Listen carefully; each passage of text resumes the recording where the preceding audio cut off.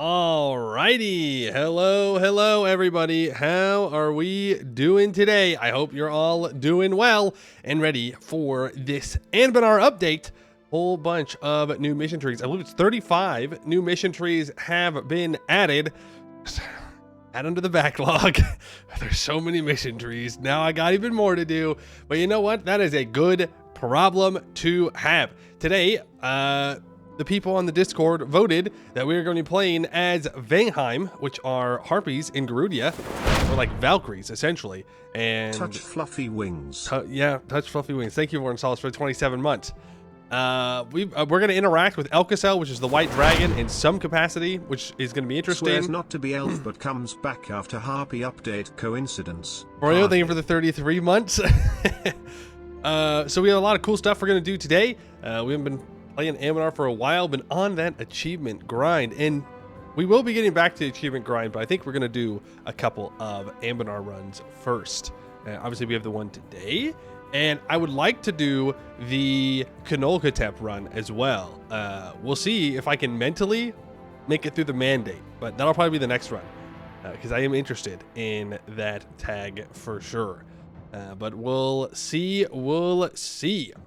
Hello. We'll chat up. Hello, Morton, Solace, Bullen, Stalin, Davy, Wavy, Scottish, Averton, Pycurvius, Sitz Pinkler, Captain Zacco, Bruno, good to see ya. Zarduk, hello. Hope you're all doing well today. It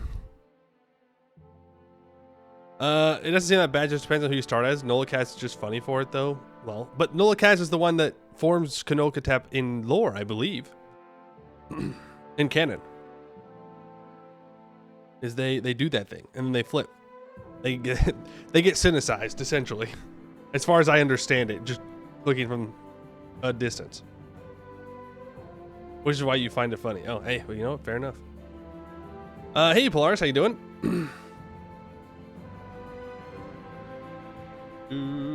Yeah, so we've got some gaming to do.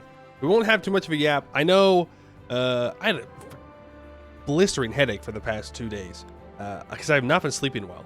Scuffed, super scuffed. Feeling better today though. That's why there haven't been streams for the past couple of days. I have to get a bunch of VODs uploaded. I'll get there, okay? I'll get there for the other VODs for the achievement runs. I know I've got him. He's fine. We haven't lost him. He's all good.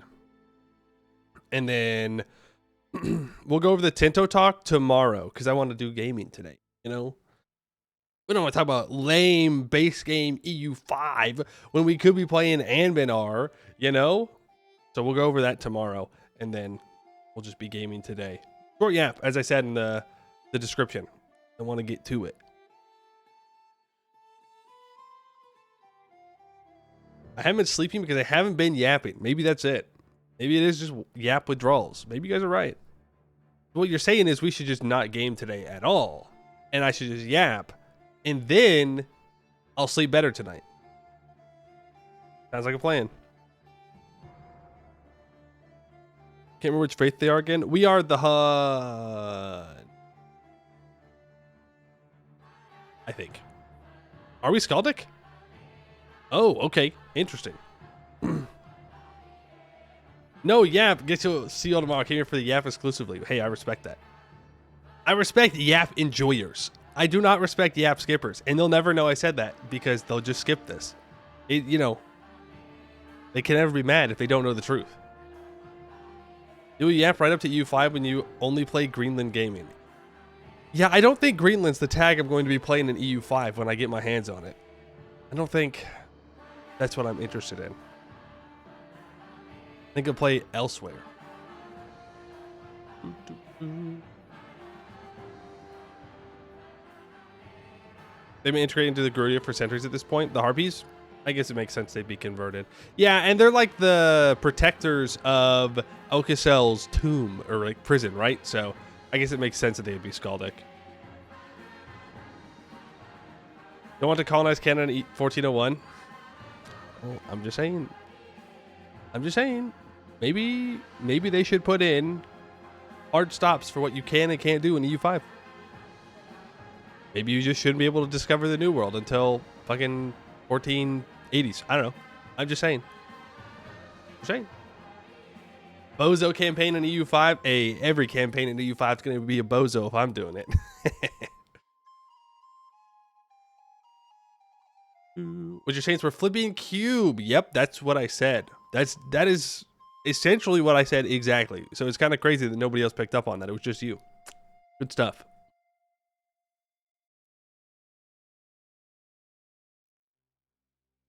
It's called a Throzo campaign. Okay, well now you're being hurtful.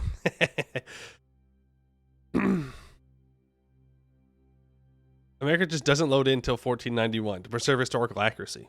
Easy. Elastic information. Wait, are we actually flipping cube? Frick, dude. Frick. Why?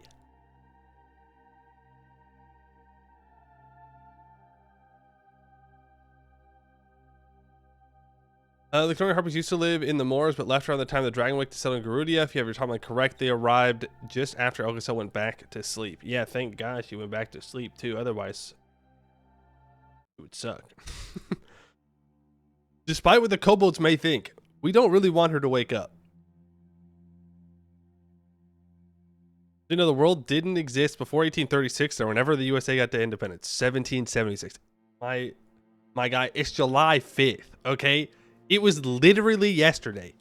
And if you don't live in the United States, I still assume that you might have some tangential idea of what July 4th is. And if you don't, honestly, respect. Have I watched a YouTuber now mow people's lawns for free? Or a guy who restores rugs? Personal favorite, the guy who helps clean and sanitize homes that are filthy.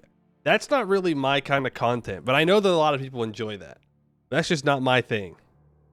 It just reminds me of all the chores that I need to do and am not doing. So, my way of avoiding thinking about that. Kobolds realize Elgasel's good news. Okay, but the kobolds only realize that after a dragon shows up and tells them to stop. Unless you're talking about canon, then I don't know.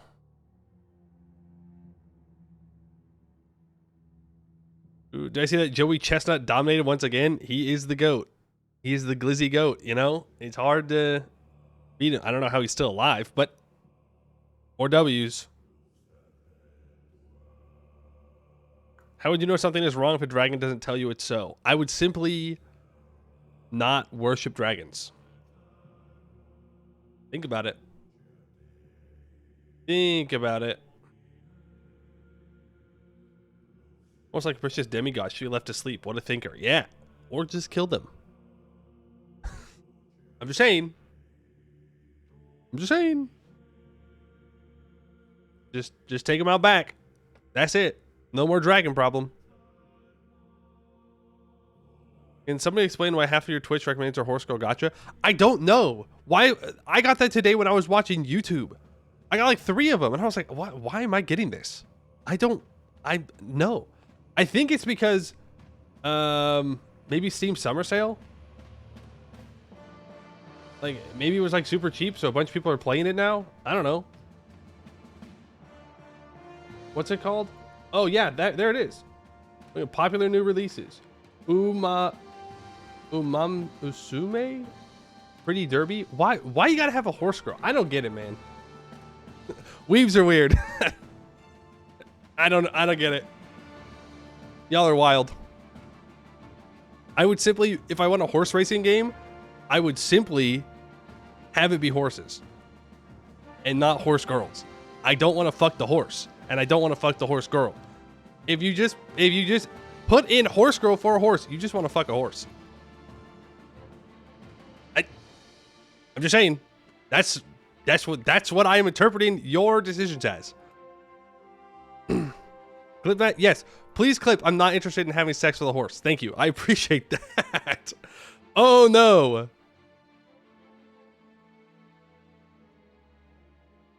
It's a blood sport? What's the bank center? No, I don't. I'm sorry. Did I stutter? I said I don't. No. Elon Musk finally found the perfect game. Yeah. Is that why I play Crusader King so rarely? What?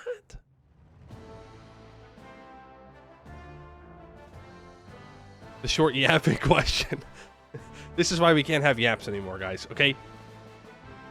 It's been suggested. Everyone know. Yeah, it's like full press offense. That's a basketball reference for you non-basketball heads. Full press defense. Offense. What the fuck? Dude, I'm slipping, man. Offense. Full press offense. That's just called offense. What, you can do a half press offense? What the fuck?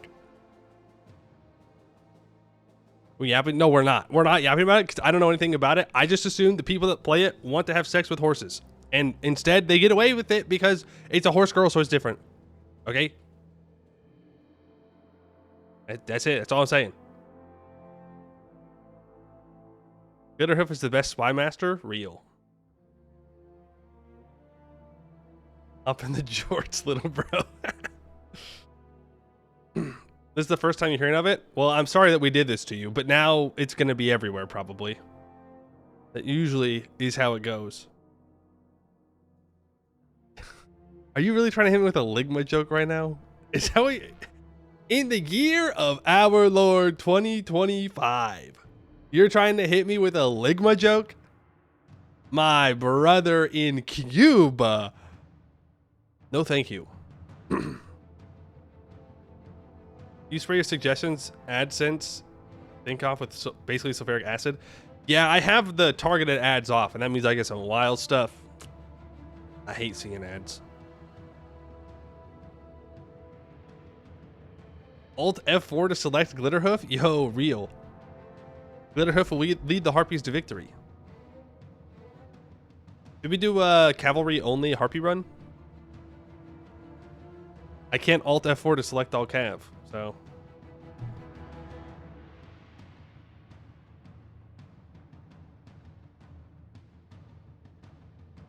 They get Emma Steel Infantry? Well, they also just don't get cavalry, I don't think, right?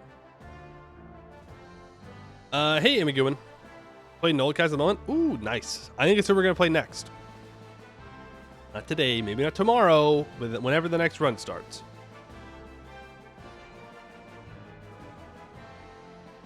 I just figured Istor was broken as hell. Yeah, I saw the, we read the dev diary about the Empire changes, and I've been told that Istalor is very strong as well.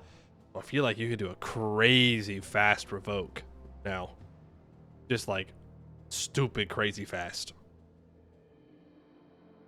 I don't know. You might be able to get like a... Well, I don't know. I haven't looked at it. But like you can get a crazy amount of Imperial Authority.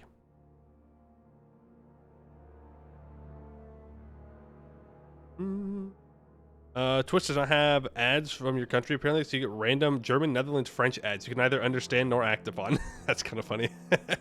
Like, these ads don't apply to me. I can't even read them. Unify before 1500 type beat? Yeah, I mean, probably.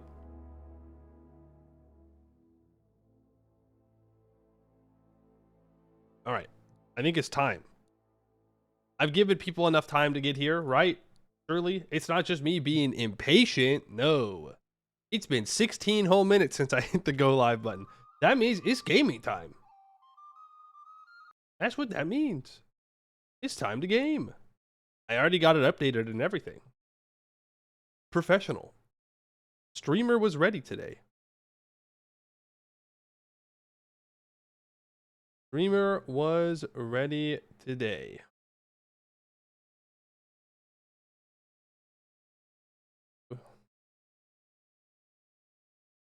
Let me put our Steam. Yeah, let's. I still have. Yeah. Okay. Yeah, that's fine.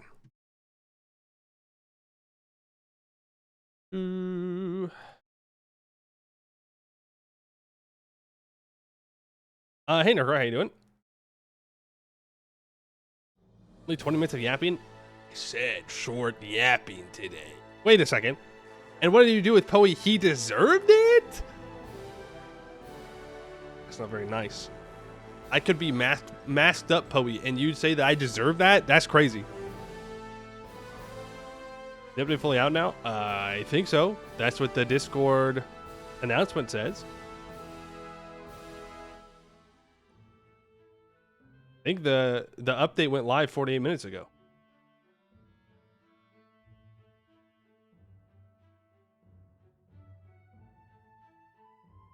Ooh. Oh wait, they have an announcement trailer? Hold on, we'll watch that. We'll go watch the announcement trailer and then we'll play. Yeah? Yeah. Now we gotta wait for the game to load so I can turn off the music. L.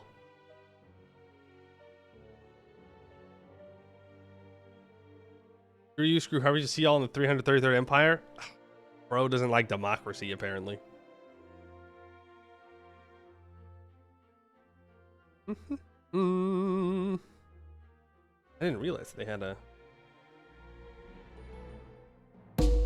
Whoa, that was loud. Turn that down.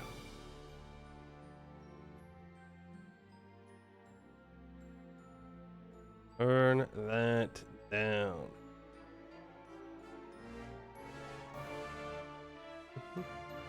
Oh, it came out 4 weeks ago. Bro, and I missed it? Oh, not paying attention, apparently. Too locked in on achievements. Once you get back to normal EU4 gameplay, is it Australia hungry time? Yes, actually. That is the next achievement that I was going to do.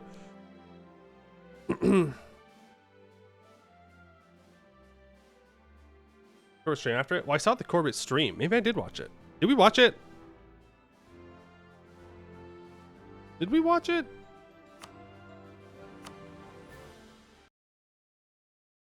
Is TTM last? Yes, TTM will be last.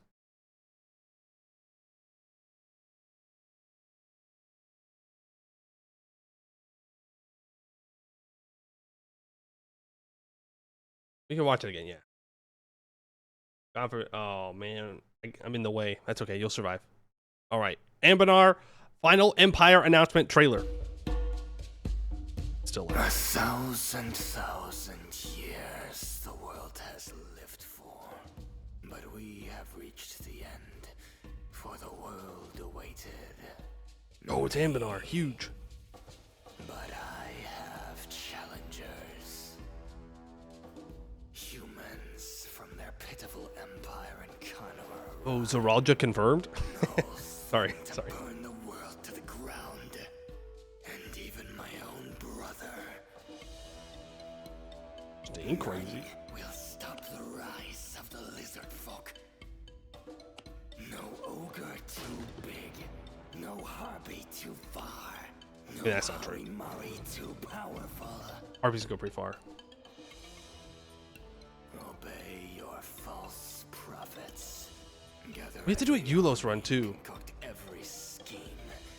Unite the world if you must. But none can stop the rise of the final empire. Final Empire. That's not what every empire ever has said. They've never said that. No one, no one's ever said this is it. It's the final one. It's the final one. Okay, cool. Well, we're not doing that today. We're playing Harpies. Only 332 times. Yep. Imagine being the 272nd empire, and you know it's over for you. Like, it's not going to stay. That'd suck. They do seem pretty confident this is the one. They do. They do. Little do they know. Now the United Empire of Anbennar can be everywhere. All the time. It can't fail the 333rd time. I mean, like, it's been here for so long. They've tried so many times. How could they fail? How could they fail this time? You get extensive lore about all the previous 332 empires if you play Katal Shaya. You wish you were joking. Every single one? Every single one? Okay, welcome in, Yap Skippers. Today is July 5th, which is the final Empire update for Anbennar. There has been a bunch of new mission trees added in all around the world. Some large ones are Kanolkatep, where as a Knoll you can take over the, not the mandate, but the stewardship of the Sorrow. You can play as Zaka in Devour Suns. The Lizards have their 333rd final Empire that you can now form and play as. And there's Harpies. And the Discord voted that instead of playing, you know, continent-spanning Empire or immortal, like, god rulers or devouring the literal sun, nah, we're gonna play Harpies. Which, you know what? Hey, that's fine. We're good with that. It was on the list for a reason. We are, as I understand it, like Valkyrie Harpies. And I don't think we start off monstrous. I think we're the only Harpy that doesn't start monstrous. Well, that's probably not true. I bet these guys over here in the Shia don't start monstrous, but we are playing Vangheim today. Don't forget the Hill Knolls. Everybody forgets the Hill Knolls. What do you mean? Who are the Hill Knolls? I just feel like the game is really loud. That might just be my headset.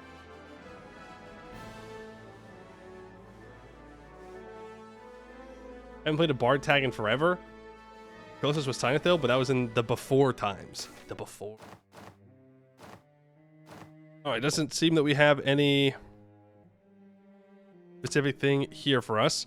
Do we want to turn on Great Conquerors? Wait. Fires of Conviction. That's the wrong one, isn't it?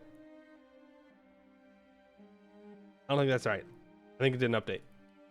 Frick, dude.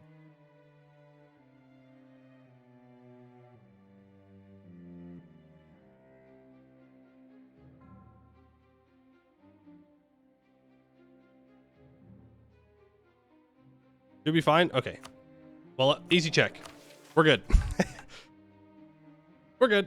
All right, we're good. Then Avdel Tunger loading screen. Tungi's on top. Okay, we've got a bunch of missions here. Let's take a look at our country. First of all, sick flag. Love that. That's cool as hell. Awesome. 10 out of 10, no notes. We start off with Matriarch Regenleif Bebjorn Dotier. I'm going to butcher all these. We are a 3/3/3 strict babbling buffoon. All right. We are Harpy Administration, which gives minus 50% envoy travel time, 10% gov cap, 15% improved relations, plus 10 max absolutism, minus 5 liberty desire in subjects, minus 25% liberty desire from subject development, and 50% chance of new heir. 150 female advisor chance, and can recruit female generals. We have minus 10% national tax, plus 10% build costs, plus 10% build time, and plus 10% advisor cost. And we have Harpy Military, 33% movement speed, minus 10% shock damage received, plus 10% fire damage, minus 10% land attrition, 10% siege ability, plus 33% chance to capture enemy ships, plus 1 Harpy infantry flanking range, minus 10% artillery combat ability, plus 10% morale damage received, minus 10% fort defense, plus 10% fort maintenance, in minus 5% morale of navies. Harpy infantry flanking range is crazy. That's wild. That essentially just makes them into mini cav. Because now if you're flanking the enemy, your Harpies on the side can hit someone on the inside, which is really nice. Diplomacy wise, we start off with some rivals. We'll get into that. We do start making a little bit of money. We are Tech 3 and we have feudalism embraced. So we do not start Tech 2 like most Harpies. Ideas, we have minus 15% land attrition and 15% improved relations. Eventually, plus 1 Diplo rep, 15 global settler increase, plus 2 tolerance to the true faith, 10% production efficiency, plus 1 attrition for enemies, 10% infantry combat ability, minus 20% recruitment time, and minus 10% morale damage received. We do have a bunch of missions here. We can host a great hunt, apparently, which gives adventurer equilibrium and influence, and the hunt commences in 7 days. We can also organize the Scalds. Okay, if we control Gerudia, we can do something. And we can rediscover the art of Ebon Steel. If we discover Ebon Steel through a mission, owned Urvixten, Miltech 10, or rediscover it through a mission. Or lots of money. Okay. I'll do that. Call for Einher? Province says perilous infestation level 3. What does that mean? What does that even mean? What do you mean perilous infestation? Is that like the adventurers wanted thing? Or is it a different thing? Maybe it's a different thing. We can enforce the Frost Bridge's toll. Okay. Cool. Is that? Okay. No stability. Religion. We start off with the Skaldiric Faith. Founded during the Dragon Wake, the Skaldiric Faith is the dominant religion of Gerudia. They believe that reciting magical tales keeps Alcacel the White, the dragon that plunged Gerudia into eternal winter, sleeping and at bay. And that's true. That's real. That is actually what's making her stay asleep. Gives us minus 10% stab cost, plus 1 tons of the true faith, minus 2% local missionary strength. And I believe Alcacel is chilling here. I thought. Maybe she's somewhere in our land, I think. I'm pretty sure. I'm pretty sure we're the ones that keep her sleeping. I'm sure we'll talk about the mission. It's just nearby. It's nearby? Okay. And we can select deities here. Where'd he go? It's colonial range. Interesting. There's a dev cost one. Infantry combat ability one. Ooh, core creation cost. Eee. I do like me some core creation cost. So we'll pick one of those. And we do have all of our estates here. So let's take a look at our missions to make sure we don't mess anything up. They want us to ally with Skola in a 50 opinion. And it upgrades the religious diplomat's estate privilege. Okay. You're telling me I can't kill them?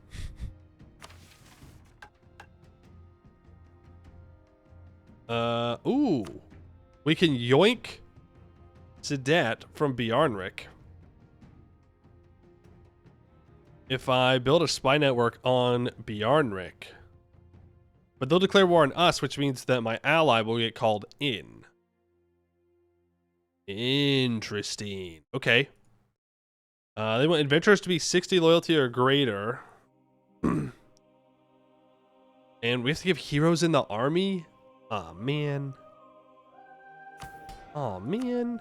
Really? No professionalism allowed? And higher general cost. Well, you get more maneuver and more morale of armies, so...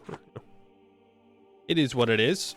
And then we have towards the frozen north. If the merchants are loyal and influential and have an advisor, we can do we get 2 frontiers.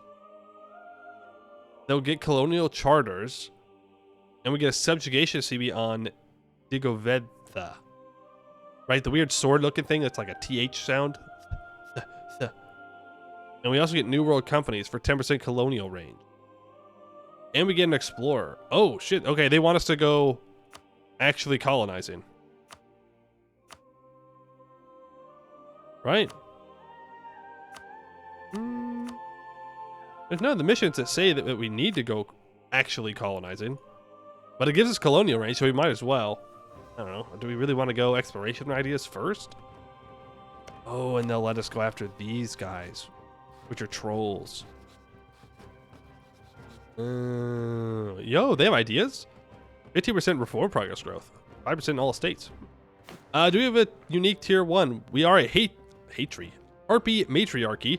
We cannot expel humans. We do not have consorts. Cannot purge humans. Ruler has a harem.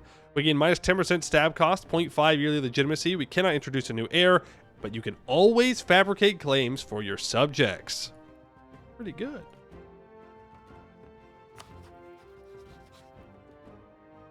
Pretty good. Time to steal some hubbies from the Vikings. Well, I don't think we're stealing them. Because we're not the hunt. We are Skaldiric. So I think we just like marry people. I don't know. We'll see. We'll see. I'm not seeing anything about Crown Land here. So we probably want to give out the privileges. Monarch point privileges.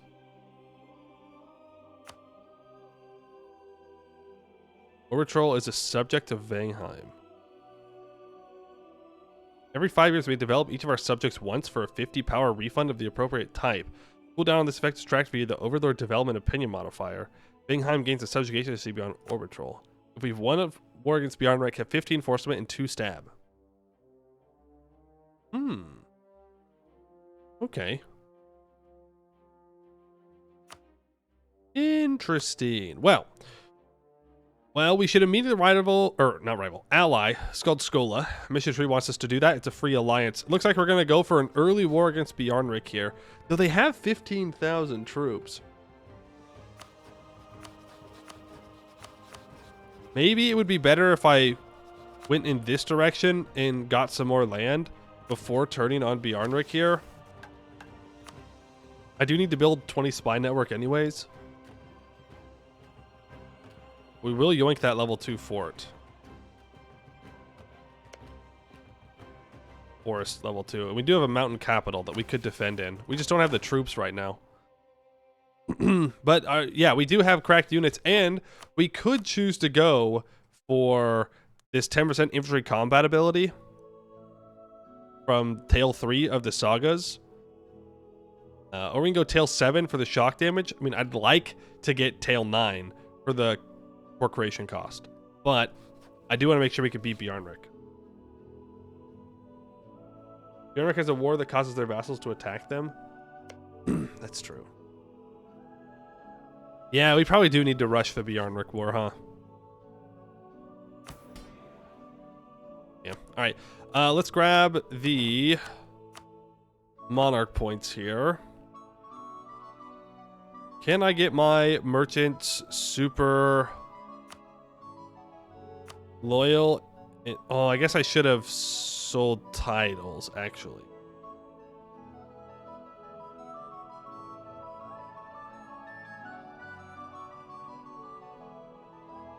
It'll be fine. Supremacy, it'll be fine. I get you to 60. We'll go patron to the arts. And need another little bit of influence stuff. Perfect. I'll go Merchant Guild's Monopoly rights. And then I can click what that beak this. And that will get us there. Then if I hire an advisor, we can get these frontiers going immediately. Really Shu, thank you for the 30 months. Appreciate that. What that beak do? Yeah, we don't have beaks. That's racist. I don't think I really care about the colonial range. I'll be real with you. I don't think I care. So I'm going to go ahead and hire... Oh, yo, look at special advisors. Well, I guess this one has a beak, but I think it's more of like a mask. I'll hire the Morale of Armies advisor, and we can complete Towards the Frozen North. Beyond the resting titans, shadowed by black frost, lays a golden glade. From the tail of the golden forest, harpies are not born for the cold, and yet we endure. Our wings feel the bite of frost, our feathers freeze, and yet we endure. For here in the north is promise, for us the promise of a home, of a place safe, a place our own. For others, the promise of riches, fur and gold, opportunity. Many of these men and women seek to settle the north, to push ever more toward the ice. Let us support them, for if there is one thing a Jean-Claude values, it is the strength of heart. Gain 400 colonists in Rontinder and Hagsinder, and it becomes a frontier. We get a subjugation CB on Digoventa, and we grant the colonial charters to the merchants, which will give us more global settler increase.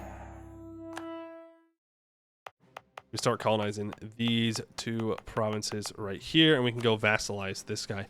We could go vassalize him immediately. How much time? I think we have time, right? Like a little bit of time? We have to build a spy network anyways.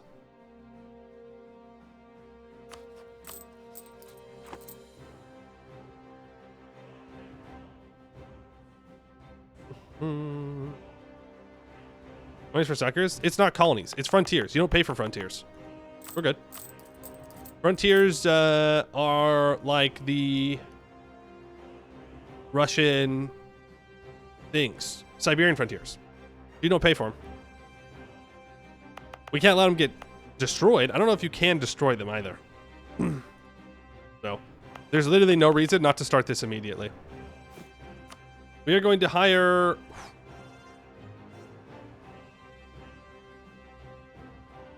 There are some good mercs.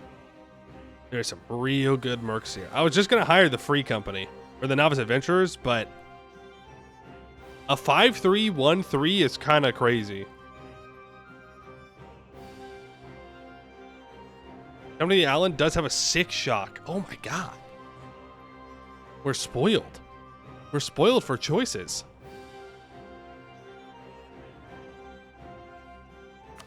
Goed is not going to be Tech 4 before us, most likely.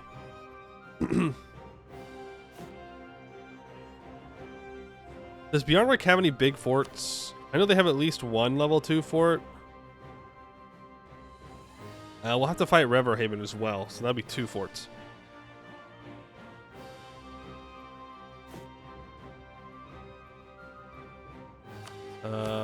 Let's go indebted to the merchants real quick. We'll start off with some really stuff. Oh, I still have to set up my estates. You go there. Expansion of Zealotry.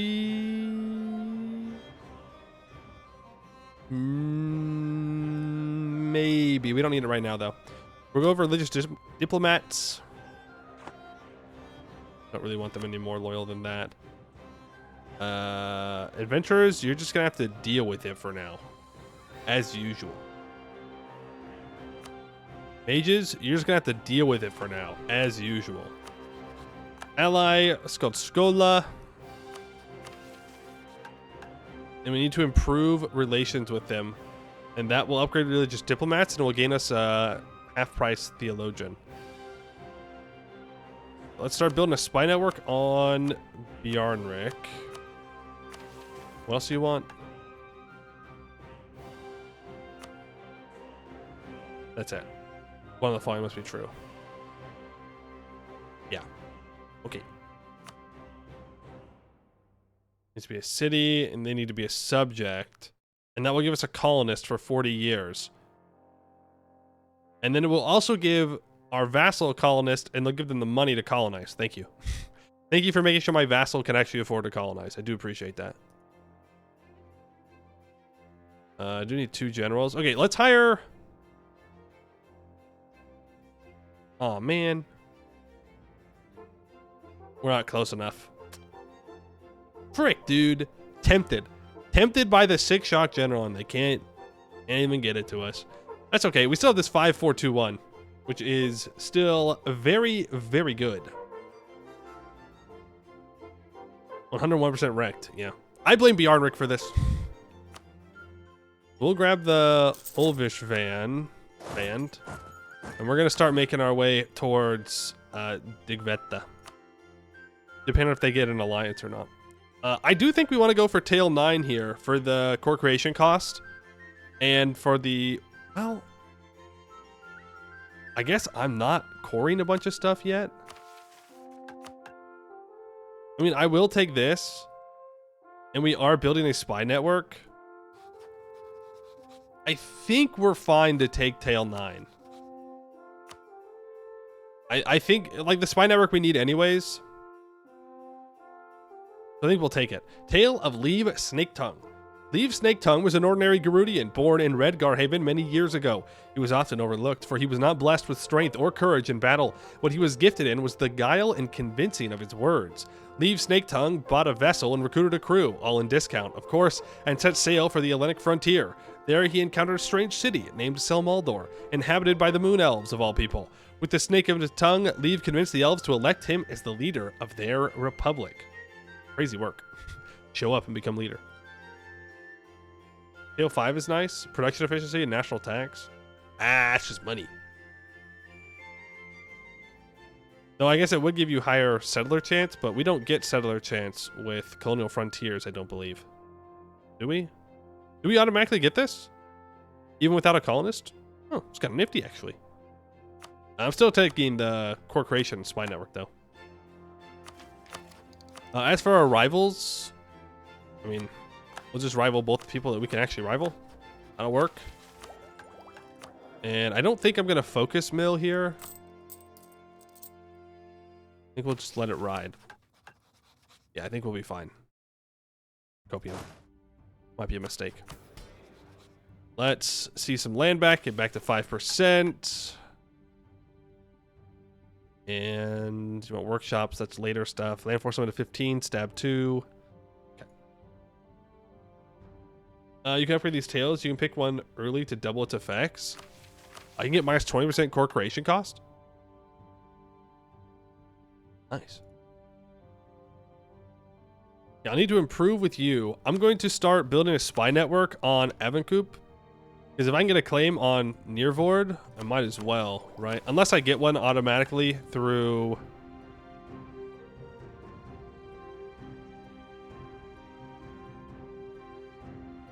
this. I do not. Yeah, so we do need to make a claim there.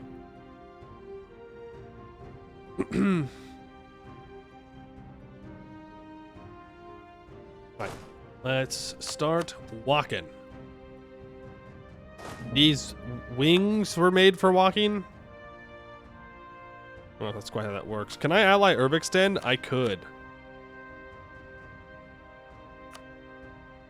If I royal married him.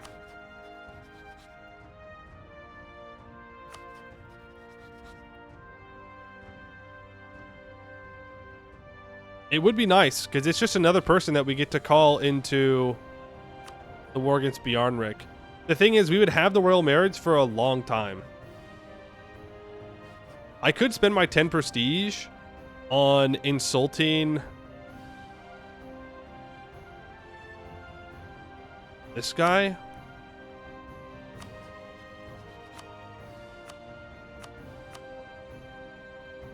Yeah, we'll do that. And then we can ally Urbextend. So now we have 2 allies that we can call against Bjarnrik, which is very nifty. Is there anybody else that wants to ally me? No. Okay. Salmaldar's content now, I believe, so we gotta keep an eye on them. And I was getting embargo. Let's issue an embargo on you. We can issue embargo on you next month. I'm losing almost 3 ducats a month. Rise to action. But mighty Galland held no fear. He rose to the giant, axe in hand and action in heart, from the tale of the Galland. Our first flight over Gerudia was made with trepidation. We hoped for a new home, but expected nothing more of these lands than what we fled, hostility and flame. And so it seemed we were destined to meet our ends on these shores as our motley flock fell victim to a trollish attack. Yet from the east came humans, and with them, hope. The men and women of Gerudia saved us that day, and for every day on we pledged them our friendship. Now foreign conquerors, orcs and Hellenics alike, eye Gerudia's white beauty with greed, whilst her people squabble amongst themselves. But we shall hold no fear. Sound the horns of Raja. We shall rise as Gerudia's guardians and make her people safe beneath our wings. Ooh, nice art. It was in the days of 1444 when Reganleif was queen of Vangheim. Their reign had been a peaceful one, for few men dared the mountains brave to bring war to their hall. And this they held a mighty gift, one shared by few yet sought by many. Reganleif knew this and found it fair. Yet one day did the fates see fit to bring a man to them. His hair was wild, and from his mane a single eye beheld her. With single arm the cliffs he braved to reach their roost and speak to them. And he said, O Queen, I come to you as friend and tell you thus. The time of Vangheim ends in days and years to come, for faintly gutters fires here, who once were bright and fierce. Bold wings were your kin bestowed, yet here you sit to roost, and on your mountain you will stay forgotten, till none can truly say where the maidens of Vangheim went, and your hall fell silent.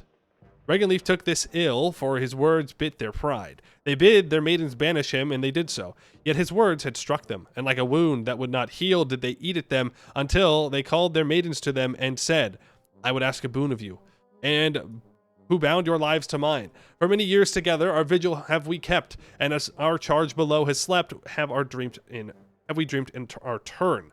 Of ages past and glories gone, and blood that now runs cold and slow, and this I cannot bear. So come, my sisters, and recall the glories old that took us here. Take up your spear and mail again, for Vangheim wakes once more. Take wing and spy what lies beneath our hall, for I would bring my law to these to benefit us all. and the maidens of Vangheim took wing. We gain permanent claims on the Nearvord, Naugsval, and Olivslund and Eschval areas. We gain a 1422 general. So I don't actually need a spy network on this guy. Oh, nice. Okay, that's a bunch of claims. Good stuff. Good stuff.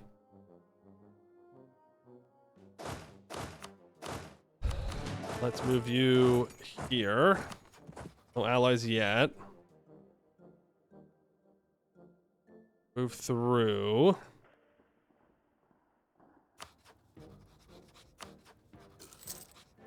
Fur and wool. Damn. Was hoping for gold. I don't even know if it's possible to get gold in there. I think so. I think the mountain there was a chance, but no dice. No dice. Subjugation CB on the trolls immediately. We'll get in. We'll occupy them. We'll get out. Boom. Gone. Immediately. No more trolls allowed. We're going to send our troops back home. And when they get there, we're going to stop paying for them. What? No. No. Oh, well. It was a good try, but Urvixen is not interested in staying allied to us. Is what it is. So I do not accept a royal marriage from them because they're going to break this. Unfortunate.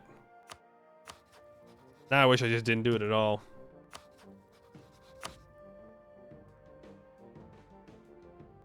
We need to improve with you. Yeah. And then we can stop paying. Whoa, whoa, whoa, whoa, whoa, whoa, whoa, whoa, whoa, whoa, whoa. Wait.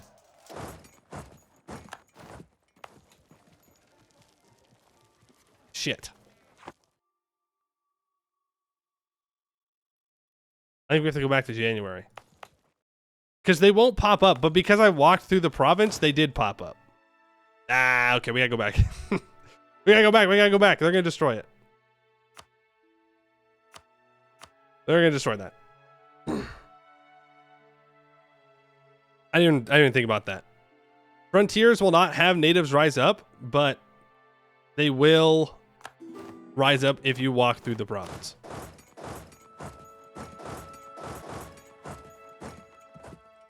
Oof, this is a dangerous place to walk through. I should have put my general on this guy.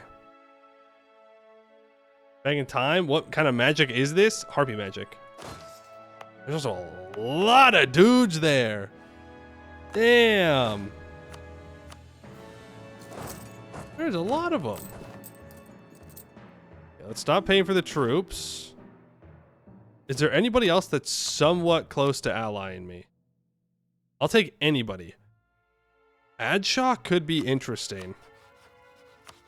It risks us getting involved with Goed, but I'm going to improve with them, and I'll improve with... Oh, not with you.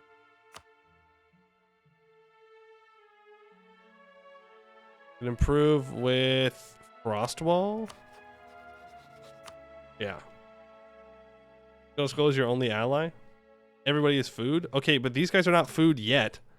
I can ally them, have them beat up Bjarnrek, and then just break the alliance while I go fight these guys. Now I really wish I hadn't allied him, so I could have co-belligerized him. We can still annex him, though. Are Vangheim non-monstrous? Correct, we are not monstrous. Overextend, that's very rude. I want to point that out. Also, I need to improve with you.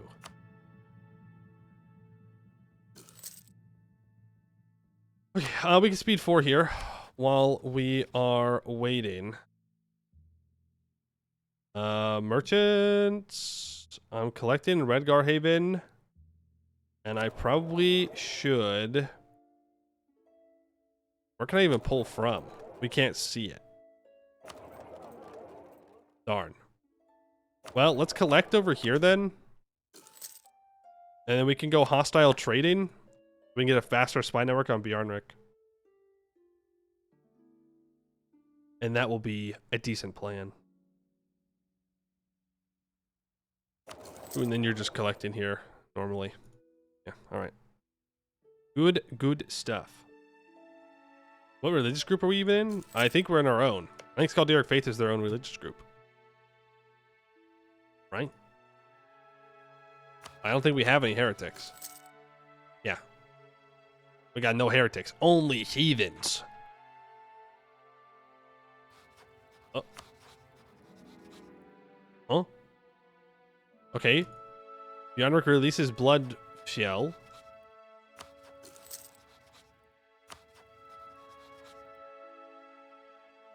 Pay for the troops. It may be go time. We're not through this siege over here yet, though. Feels bad. Come on, trolls. Give up. 7%, please. 8, please. Please. Please. 7%. Just for once. For once, 7%, please. Oh. I mean, I could go, like, hide. The thing is, Bjornrik will just walk up here and attack them. I know he will. I know that's what he wants to do. These guys are almost all disloyal. They will become more loyal when we yoink Sedet, though. And we are, in fact, going to yoink Sedet. Oh, we can't even go yet until we get the improved relations with Skola. And we're halfway there. Okay, you are going to become my vassal. I don't think I'm going to take any money because they'll never be able to pay off that debt.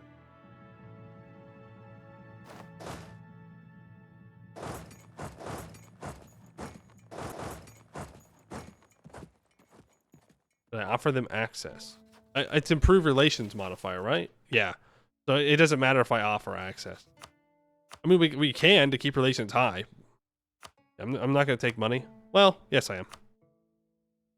Here we go. The trolls are now our vassal, and they are a little mad, but... No!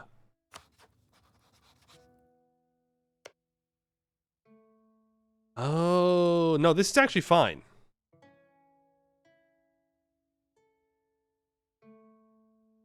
Yeah, this is actually fine.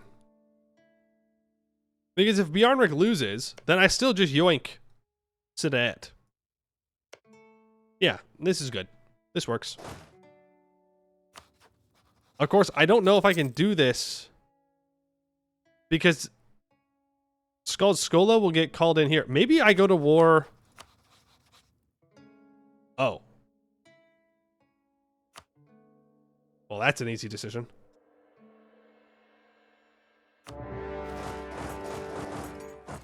We got time. Me when I have time.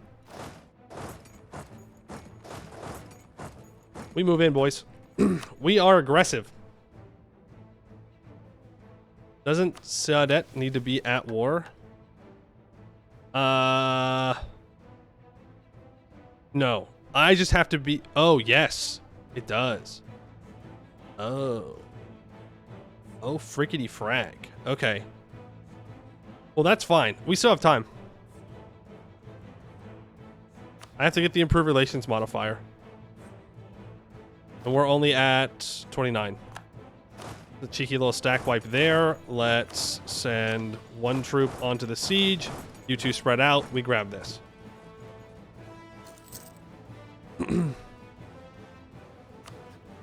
You're allied to Urbexten. Oh my goodness. The greed. This is the kind of greed they talk about in the Bible. I don't think we go for this immediately, though. Right? Because he has an island, so I would have to somehow get to the island. I think we'll hold off on that. Plus, I do want to go to war with Bjornrik as soon as I can.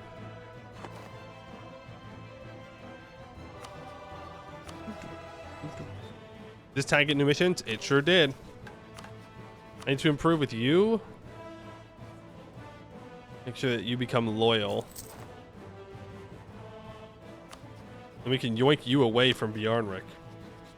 Now, Bjornrik does have 17,000 troops. is a little concerning. I can once again stop paying for my troops a little bit.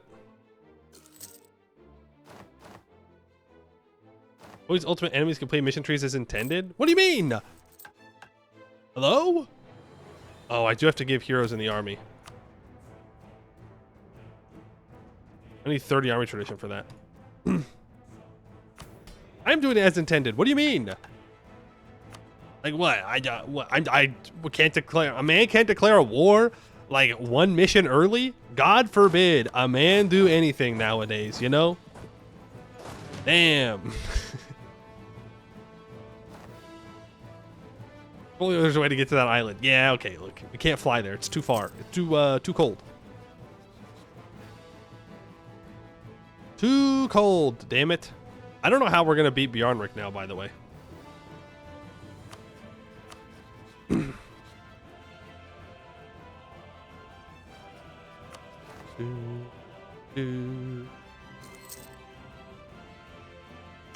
we'll sit here. We'll do a little bit of looting. Hopefully my spy doesn't get caught. There's stuff with giants? I don't know. Greenscale is dying to sell Maldor and Nimscott. Rippy dippy Greenscale. It's been real. Maybe I should have focused Mill. Ooh. Ooh. Yes. We want to stab up, and then we want to go to stab. And pray that we don't lose another one. Could go New World Charters. Oh, we could have gone on a hunt. Well, I have to have money for that. Comments you beg of thee? No. No. No comments allowed.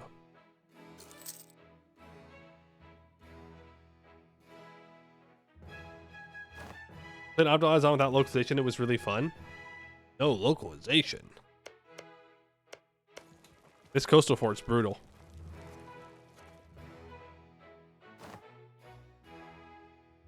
Brutal, because we don't have a blockade. Wait, what am I doing? What am I doing? What am I doing? What am I doing? What am I doing, bro? We have a 2 siege general. Get in there. Get in there and siege. You were born to siege. Okay, we're gonna get one more loot tick here. We're gonna move down.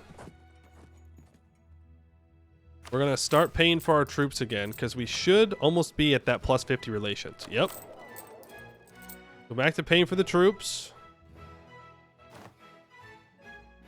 Next month take, we can complete the first mission here. So, old friends, I swear upon my name, an oath of friendship eternal, may no Jarklo ever sully the bond forged betwixt us this day. Matriarch Kraj.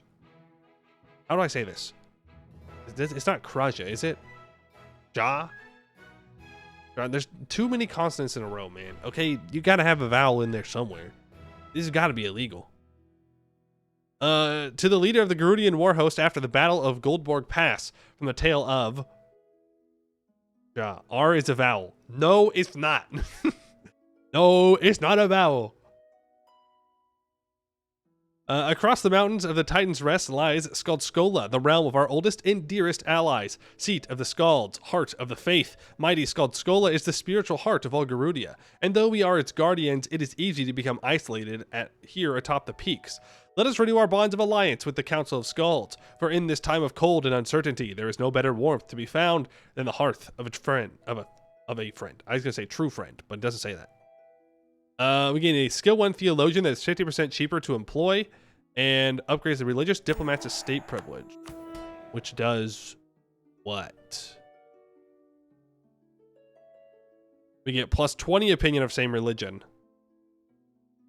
It's all loyalty. Huh. Cool.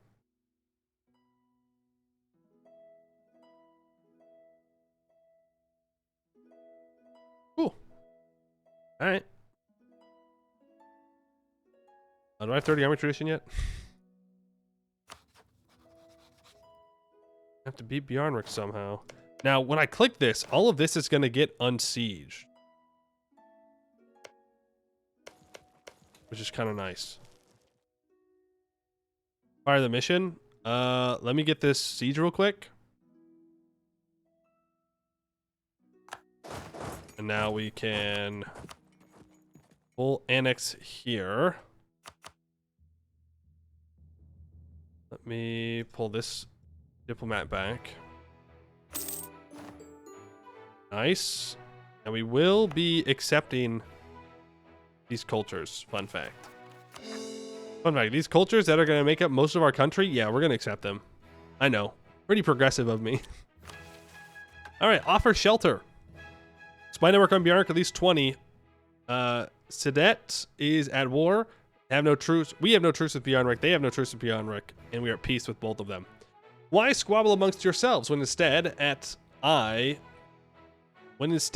may your ire be loosed. Oh, at I may your ire be loosed. Gotcha.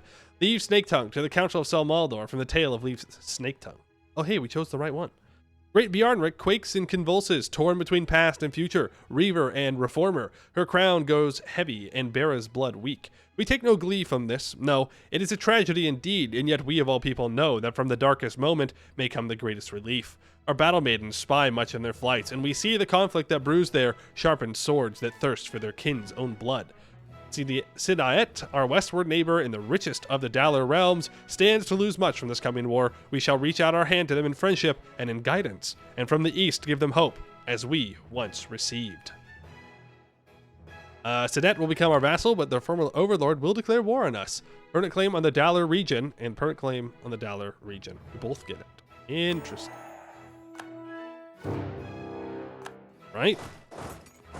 Bjarnrik declares a subjugation CB. Boom. And now, all this got unsieged. So we have 9,000 troops. I would like to tell my vassal to attach to me, please.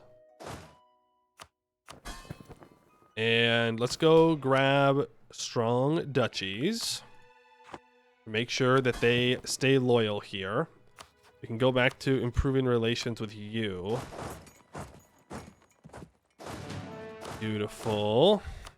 Attach here. Yeah, and I would really like it if he attached to me. I don't know where his troops are, though.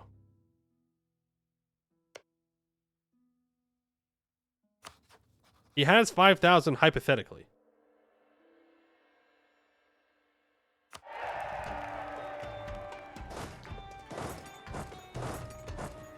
Hypothetically, my vassal has troops. Man, I wish I had another ally. You protect 3 monstrous harpy pips. Yeah, I know, but still, it's better to be cautious. Let's go for the capital. He has all 17,000 on this siege. It is at 21% though. So that means now is a great time to try and get a couple of occupations in.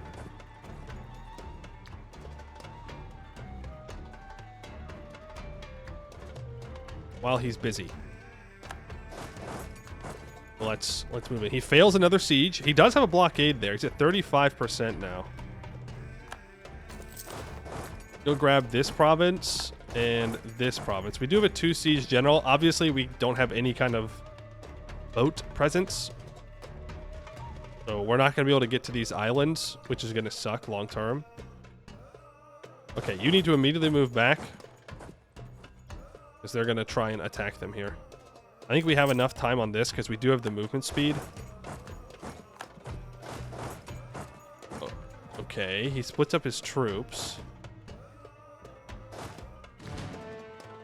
I mean, this is great. If he spends time sieging this guy down, that's wonderful.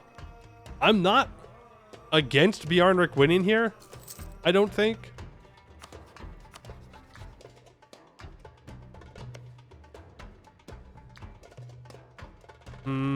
Maybe I am.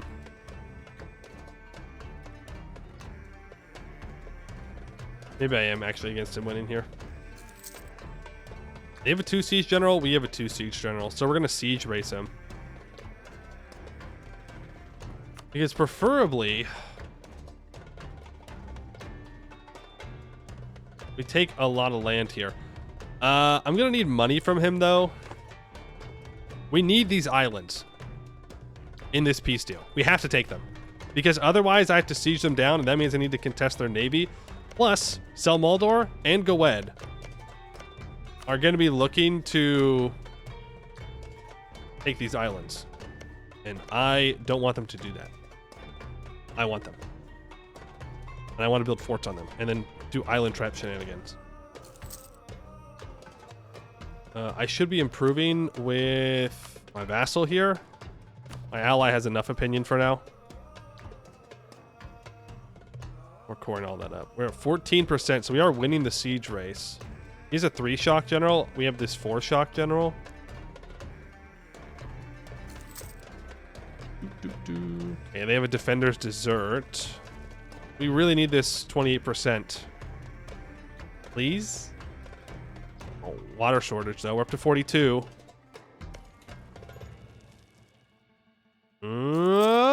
Don't do it. Thank you. The plight of Evancoop. I can get less goods produced. It is a 3-dip province. It's not cored yet, though. I think I'll just pay the money. It's almost 4 ducats. It's not that big of a deal. 42? Nice. So now we move in here. It's grasslands. They only start with 9,000 guys. We have a better general. Are they Tech 4? They're not Tech 4 yet. Interesting. Very interesting. Oh. Wait. What? How do I get the messages to pop up? They won. They won. Okay, Bjarnrik lost. Bjarnrik lost. I can immediately call in Skola. Ooh, they might take the islands. Take new vassal for cores? No, but they do have permanent claims on Bjarnrik is the thing. And like we can go after Bloodfjell here. They have essentially no troops. If we can get some stack wipes here on Bjarnrik, I can immediately declare war on these guys. Which would be really nice. Really, really nice. Alright, Skola's gonna have to walk back and unblack flag.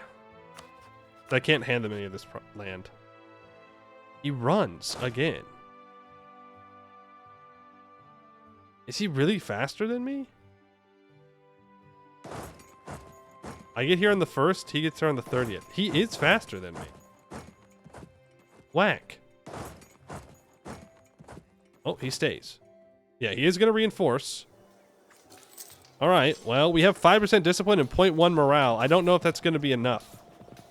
Even with our superior stuff. I mean, we do roll a 9 in the shock phase. We do roll a 9 in the shock phase this time, though, to his 4.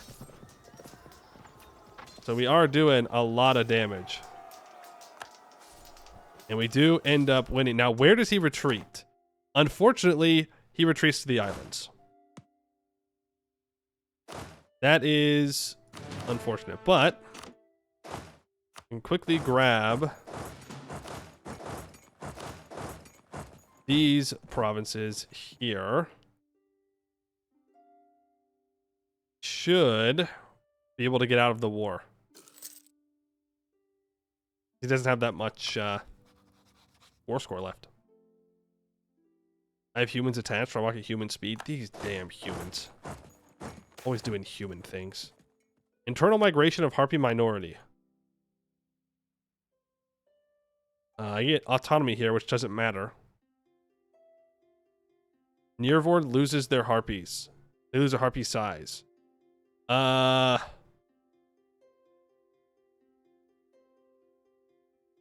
don't think I care. I'm just going to let them do as they please.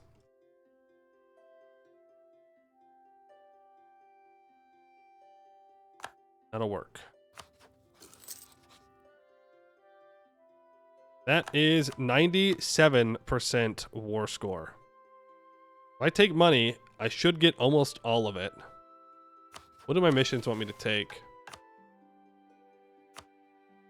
I mean, they're going to want everything, right? Kind of just is what it is. We need to complete a hunt as well.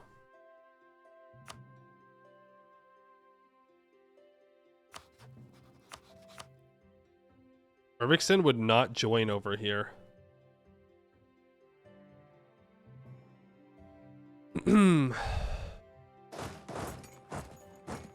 Alright. Well, let's... We could feed this state over to Sadet, and then I can take this island, the islands for myself.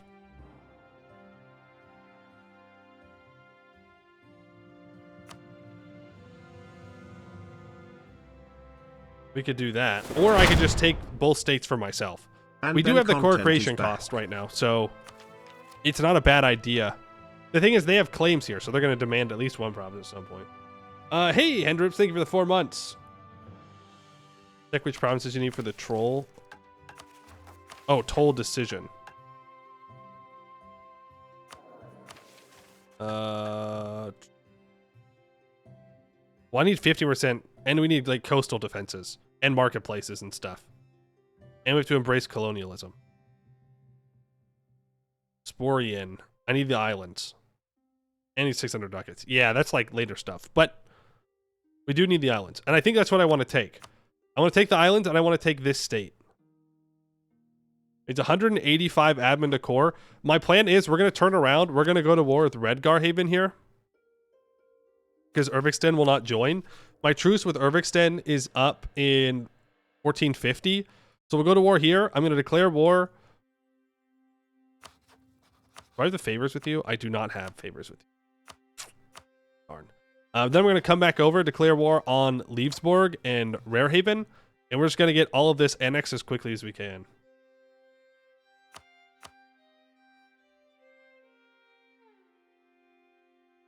Can rival the Reaver guy for show strength. Reaver guy. Oh, Redgarhaven? True. We could. We have this level 2 fort that we'd have to siege down. But it would be a pretty nice show strength.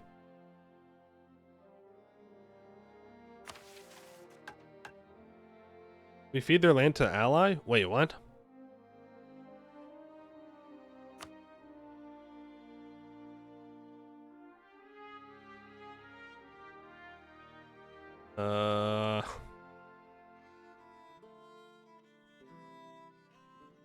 On Heavenly Wing. Did we feed it all over to an ally? I know that they also have an island, which kind of sucks. So we would have to land here in order to get the show strength. And I have exactly 0 boats. I don't think that will work. We could maybe curry favors here and then call Skola into it. Because they only have 5 ships, so Skola should be able to land here for us. And then we can get a show strength off. And then they'll probably die to the trolls. Oh, the trolls are already killing Bloodfjell. Ooh, that's unfortunate. Because we do get a subjugation CB on the trolls, right? Mm-hmm.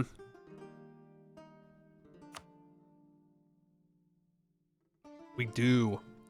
So we need to take these 4 provinces from the trolls, because it's going to be in a culture that I want to accept. So we'd want to do that before... Well, if I declare war fast enough, I might be able to get everything occupied. Yeah. I think I'm going to take everything. We have the core creation cost. Who cares about admin tech? It doesn't matter. Admin tech is for losers.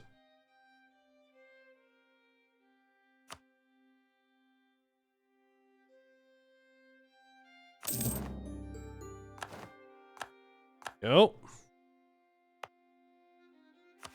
Go ahead and core that up. It will take a while for us to actually be able to core it, but that's all right. The question is, can I get to over here in time before the trolls start occupying thing? Nice juicy vassal permaclaims. Yeah. I will rival. The trolls? If I rival Urvixten... Okay, they do join now. Because they don't like me anymore. Alright, then I'll just rival Urvixten. I don't know. Maybe I should give the land over. I'm just thinking that I'm going to have 1, 2, 3, at least 3 vassals here. I do need some land for myself. And this is decently land that we can decently develop. Like, there's actual farmland and grasslands over here compared to hills and mountains. We have Harpy Admin. Yeah, that gives 5% Liberty Desire. It's still only 5%, though.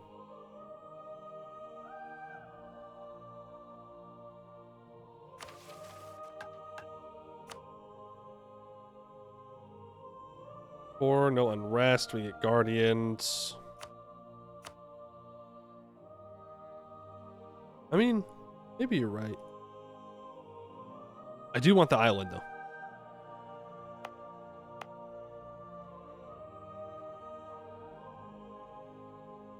I don't know. We have the core creation cost. It feels kind of silly to not use the core creation cost, you know? We can feed Siada this land. I don't need this. This is all forests and hills and stuff. So let's go directly for this.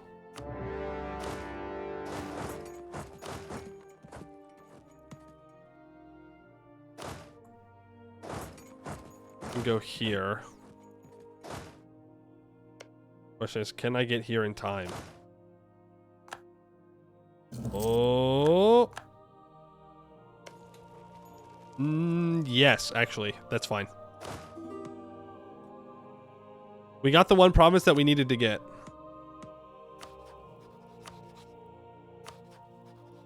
So that works.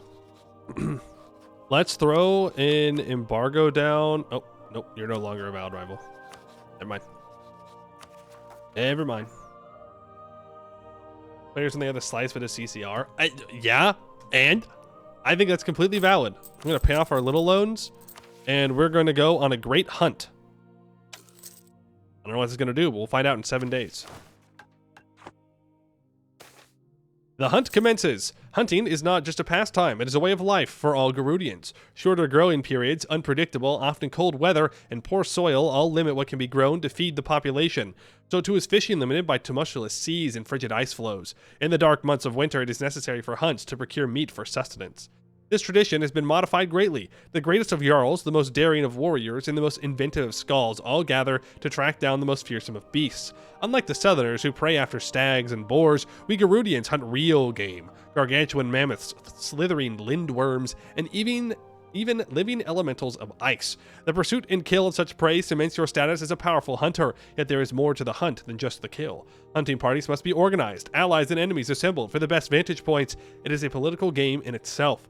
One must also consider the patron of the hunt. Many leaders choose to lead the hunt itself, yet some hand that honor and responsibility to their heir. Will you take it on yourself, blowing the horn of the hunt, or should your next in line learn the responsibilities this day? We'll lead it ourselves. Pursuit happens. Now it has been decided that you shall call the hunt. Which of your skills will you practice in the course of your hunt? We can coordinate hunting pass to gain admin. We can stage for key allies to gain glory for Diplo, or we can kill the beast ourselves for 1 mil. 1 admin does sound pretty good.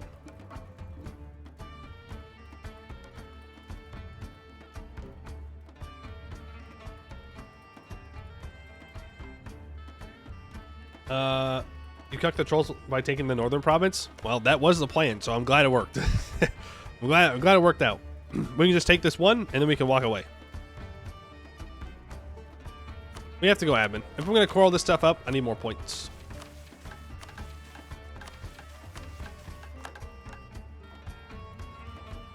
Okay, so I can't do a quick war here. Or here. Could declare war here, though. The problem is now going to be that I can't take all the land to feed over to Sadet. I do need to force someone to 15. We're almost there.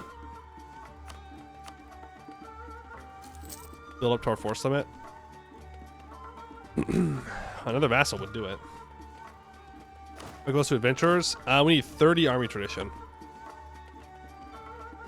To be fair, I could vassalize Bloodfiel. That would get us the force limit.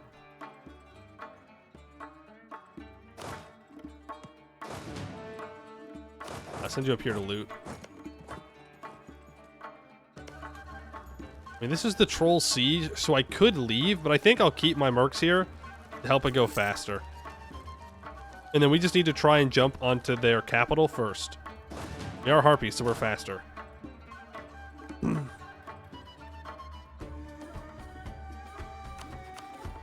Stone truce with you, so I can embargo you. You are already embargoed. Fine. Let's make sure that our corruption is not getting up there too much, because we're going to be overextended for a while. There's a wall breach on the capital. 21%. No dice.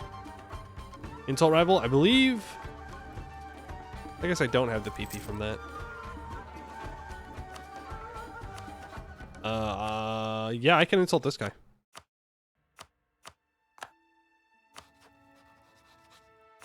Here he orcs.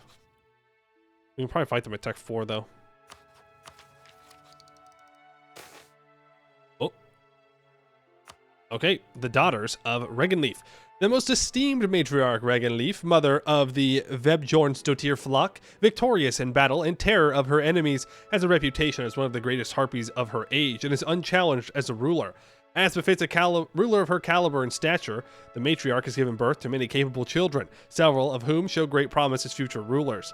As both the children themselves and our government officials are aware, however, only one can inherit, and there is little in the way of consolation prizes. Our officials are adamant that it is now high time for Regenleaf to name a favorite among the possible successors. This is unlikely to end the competition for her favor, but it will hopefully stop the worst succession struggles that might otherwise follow if our matriarch should suffer death without having picked a clear successor. The studious daughter, a 532, natural leader, a 053, or the generous daughter, a 562. And the 562 is very clearly the best option. So we will go with the generous daughter.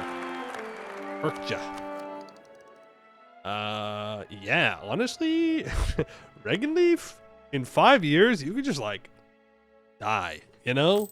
That'd be pretty sick if you just died. Selmaldor demand, Vangheimer supply. Thank you, Selmaldor. Appreciate that. We get +1 local goods produced in our capital for 15 years. Pretty nice. 0.3 ducats a month. I do appreciate that. Do. Okay. We get there on the same day. Deal. No! Of course, he is. Never mind, we're good. He is higher up on the ag list here. Oh, my troops are trapped. So they have to sit on a siege now. He pieced out because he couldn't take anything. Gain 1 base tax in my capital? Sure. So we will be able to feed all of these provinces over to debt here, who I need to be improving relations with. I need to be microing my diplomats. We do need this war exhaustion to go down. Death of a merchant. 10 crowns or 15 prestige. Also, I do have a half-price admin advisor that I should be paying for. The prestige does sound pretty good. But the money, that's like 10... That's like 5 months of income. Fascinating Fire? We don't have Renaissance, guys. And also, I don't have the gems. So I can't spawn Fascinating. Also, it's 1448. I'm going to take the money here.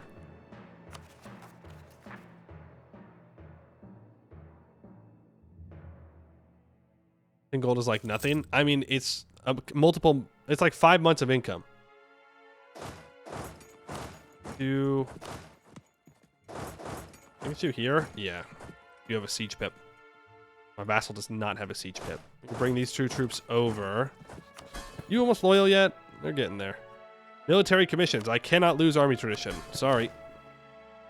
We've got to get our way up to 30 army tradition. If we can get an event. Where's the... I need the 40 ducats for 10 army tradition event. Okay, Orbitrol does go after Reverhaven here. I guess I could have predicted that. And I could have just declared war and taken it. But it's fine. As long as I can get to 15 force limit before he cores these, I think it'll be good.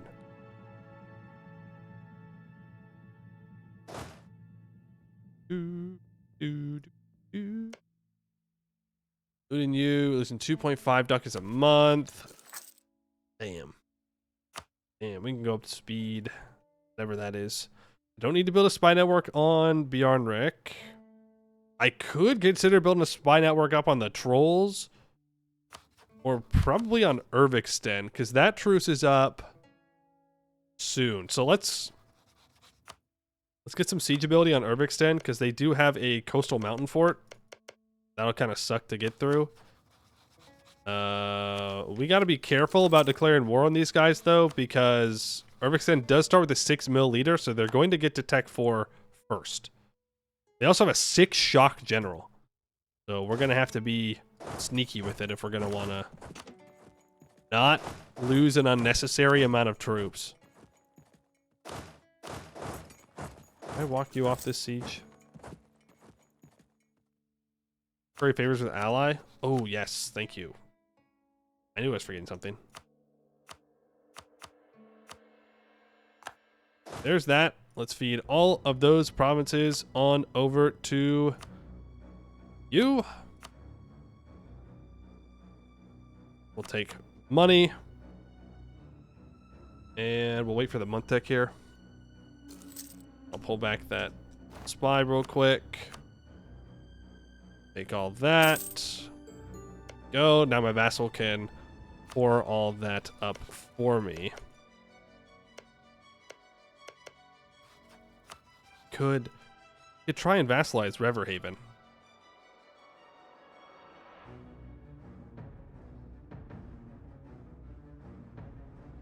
I'm gonna get a subjugation CB on the trolls is the thing.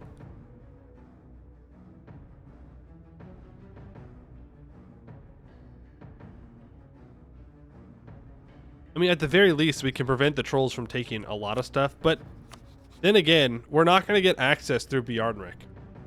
So what's the point? You know? Like, I'm not going to be able to get in here and occupy anything, so. Declare on trolls, take the land. I mean, we could just declare, like, a regular claim war. Full annex, then release him. But if he full annexes this guy, then he's too big.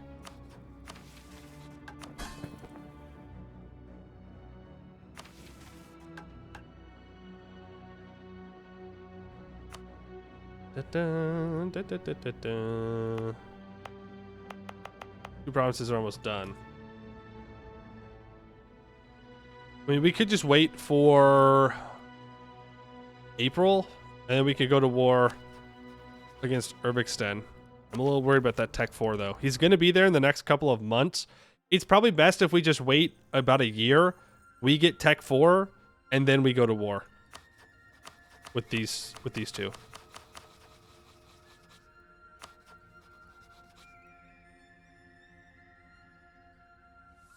I think that's what we're going to do.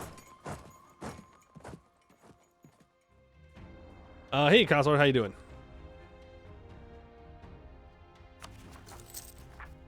Edgar Haven no longer a valid rival, so I need to get rid of my embargo on you. Goed is killing Adshaw, as they do. As Goed be doing. Telmaldor does not like me. Telmaldor... Wait, I could improve relations with him, but what's the point? You know, it's like either I'm gonna kill him or Gowed's gonna kill him. Blue scale sweep, blue scale sweep. Blue scale on top. They're gonna get gnomed? Probably. I could do something funny.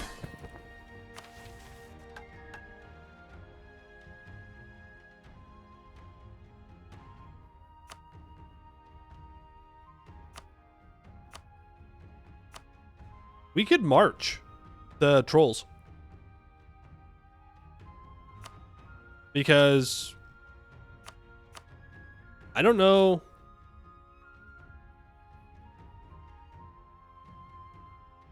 I just have to make sure that I colonize Golmork.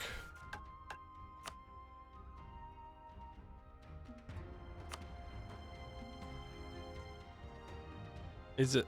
Well, it just says it has to be a city. And it has to be improved one time. It doesn't say it has to be owned by me. It just has to be colonized. Newly colonized provinces will spawn with an extra point of development and a human minority. Oh. There is a mountain? I mean, there is a mountain. That's true. I think we're going to march him, though. We can unmarch him later. It'll cost a stab, but it'll give us a little bit more force limit. I can not pass them out. Oh, up here? Yeah. Well, you can go around it, but yeah, this is a border for sure. For sure. All right, you, congratulations. You're getting promoted to a march. They currently have 5% of my development, which means they will get the march bonuses, which gives them 25% national manpower, 20% manpower recovery speed, 30% land and naval force limit, minus 20% naval maintenance and land maintenance modifier, minus 20% fort maintenance, and 20% fort defense. Which is really good, because they are currently a stateless society, which I did not realize, which gives them 75% fort defense and 15% morale of armies at the cost of a super negative GovCat modifier. So we can take a fort, give it to these guys, and it will just never fall. Ever. Hell yeah. Stateless society, more like militarized society. Congratulations. You've been promoted. You've been enlightened by the Harpies. Did not give me any more force limit, though, which is what I was kind of hoping for. But it doesn't do that. Been a while since I've created a march. We're going to full state this. All right, one of our colonies is done here. We'll state that. Obertroll is no longer a valid rival. We'll rival Bjarnrik and Selmaldor. I'll go ahead and throw an embargo down on Selmaldor. And we're going to start building boats.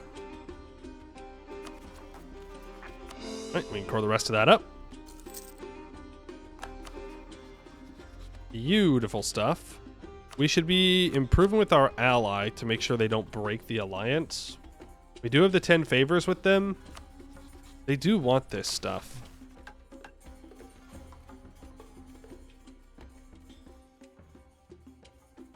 All provinces in the Nogsville area need to be a Vangheim core. And the Eschval area needs to be a Vangheim core. All provinces in the Olivslund area need to be a Vangheim core or a Skotskola core.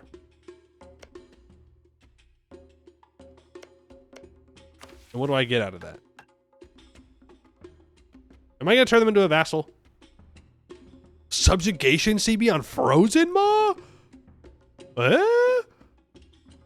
How are we going to keep all these guys loyal? You think you do? Okay. Ooh, I got another force limit. Okay, then I will feed... Okay, we definitely have to go influence ideas first. We'll definitely feed this over to Skaldskola, and then I'll take Irviksten.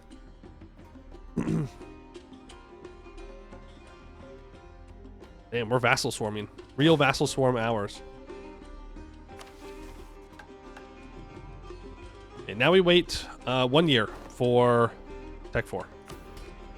I could seize land. It's not a bad idea. Get up over 20%. There will be rebels.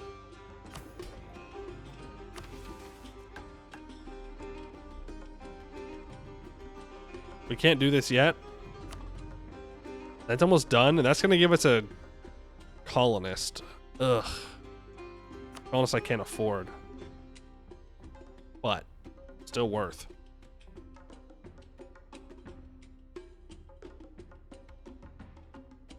Still probably worth doing.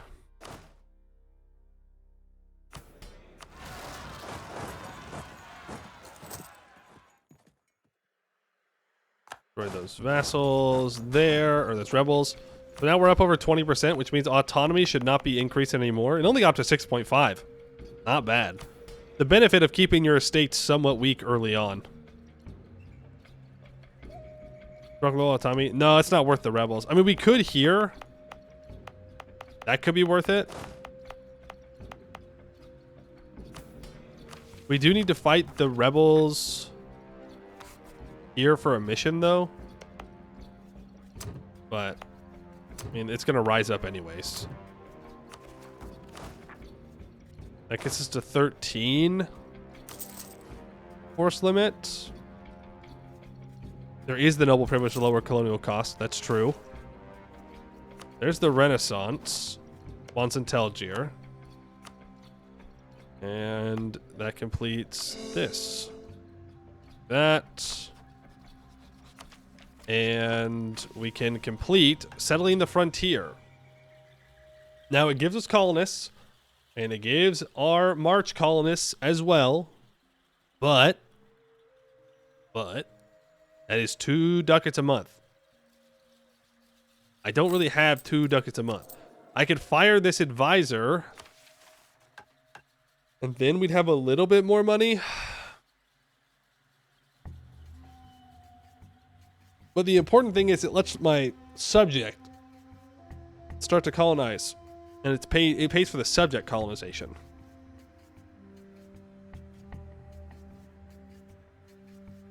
We would need to choose the no uprisings one. Like, we can't fight these guys. It's too much. There's too many natives here. And I don't have the troop count to just passively sit guys here. But I don't think there's any reason to hold back. Sun on the frontier. The giants name this land their home. I name this land their grave. Gjallund. The tale of Gjallund and the giant slayers. Gerudia's northern reach is a nigh endless expanse of tundra, with wood and snow and bog aplenty. It is a harsh and hostile land, yet one that yearns to be tamed. Sturdy trees provide excellent lumber, and the ample wildlife, warm furs, and rich meats. Danger lies there, however, danger more real than even the harshest kiss of winter, for in the forest lurks the troll. We cannot abide the threat they present to our settlers, and though they may be disorganized, we may ensure at least some safety by seizing control of the largest tribe in the area. With the strongest of their number brought to heel, it would be hard for the remaining trolls to pose a meaningful threat to our colonists, relegating them to small-scale attacks and raids more easily handled. For 40 years, we gain a colonist and plus 20 global settler increase. Our subject is the same, but also plus 24 yearly tax income and minus 100% colony cost modifier, essentially making it to where they absolutely can colonize. We will do that. And then we're going to go to our nobles, and we're going to go for... maybe we need a month tick. Aim the frontier. Oh! What the... Huh. Interesting. So you get less colonial range, but it gives you a colonist. And global settler increase if you want to settle this. That's kind of cool. For the cost when you need expo ideas, you're probably right. That's kind of cool. Also, when you finish colonizing it, you get 10% local goods produced and minus 10% local construction cost for 50 years. Well, I guess we're just gonna pay full price.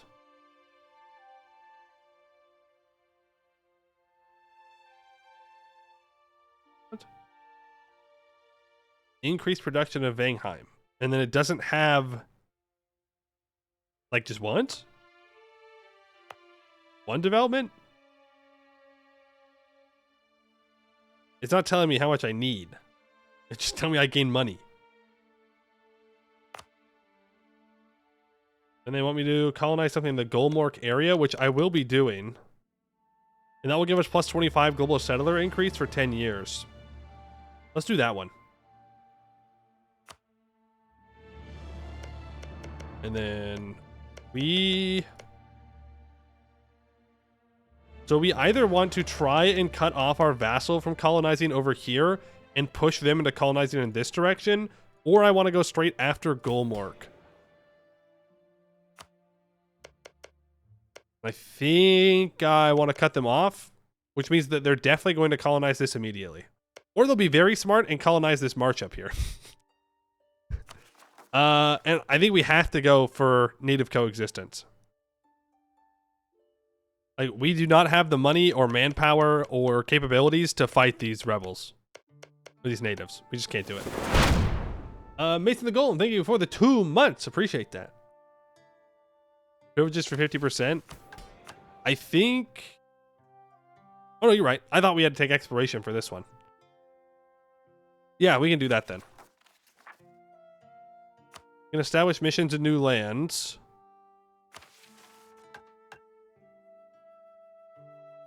Ah, okay. You do have to enable exploration ideas.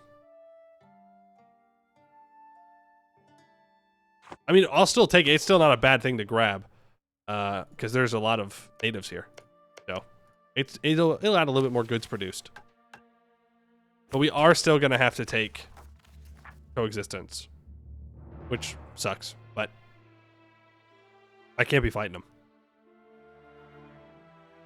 Burgers and Adventurers 1, 2. Burger 1's already there. Yes, Adventurers need more global settler increase. And settler chance. That gets Adventurers up to 52 loyalty. I could grab generous quest rewards here.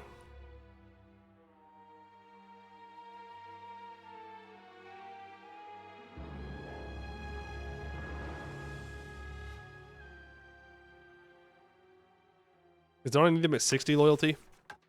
Yeah, but if I complete the estate agenda, that will get us up to 60 if they're already at max. And the mages have one? Not that I can see.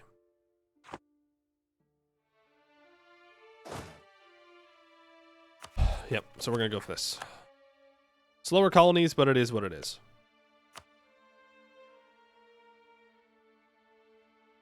And it also means that I could walk around up here if I need to, safely now. Okay, they colonize down. That's perfect.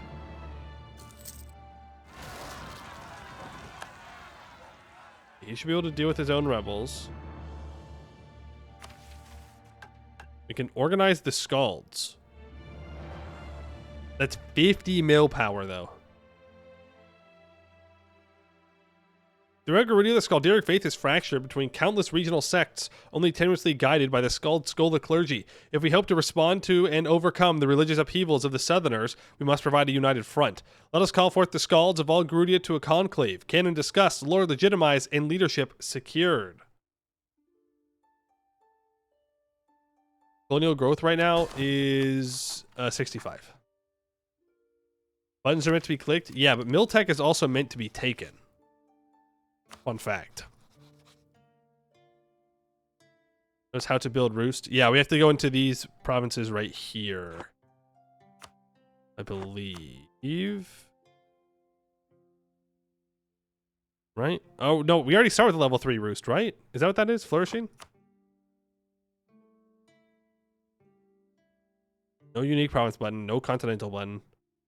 No button. No button. The button doubles the tails. Oh, I could get cheaper core cost.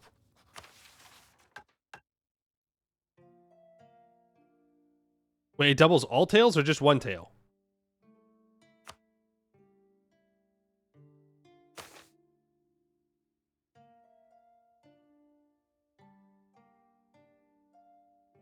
Just one for now.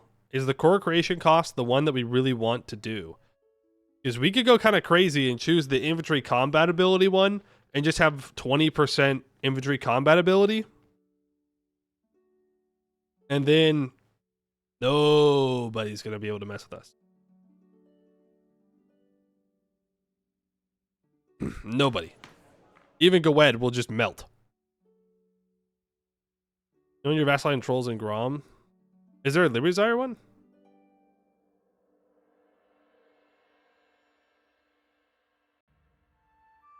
No, there's not. Yeah, we don't really want to double the CCR. Well, I do, but we could go dev cost and develop Renaissance somewhere here, probably. Minus 20% dev cost is nothing to look down upon. I see as the Ruzire. Yeah, it is in a weird way. Because I've cored everything I'm going to take, right? No, this. Is the decision, does it allow me to choose which one, or is it the one that I have active? Because if I can choose, then I'm just going to keep the CCR until I annex Urviksten, core it, and then I'm going to switch over to the ICA.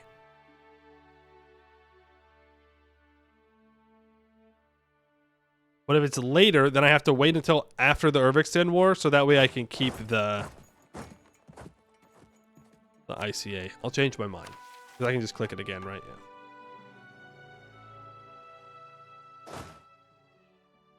We'll hold off on it for now, because we're not choosing it anyway. So I'd rather just get Tech 4 and, you know, win the war. And then we can, in the middle of the war, we can update the ICA one.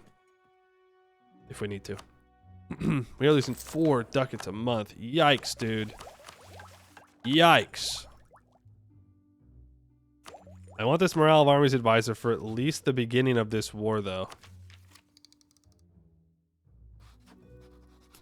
Because then I can walk down. Okay, that's fine. We need to go to war with the trolls before they core this. Preferably. And I could feed it over to Sadet. Also, we want to enforce religion on the trolls. If we can. Or something was at 13. Yeah, I need a little bit more land. A little bit more land, or I need more cores to finish. And then we'll be there.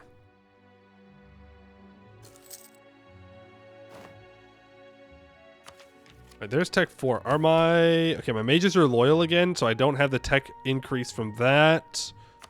So we're good to take Tech 4. What do you want? I want you to not want this. And then you can have that. That's fine. And then I will declare war on Urviksten. No. No, we declare war on Redgarhaven. Because we got to get to this island. And we need Urviksten's navy out of the war for my ally to be able to get out there. Just build 2 troops? That's not how it works. It's a land force limit of 15, not 15 troops. Yeah, so we want to declare here. We want to Kobludrise Urviksten. We want to call in Skola. Declare for Redgarhaven. Here we go. Not have Tech 4 yet. We should absolutely obliterate these troops. It is grasslands. You don't even get a river crossing. We got another 9. Boom. Gone. We walk away. We go chase down Urviksten's troops now. Before they get Tech 4, because they're close. Please just be sitting here. Okay, we're going to catch them. They do have a 6 shock general, but we should be able to obliterate them with our tech advantage. They do roll a 9. Doesn't matter. Boom. Gone. Immediately send the mercs back to their capital. Let's Get all of this occupied. We do have flanking harpy pips. Yep. Unfortunate. Frozen Maw's gonna cause problems. I don't know how we're ever gonna keep Frozen Maw loyal. That guy's gonna be disloyal for till the freaking 334th Empire.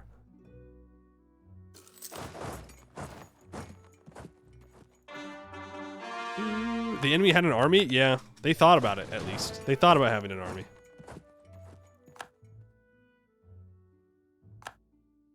Now we can... I was gonna say stop paying for our troops. Hey, what the fuck? Okay, 1450. Wex passes a reform.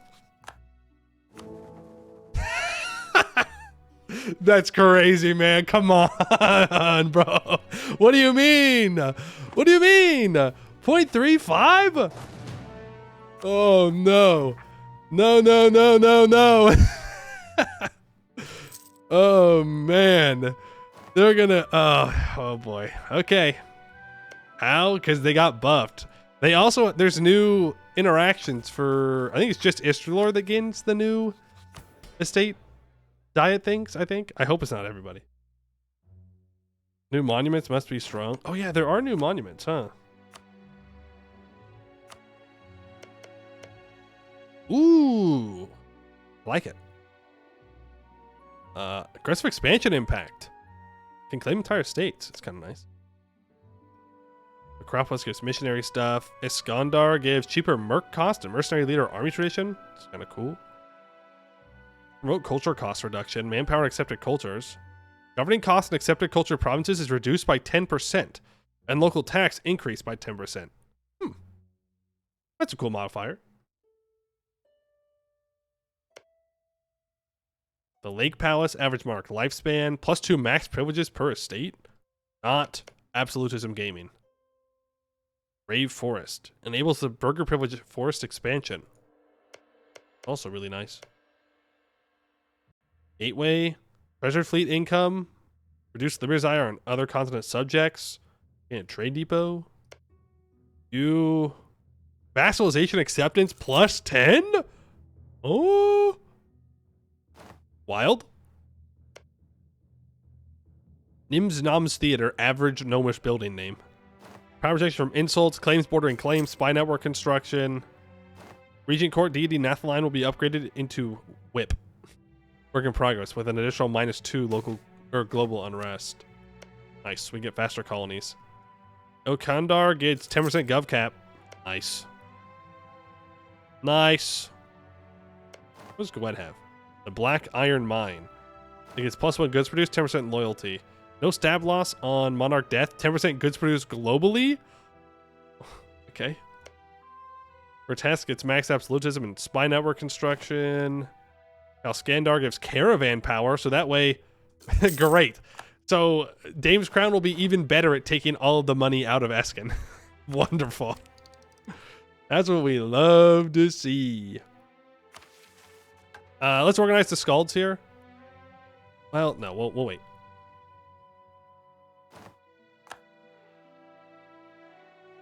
Check the Gwed one again. Where was it? Here. Land rights no longer costs maximum absolutism and grants +1 year legitimacy. For all of them? Is it only for Goetti? It is only for...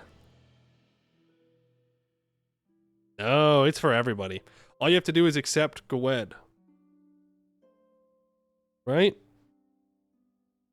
No, you do have to be Hellenic. You have to be Hellenic, and then you have to have Goetti accepted as well. Or it has to be your culture. Or you have to be Telgir. One of?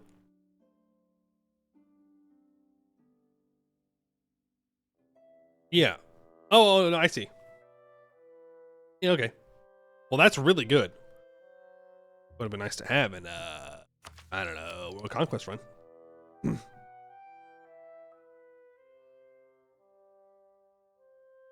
Okay, so he's going to rebuild his troops on this island, which is going to make him never want to peace out.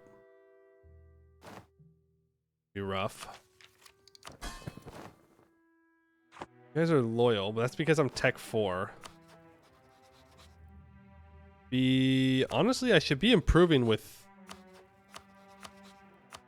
rolls if I was feeling crazy with it.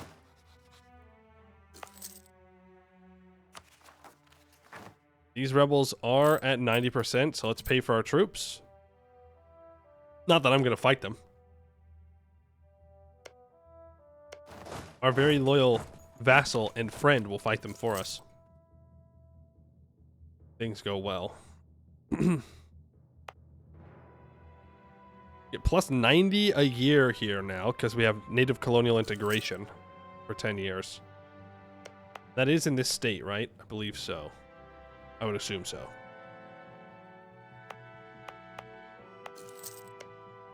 Yeah, it is. That will give us even more global settler increase for a while. I'm gonna go ahead and just take this Diplotech.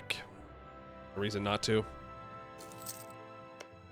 Sit here and we'll loot.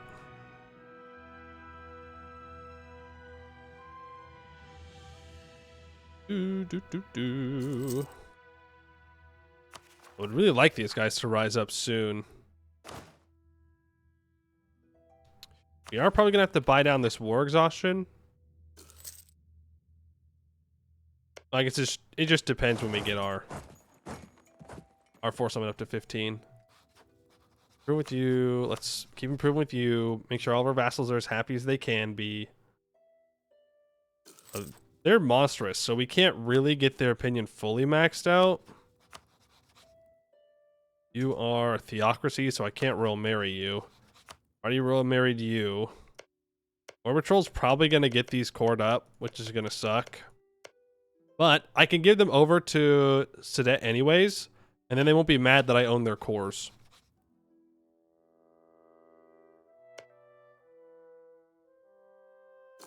Alright, there's the Siege of Irviksten. Let's piece you out. We will full annex you. Nice. Pour all of it up. And when these are done in 1454, September of 1454. So when they're done, then we can flip out of the core creation cost. Since this reduces the coring time, I'd rather not have the time increased. And then he's actually close to accepting annexation here. We might want to get rid of these mercs now. They're kind of expensive.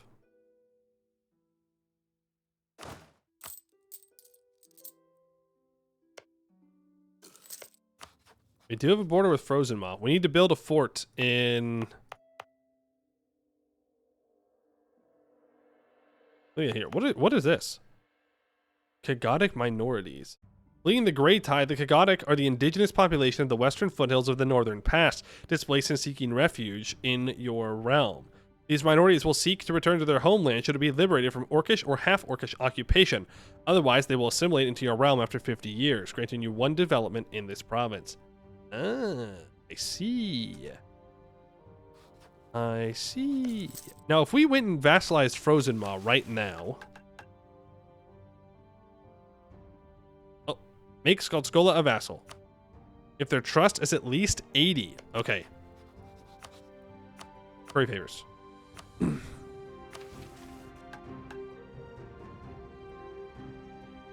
So Heavenly Wing does not turn them into a vassal. Then I need to go to war with Frozen Maw at least once and beat them. And then I will get a... Oh, man. Shit. We should have gone to war with them earlier.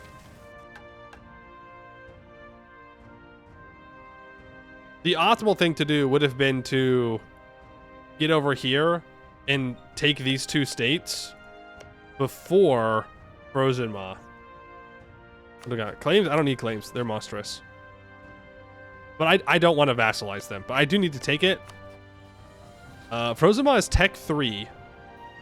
Their vassals are disloyal. I think we're just going to go for it here. I want to rival them first, though. Okay, they're at -1, so let's speed up here. No, no speed 5. Speed 5 is illegal. We're going to at least half state both of these. That's going to get our force summit up to 15. Let's build another troop. We don't want to call in Skuldskola. We just want to increase trust with them. Okay, I'm not going to fight those rebels.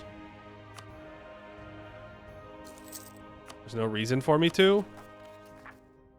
We are about to have some Bjarnriki rebels, though.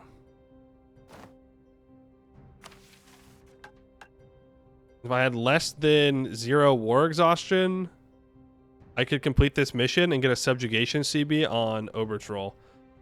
But I think it's more important that we go fight Frozen Maw, though I'm a little worried about Frozen Maw. Just because they are pretty strong in general.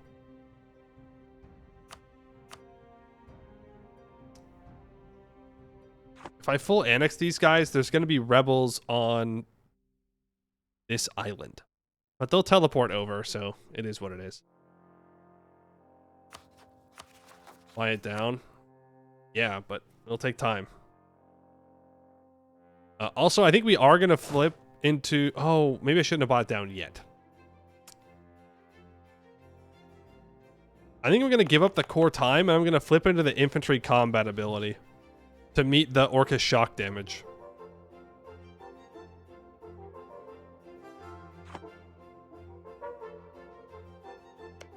We do have to get through Foreign March.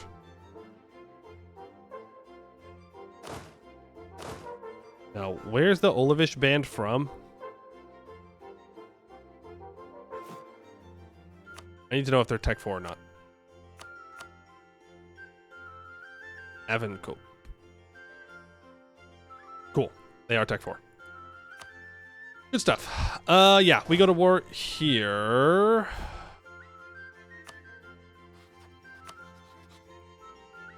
Let me grab this diplomat.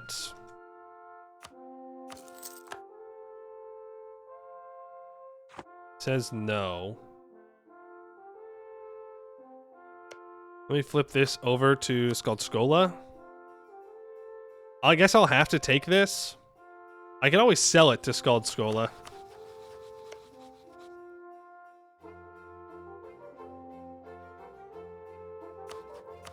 We need to. All right, let's go to amateur infantry combat ability.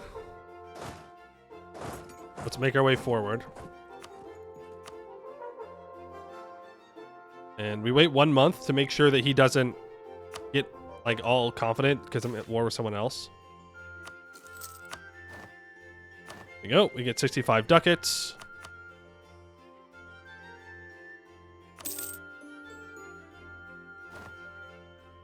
I should have built 1 transport.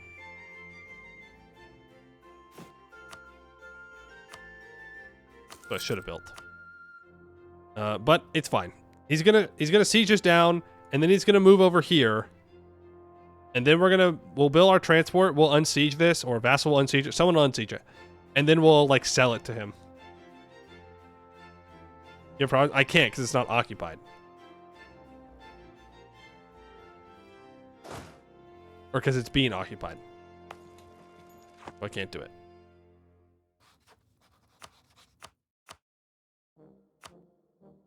Less? No, it's under siege. We'll give it to him later. I'm not going to court. We are about to have a frick ton of rebels rise up. We'll probably go deal with them, man.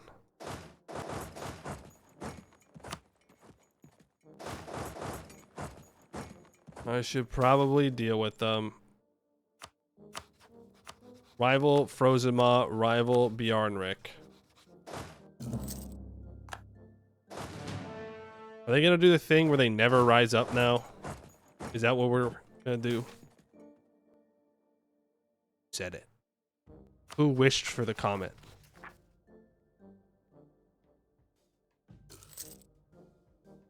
I need an event to give me Diplo.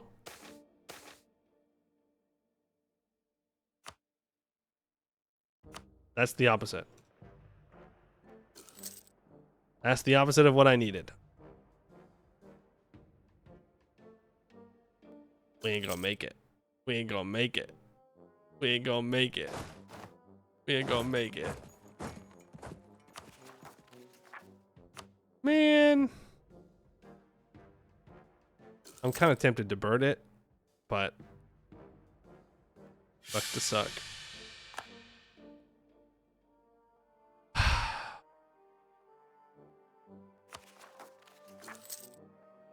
Oh, those rebels are never going to move. Dude, fuck off. Just rise up. Come on. We have things to do. I want to play the video game. Rise up, rise up, rise up, rise up, rise up, rise up, rise up. Please. Please.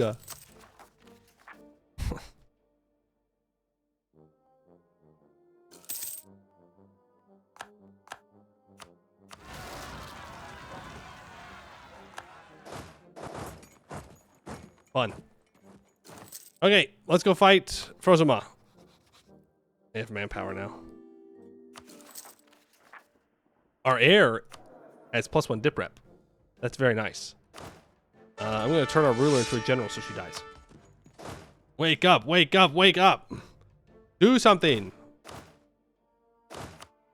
Rebels always be sitting there doing nothing until you leave. I could recruit a general here. I don't think I need to, though. We have this Merc general for now. I think we'll be fine. The numbers are even, but his vassals are disloyal, so they're not actually going to help. Let's go into Mirk first. And you increase our trust to 60. Hey, now best case scenario is Bjarrick lands on this island and unsieges it for me.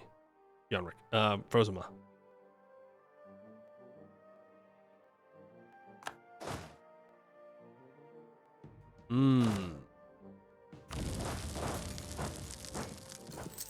We're gonna scorch that. Let's see if he takes the bait. If I move here, yeah, he does take the bait.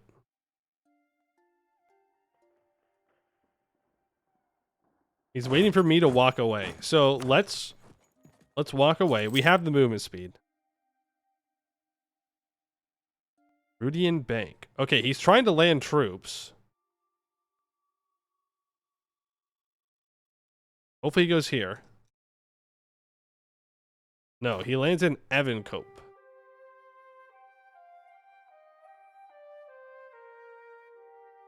You're going to there. Okay, so he might be trying to go to Mirk. We can stack wipe the orcs when they're trying to land. Let's wait for him to lock in.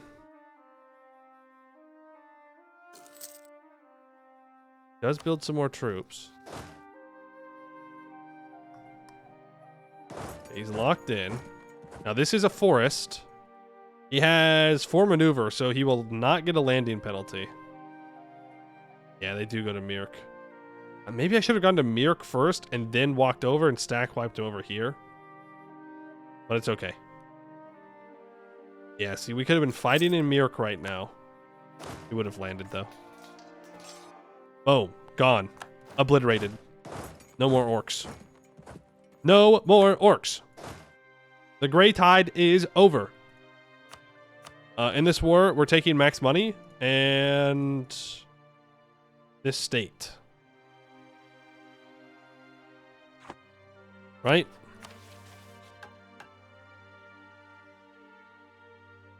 I think that's what we get. What we need. Darvma and Southern Giants Tears. I don't need this province.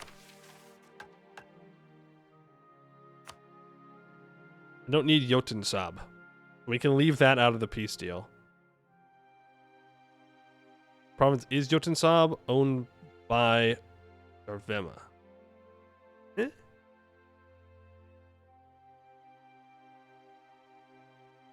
Do I need it? I think I just need one or the other. We release a vassal there? Oh! Okay. Like automatically? So we do want to take Jotensab. I think that's the peace deal right here. 4 eps.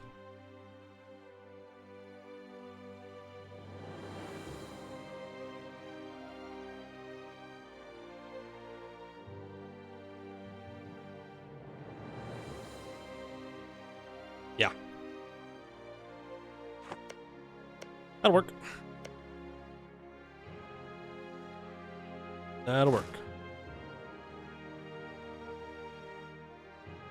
You're going to Giants Tears. Can I catch the 1K stack that's here? A little worried about the Assault Independence War.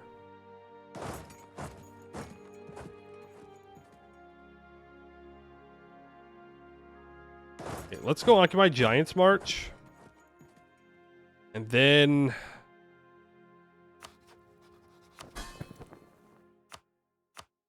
go ahead and not attach to me. Sieta, can I tell you to go here?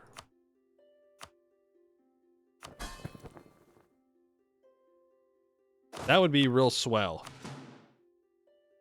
If you do that.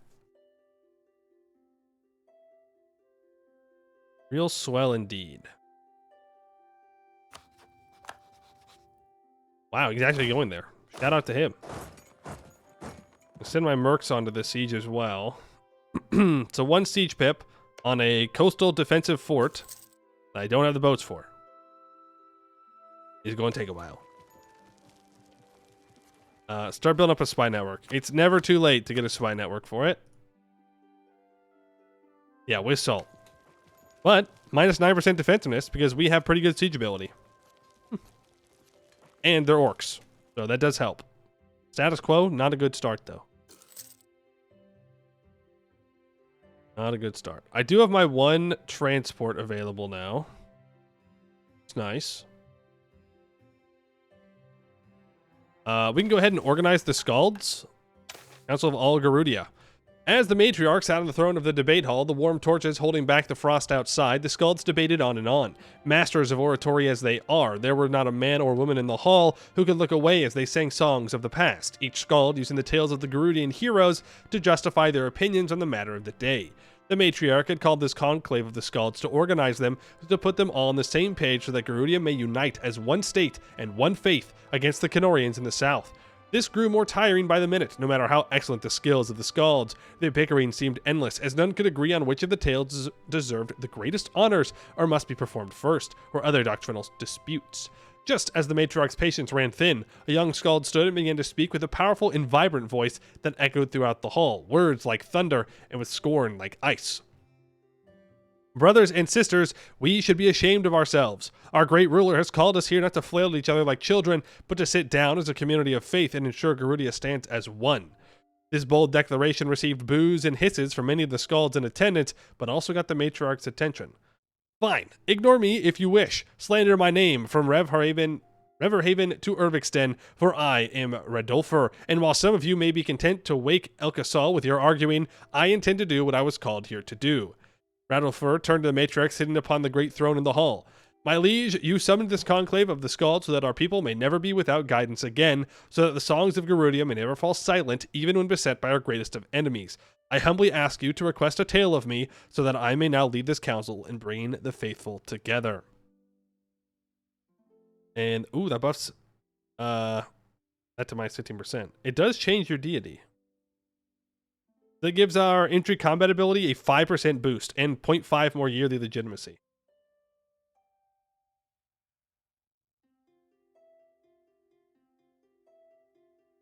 Oh, my 60% core creation cost. Yeah, we'll do that. Yeah, we can move this. We can preemptively improve with the trolls. Bum bum bum bum bum bum bum bum bum bum bum bum bum bum bum. More loans. More loans. Losing 4 ducats a month feels bad. Feels bad, but I don't really want to give up this morale of armies guy. We can go speed 4 because we're going to be here a while. Is what it is.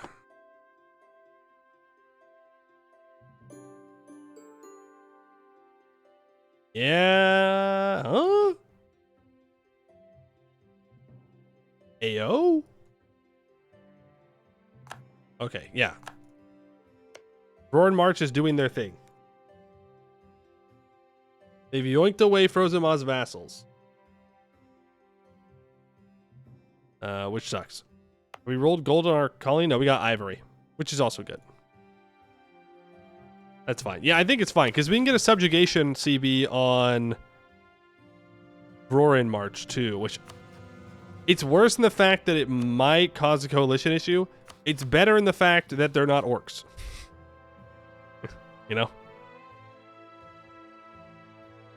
It kind of is what it is.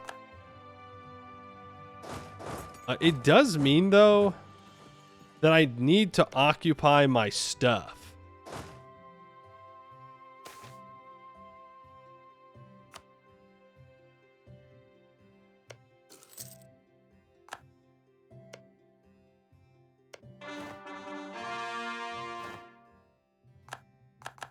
Why am I still at war with you?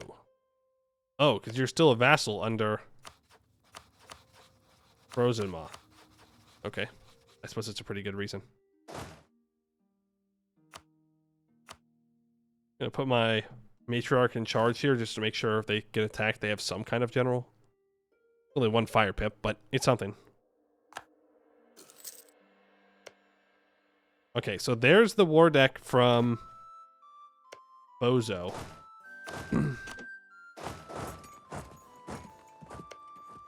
I walk to Jotun-Sa. I sure can. I just want to occupy everything that I'm going to take. The rest of it, Roar and March is welcome to have. I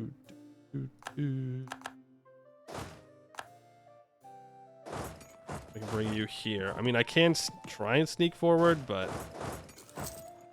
it is being prevented. Now, what would suck is if if Frozen Ma tried to cross over. He should hopefully stay focused on Roar and March, though. Let's increase trust with you. Get them to 65 trust. I doubt they would just accept vassalization at the moment. Yeah. I doubt it.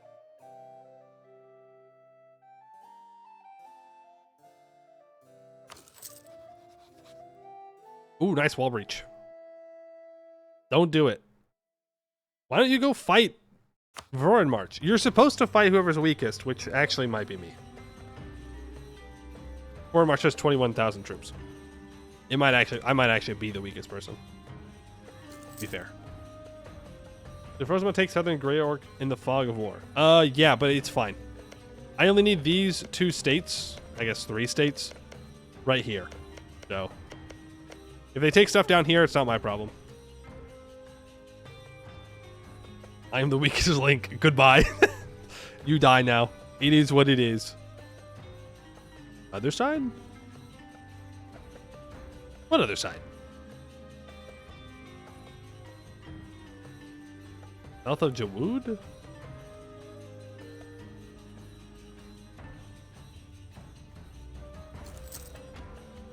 Oh.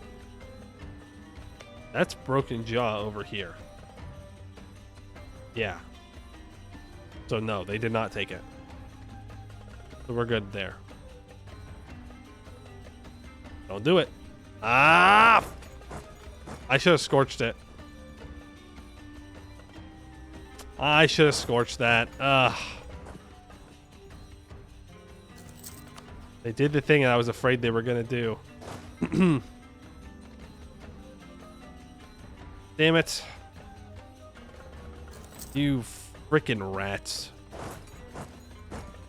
AI, don't be as annoying as physically possible. Difficulty level, impossible.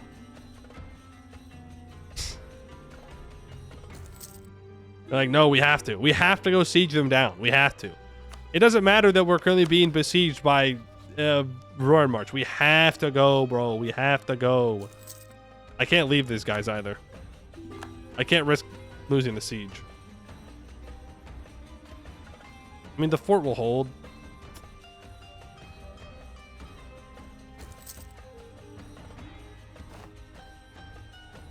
Annoying.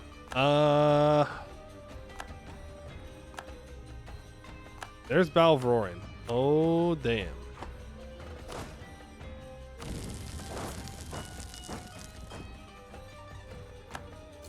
Okay.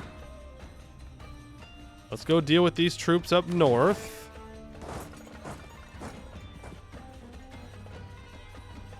Have time. No, you don't just get to run away forever, man. You don't get to be an asshole and then try and live. That's not how this is going to work. Obliterated. You cannot get away with this. Where'd he go? He got away with it. I take it back. Actually, he got away with that. I think he deleted his troops. They're on the boats? No. He yoinked them. He couldn't have gotten to the boats that fast. They turned invisible. Damn magic. Wow. I could swap out my 5.62 for a 2.43. Not gonna do that. Alright, we'll hit these rebels on the way through. Plenty of defenders there. I'm not really sure if I'm the weakest one anymore. I'll be real with you. I'm gonna call lies. Let's take our queen off of that. Let's grab one guy and send you here. You guys are gonna move forward.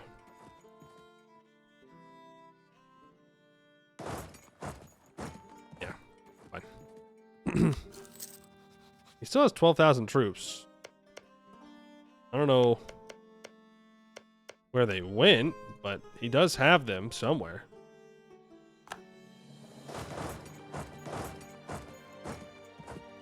He does. Now, we could risk this fight here. I only say risk because his other troops could be standing right here. So we could be going to a... Okay, they're not. Forget that. I was going to say we could be going into a bad fight. I can't carpet siege because he may be standing in the fog of war. Right down here. Lots of places he could be hiding. And we don't want to give him the free war score of an easy battle.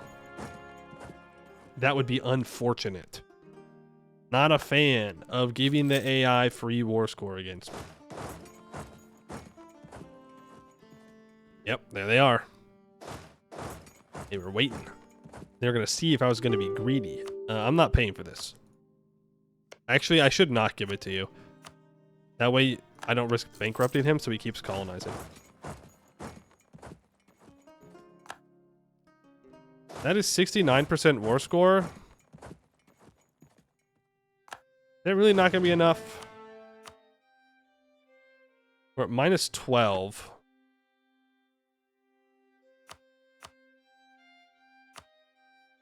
I can take a little bit less money and just leave. If this fort falls, though, they might be more willing to Peace out. They also have rebels now, so they will give me a little bit more money. I take this, I take this, I take this. Boom. Homecoming. At dawn, the two parties met upon the western banks of the mighty Vrorin, which once marked the northern edge of the world, at least for the Canorians.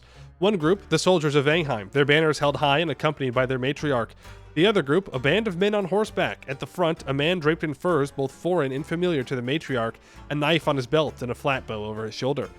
Matriarch, we come in hope of righting a great and terrible wrong imposed upon our people. Many years ago, we were forced from our lands by the orcish menace you vanquished. The man gestured to his people as he continued. Some of my kin wish for autonomy and the right to rule ourselves, but I humbly accept that the rule of your grace. I do not aspire for kingship. I simply want my sons and daughters to know the homeland of our forefathers. A moment passes, and the matriarch makes her choice. A loyal vassal to tame these far-flung lands. We make them a vassal, or I wonder what they will accomplish there. We release and play as Jarvema. Huh. And they still become a vassal.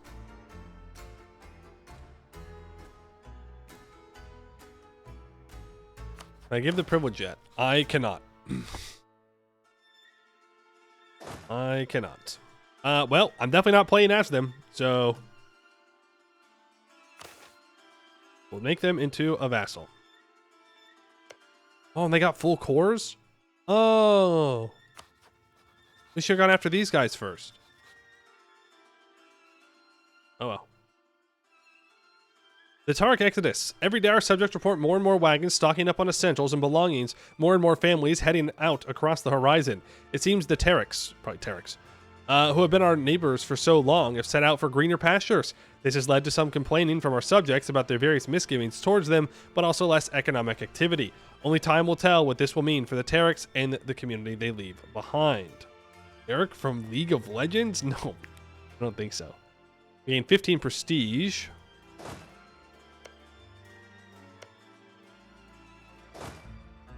Then, if I have no war exhaustion,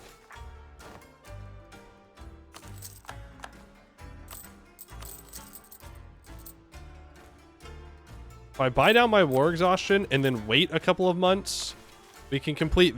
Well, I have to stab up as well, but still, I think we want to do that. Then I go to war, I subjugate Orbitrol, and then I come back over here and I kill these guys. We also need to go deal with this.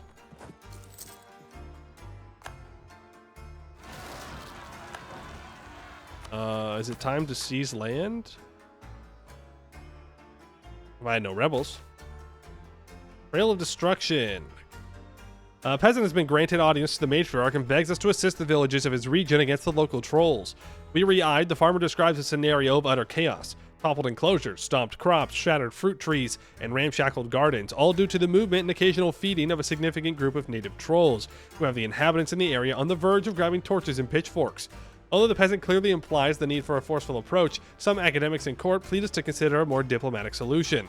Since these trolls are not wild, they could be explained the error of their ways and reach a solution to satisfactory to both parties. If only we were patient with the specimens. Very patient. Well, it's weird to call them specimens if you're trying to not be racist. Just want to point that out. Let's watch how they handle it. I need the tolerance anyways. Plus a colony for a vassal. Ooh, they're going to finish their colony first. They got better events. Uh-oh. Uh-oh.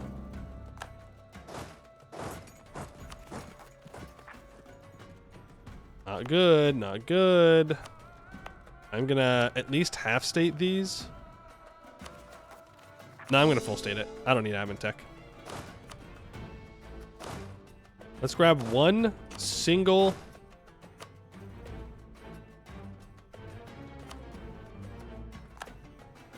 dude.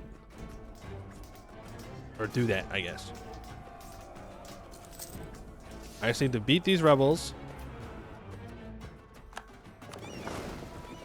Bring you back to the mainland, and then I can go to you, and I can sell you this province for 96 ducats.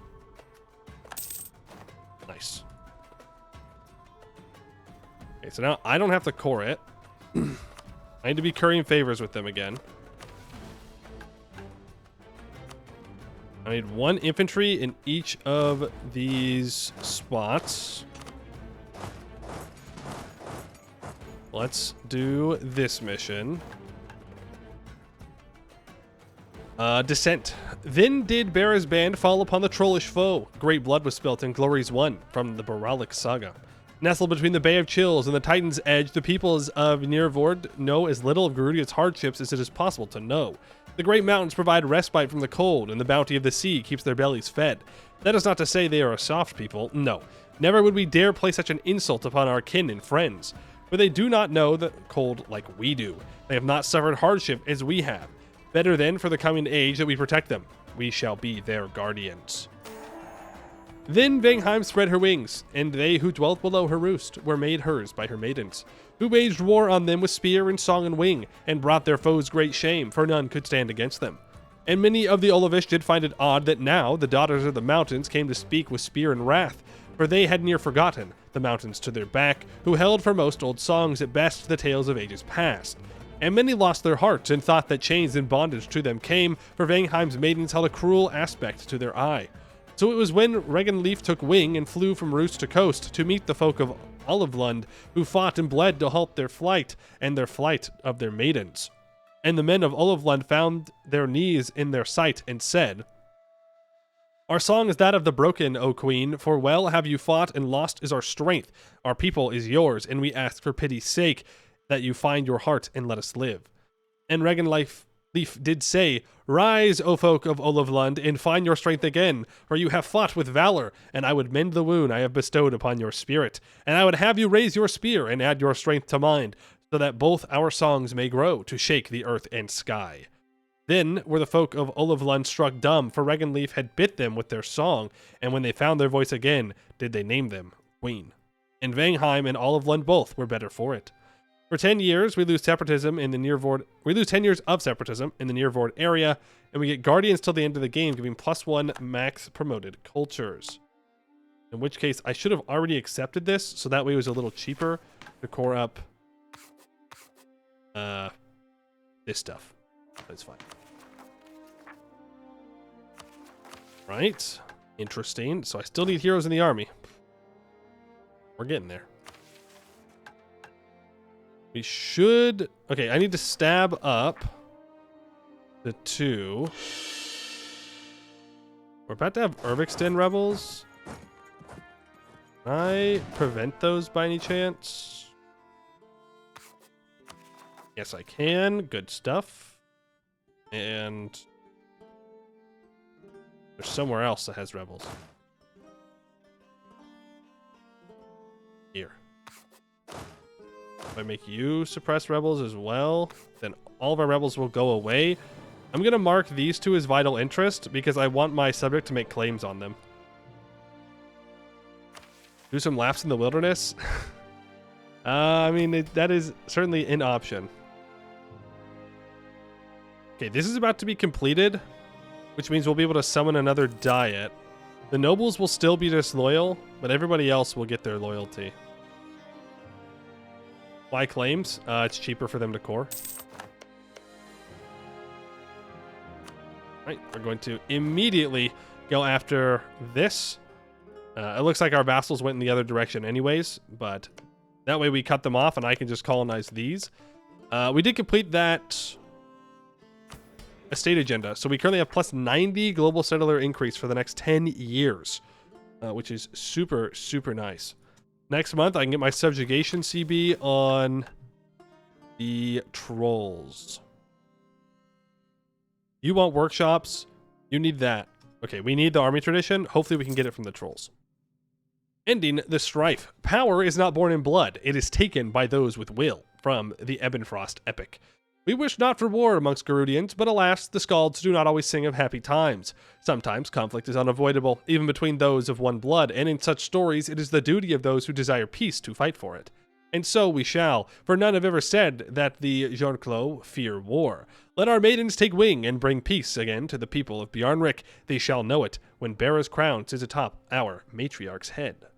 Every 5 years, we may develop each of our subjects once for a 50 power refund of the appropriate type. The cooldown on this effect is tracked via the Overlord Development Opinion modifier of the subject. Vangheim gains a subjugation CB on Obertroll for 50 years. So we do that, and then you tell me that I can develop this for free? So if I click this funny little button, yo, it didn't cost any points. That's actually kind of sick. I like that. It gives me a good excuse to actually develop vassals instead of just leaving them there. How many Diplo slots do I have? I have 2 more available.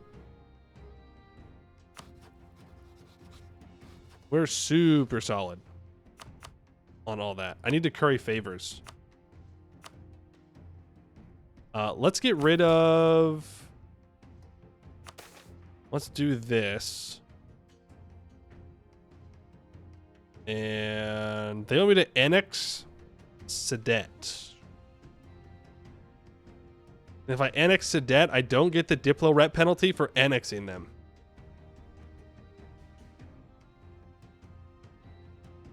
I mean, it's not a bad idea. Again, it's cultures that we accept. So I wouldn't mind annexing this guy.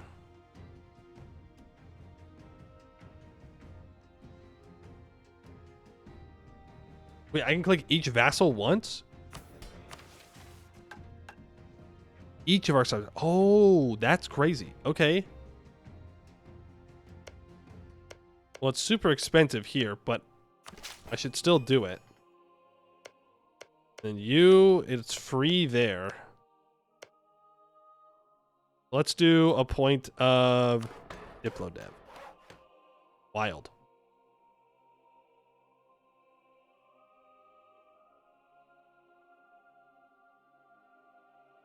I think we're going to annex Sedet. Ooh, 68 though. Oh, no, we're not going to. Right, we have a battling buffoon currently. If our heir takes over, we can consider it, but before then, it's not even worth trying. No cease until you do the mission. I'd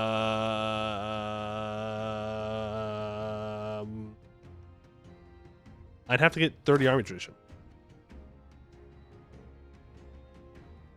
I think we're just going to leave him there for now. Improve with Ordal Drezia.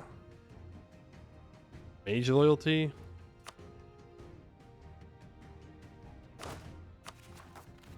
We'll do that. Let's get rid of the Urvixten rebels. Then we'll go fight the trolls. Well, I have vassals. We could just declare the war now.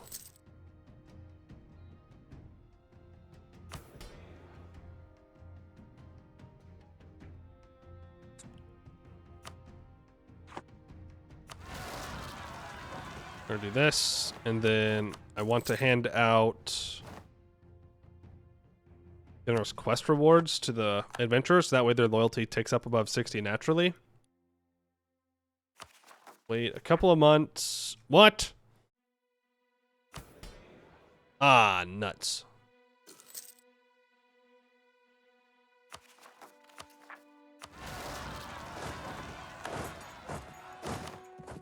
I should have been over there. Now I'm attacking in the mountains, but death it is. Yep. So you have chosen death.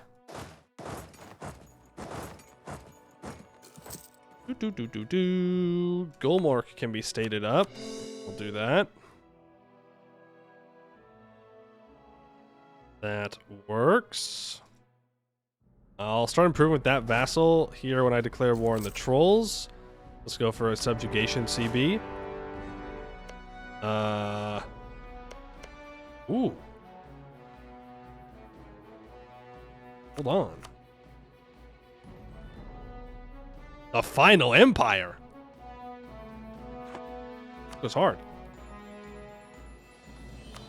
2029? I'm at 29.9 now. Well, now it's too late. It's fine. We'll get it. We'll get it. I also need 2 generals. Where do I want to go first? I think I just go straight for their capital.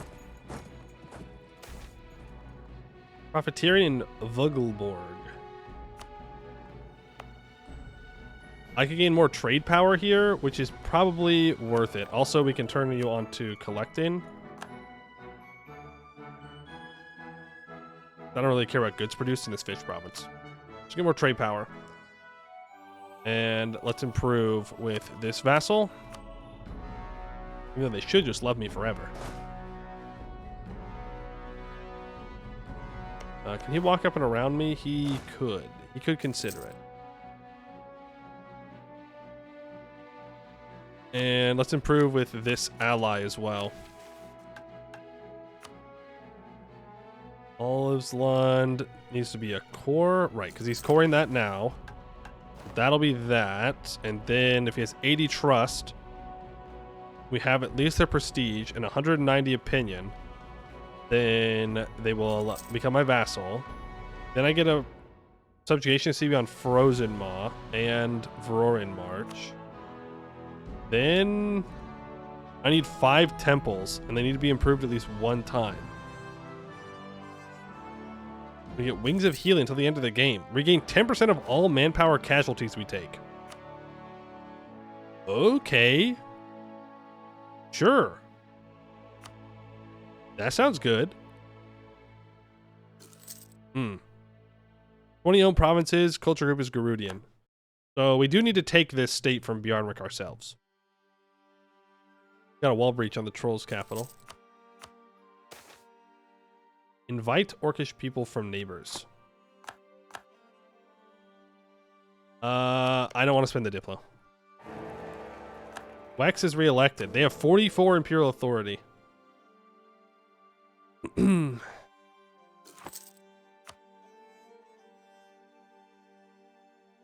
goods produced? Well, if they want to give me goods produced, they'll move there. And if they don't, they won't. I've also lost 4,000 troops to attrition. I'm going to take these 5,000 troops. I'm going to move them back. We're going to hope the trolls leave us alone. Mega Empire incoming? Let's hope not. Blue Scale's going down to Goed. Rippy dippy. Rippy dippy. When's my Bjarnrik truce up? 62? Okay. We're going to want to vassalize Skola before then. I should proclaim a guarantee on them as well for a little bit more opinion. There's no reason not to. Next month we'll do that. I need to build a navy. I don't really have the money for the navy though.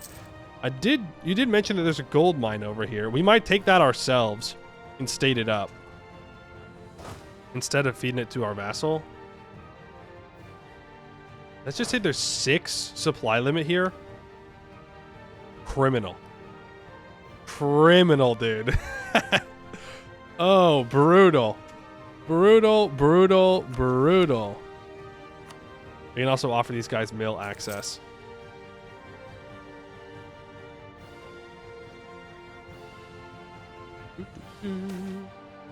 Interflock Alliance. No. Oh. Reinforce our own position, we've decided to form an alliance with an influential noble harpy flock. The traditional way to do so would be to swap residency and tutelage of our 2 daughters, that we may develop familiarity and shared bonds. This is typically done with favored daughters, but perhaps someone lower in the line of succession may suffice, although the flock may take offense to this. I mean, that's fine. As long as she doesn't die. I'll take the legitimacy. And the loyalty. So Maldor no longer a valid rival. I would love to be going to war with Sel Maldor. In fact, I should make a claim on them just in case.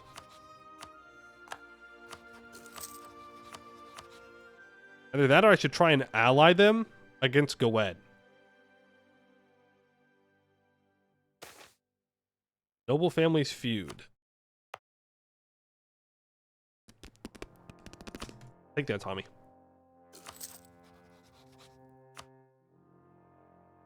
Right from you for a moment. Book that embargo. here. Go back to improving here. Oh, yeah. We're microing diplomats. Heck yeah.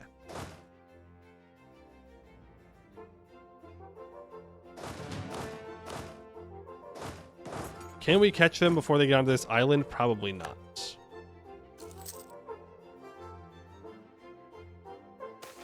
Nope. Orcish migrants are blocked. That is unfortunate.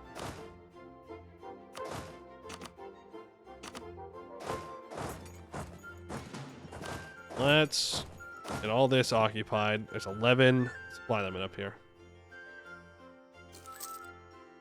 We can make a claim on Serpent's Guard. Because we could probably walk around to sell Maldor. I think we want to be aggressive at pushing towards Goed. We don't really want Goed to just take all of this. Means we probably want to go into here, but we're going to get our vassals. Be good. Okay, Obertroll. I'm not going to have Renaissance anytime soon. I am going to take Admin Tech 4. I don't think there's any reason to not take Miltech 5, so I'm going to do so. We are going to need to develop Renaissance. Well, it is spreading very slowly to our capital. When will I be here? 1377. A very reasonable time to wait for. Yeah, we're gonna have to develop it. Are we influencing people? No. Gov reform. There's no compromise with the nobility. Magical elite gives prestige decay and mage loyalty and influence, which is always nice. Have cost is irrelevant. National tax kind of good. Strength and noble privileges for more manpower would be kind of nice. Can I ask for knowledge sharing? If I can find an ally down there, maybe. Cheaper fort maintenance is useless. I don't have any forts at the moment.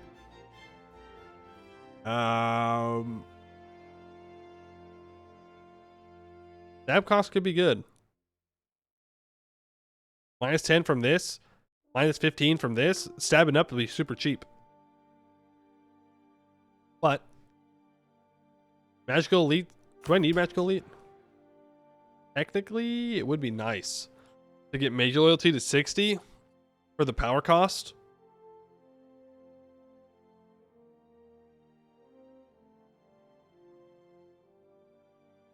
If we can do that, then we can develop Renaissance for much cheaper. Also, powerful mage possibilities. Yeah. Yeah, I think we can go for the mages. It's hard to pass up on the mage one. It's hard to pass up on it. I'm going to send you down to occupy this province. Now we wait. Well, turn you into a vassal. And I will take these 3 provinces. And I'll feed them over to... Why is it canceling the peace deal? Oh.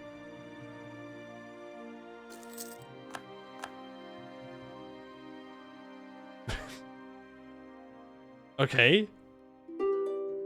Weird. I don't know why the game's like, no. You can't even look at taking their provinces, you dummy. You dummy. My truce with Roaring March is up. I mean, I thought they were going to beat Frozen Mob, but maybe not. They start finding random trolls for Army Tradition? Yeah, that is what it looks like. Boo! Boo! Wool? What the heck? There's a chance for gold! Boo! Freaking scammed. They peaced and only took the vassals.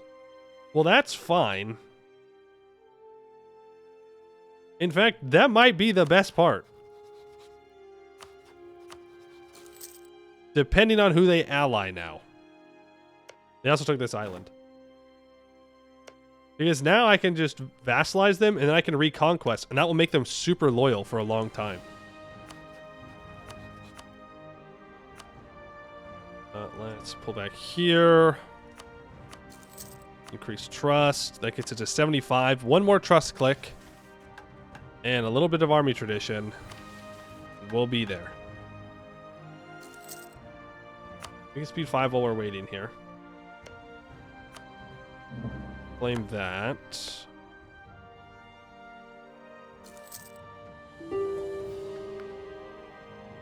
Come on, trolls. It's Jover. It's Jover. Throw in the towel. Let's just be done, you know?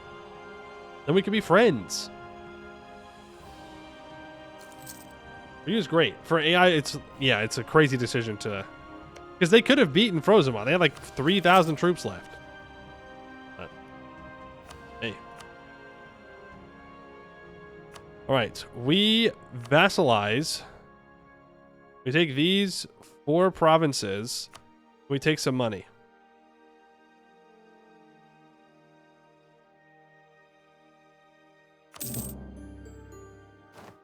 Then I go to you. Oh boy, people do not like all that. Grant you those. He has claims on them.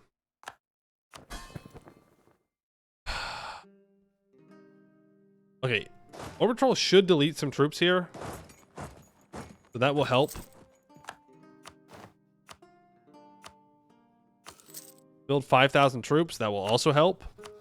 I can rival Gowed. As the Scalds intended.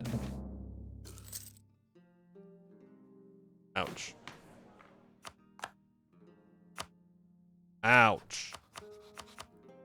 Good embargo on Gowed.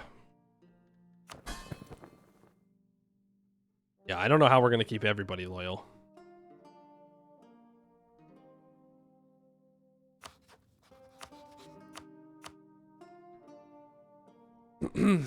Influence? I mean, yeah, eventually influence ideas.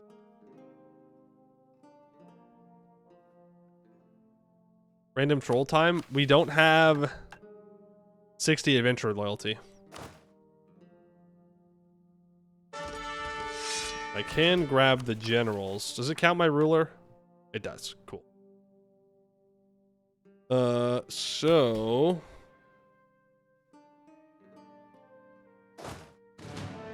I think we go fight these guys now. I'd love to do my war against Vroren March, because I'm afraid that Gowed's going to want to go after them soon. But... Ambitious humans in government. I would like admin points. You gave me mill points. Damn. Damn.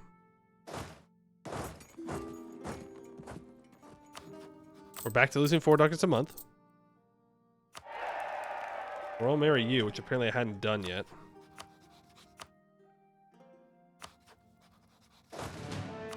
Okay, I mean, that makes people a little bit more loyal.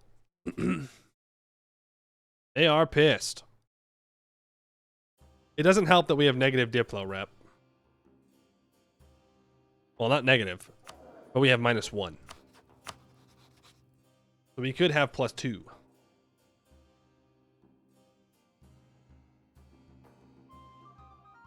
Yeah, we're going after the little Greyerks for the vassals. Let's walk down. And we'll take this gold mine for ourselves.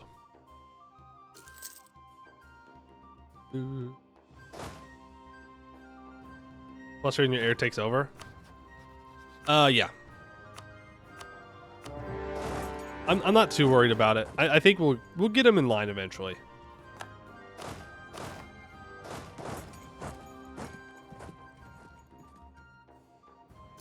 We'll get him in line eventually. There's the second reform, 1461.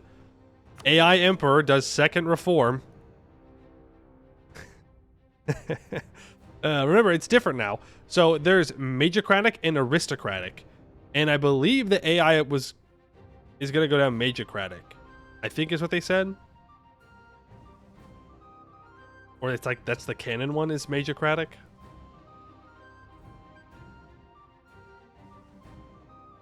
Either one, terrifying. Get rid of Mill Advisor? Yeah, we could probably do that now.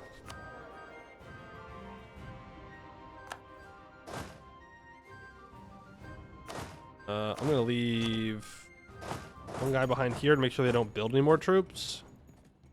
That is a fort. That is criminal. That is criminal. Let's start improving with the trolls.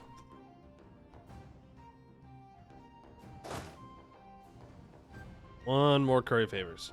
30 tradition now. It does. We need. Number one, no. Number two, we need to have heroes in the army and adventurer loyalty of 60. But no, we're not there. We have to fight someone. We have to do like real fights.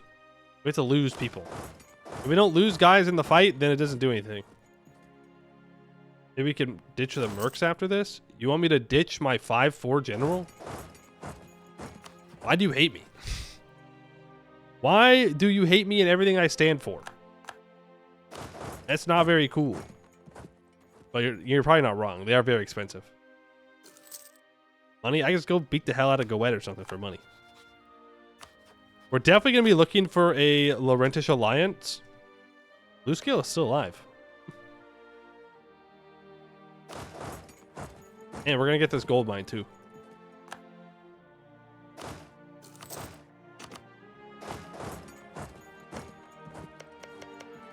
We can loot this for now.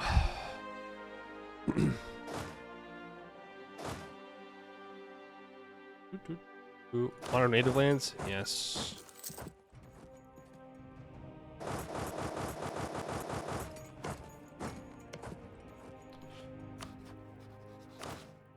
"30 army tradition's tough with no forts. Because it just goes down so fast.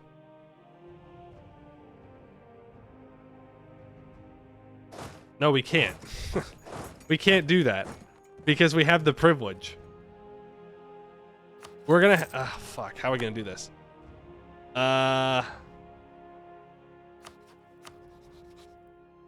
guess sell Maldor War? Question mark?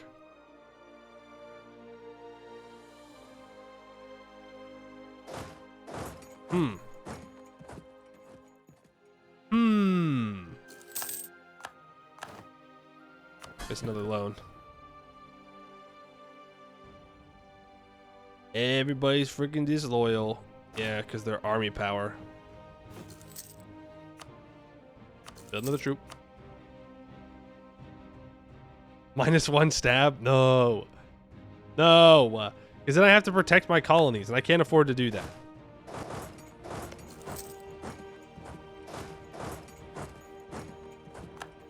Possibly you just get it from siege attrition? Army tradition? Taking this fort? No, taking a regular fort gives you 2. Taking a level 1 fort doesn't give you anything.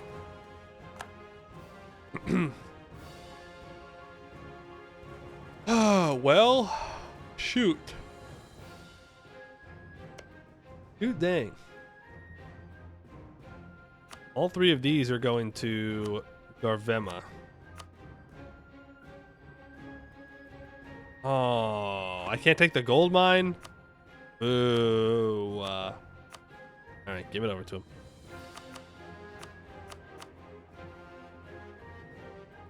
Are we not Tommy Broken Rebels? That is probably the method.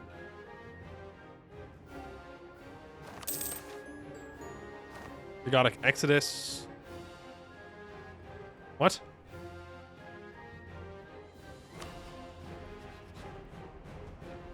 No. What? Another vassal? Wait. Why? I don't even get a choice? They just do that thing? They just go there?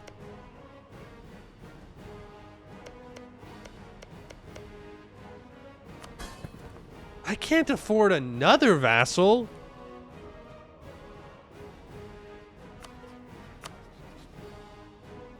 Like, I actually can't afford another vassal. Because we're going to get called Skola as a vassal, and they're going to be disloyal. You could have had influence. Well, I can't change that I don't have it. I don't know what to tell you. I could wish that I have like 50% admin efficiency as well, but that doesn't change the fact that I don't have it. Plus, you have to get way down here for the extra relation. Well, I guess we have that guy now. Please don't make me get vassals. Can I just tell them, no, they're not allowed to go back? It's mean, but what are they going to do? Ooh, I can fight those rebels though. Let's increase trust there. Okay, so we can now vassalize you when must complete at least one hunt. Oh, one of the epic hunts. Okay. Gotcha. Gotcha. Which ones can you annex? Technically, I can annex only one right now. But I don't have enough Diplo rep to make it really worth doing. Okay, that gives me 0.8 army tradition. They instantly sieged the fort too. Leave the mercs here to deal with that. We need to go and fight some rebels and lose a decent amount of manpower in the fights.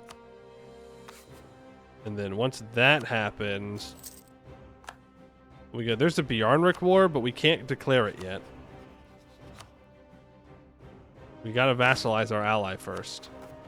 I can't seize land yet. Looks to be the first place we're gonna get rebels, so let's just run over there real quick. Are you max relations? Nope. I don't need to curry favors anymore. Obertroll, we are getting our relations up.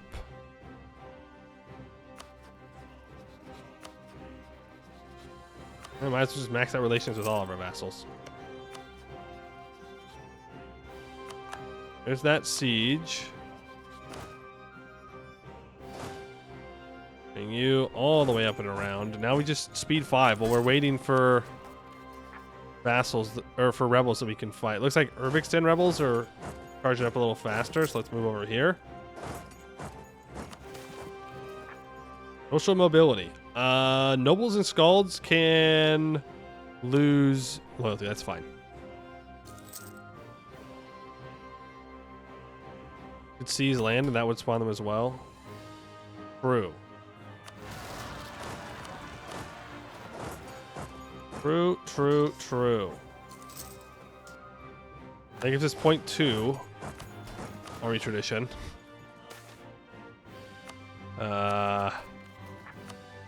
We can provoke you. That gives us 1.2. Okay. Plutocratic coup. Oh shit. Yeah, I guess they did get supercharged, huh? Yikes. Okay, we're gonna have to deal with that at some point.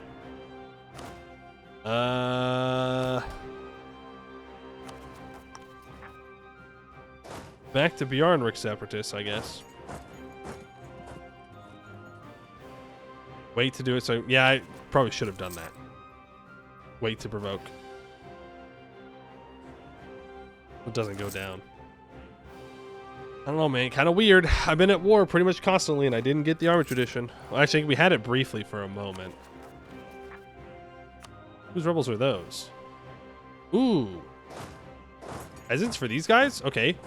I can go fight those.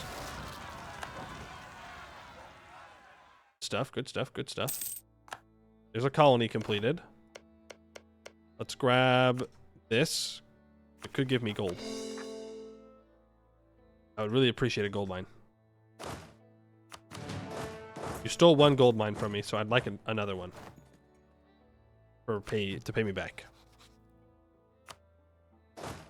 Prove with you. Are these other rebels good to go? At least one of them are. We walk in. That's 0.9 army tradition. Now we walk back over. It's at 28.5. Okay. We're about to have some Rever Havnik separatists in my subjects land. Let's provoke you. 17,000 troops. This should give a decent amount. 1.9? Yippee! We got there.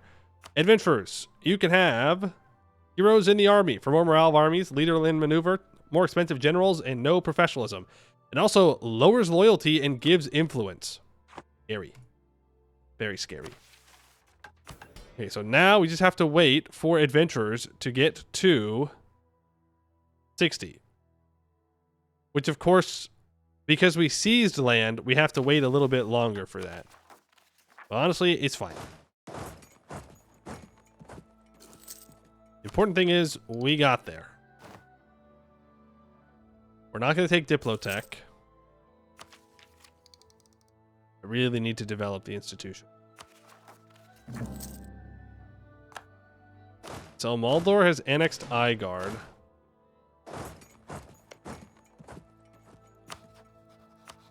I could consider going to war with them.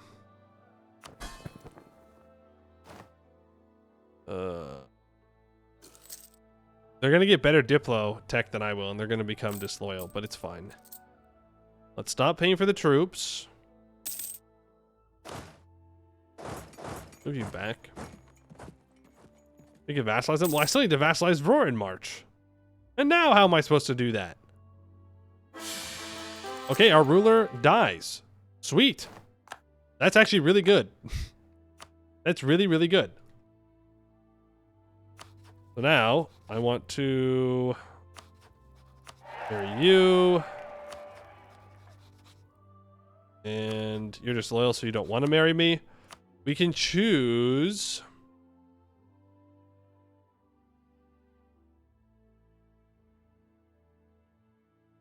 We could flip into the money one. Or we could flip into the dev cost one if I want to develop the institution. Instead of taking influence ideas. But I don't think so. Does Sel Maldor have the institution? Not yet. I do think a war against Sel Maldor makes a lot of sense.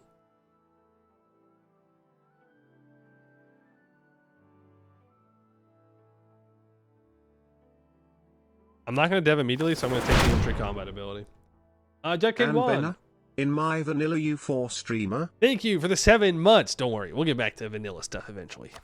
But for now, we've got harpies to play. Right. Now these guys have to get up to 60, which means I have time to do something. And I think expanding into Sel Maldor makes a lot of sense. We could also ally Sel Maldor. I don't really have the Diplo to ally them. And if I could grab Sel Maldor's capital, that would be super nice. That would be super, super nice in future wars against Goed. Bjarnrik is allied to Skald Skola, so I can't go to war there. We have to wait for adventure loyalty to go to 60. And I need another general now. I'll hire you.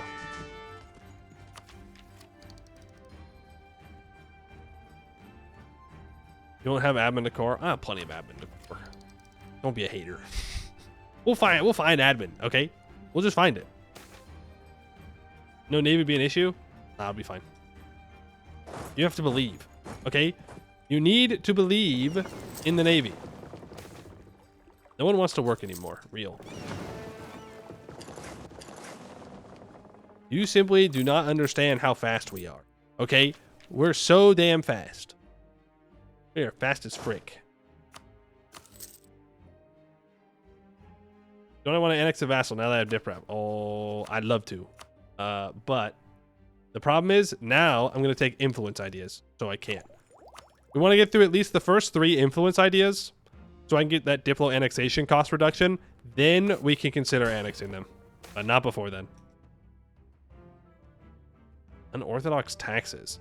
The Scalderic tales are ever evolving and changing and multiplying in number, and this is no bad thing. However, it has come to our attention that some unorthodox skalds have been reciting heavily edited versions of established tales. The more orthodox skalds at court are incensed, claiming that the tales are but perversions of the truth. The prose is clumsy and the claims ridiculous. They demand that Matriarch Herkja put a stop to this.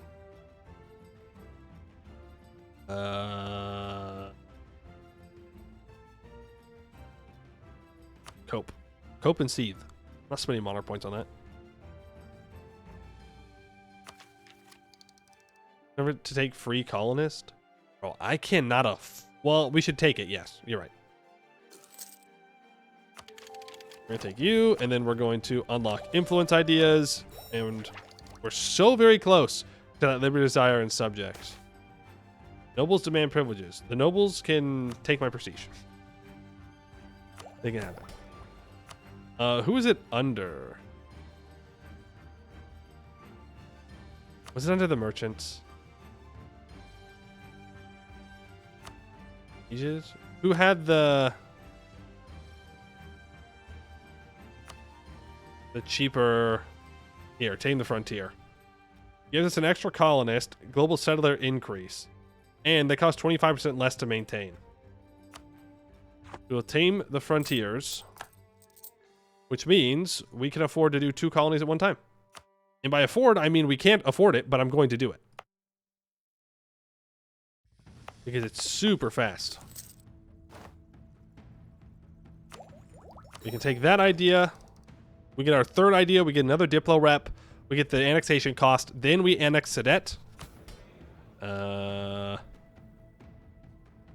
Yeah. This is Selmaldor's trade fleet. That's what we're trying to avoid here. Glory to Vebjorn Dotir. Agreed. Agreed. Give me that prestige, baby. Nice. Lazy Diplos? I do, in fact, have some lazy Diplos. That is very true. Let's... Okay, they will become loyal next month. We'll improve relations now. With you, and I'll improve with you. Need to find... I need to spot the Selmaldor Navy. They're going into the Serpent's Maw. So we need them to come back through. And then we can move over. Remember, they do have... I think it's like 3 heavies at the start or something like that. Heavy or 2. We can always try and walk around. Worst case scenario. Okay, they go up. You're going to the Sea of Broken Ice. I'm going to wait for this one boat to lock in. Okay, it automatically doesn't lock in. Whatever. And now we're going to declare war here for Igard.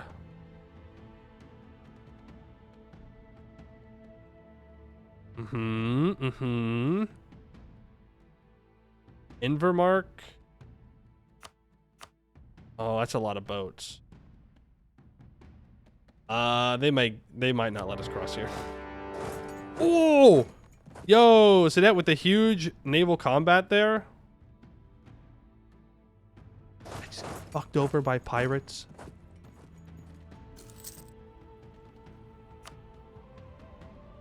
That's so insane. That's so fucking crazy that there were pirates.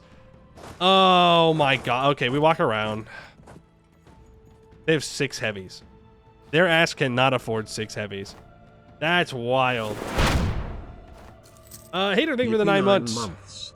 Okay, they're gonna throw. That is wild. I will call in Skola here. That is wild. AI literally only gets lucky. It's crazy.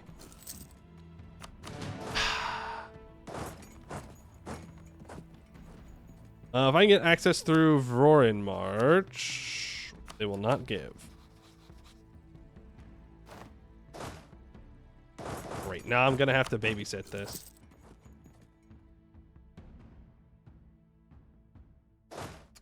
Now what's going to happen is Gwed's going to declare war on them, and they're going to take everything.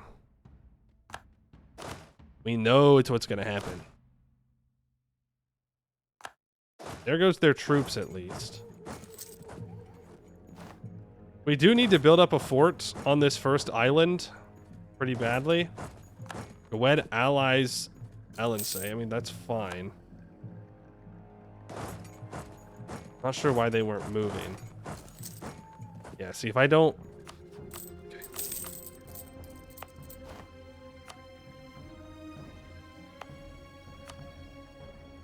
Take another loan. Build up that fort, please. There war on Bjarnrik? I'd rather not. Like, the problem is... Oh, fuck, dude. I just want to reload. This is so stupid. We were literally there. The problem is now, if I ever try and walk around, they're just going to cross and siege down our whole country.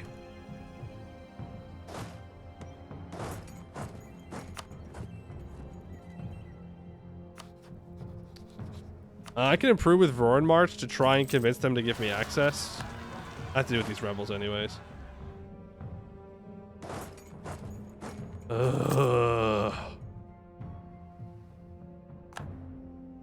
It's so lame. It's so lame. It doesn't even matter if we had boats, because they have 6 heavies, so we can't beat them. Because they have the remnants of the fleet. What's it called? Where the elves were like running around for a while. They have that, so they have 6 heavies at the beginning of the game. Which, again, I don't know how the AI calculates so they can afford them and doesn't immediately delete them.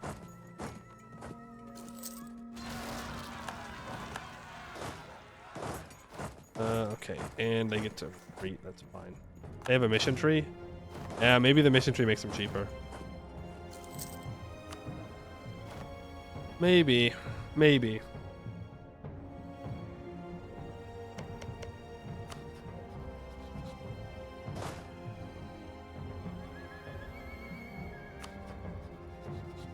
Alright, we can get access now through Vrorin March.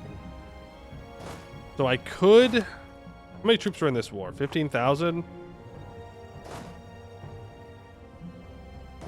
I could stand up here while my vassals go and siege things down. If I set them to siege, then they just sit there. Okay. Well, that's not exactly what I asked you to do. In fact, I think it's the opposite of what I asked you to do. I don't ask for much. I just ask that you go and siege stuff down. I need one more fight against these guys. And I'm bleeding money, too. 490 ducats in debt. I can take Tech 6, and I will. Ask you to die. I'm not asking them to die. My vassals will be perfectly fine to walk around.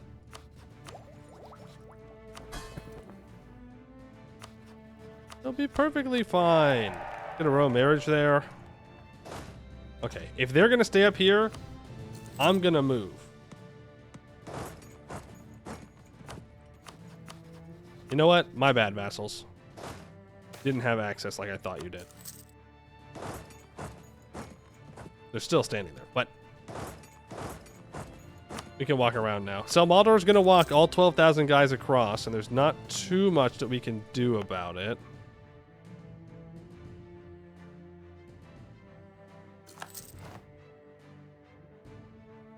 We've got to get over here and start sieging before all these rebels pop. My mercs are also low on manpower, so we are going to have to delete them after this war. Yep, and there they are. Hopefully they all reinforce this and help each other. Please.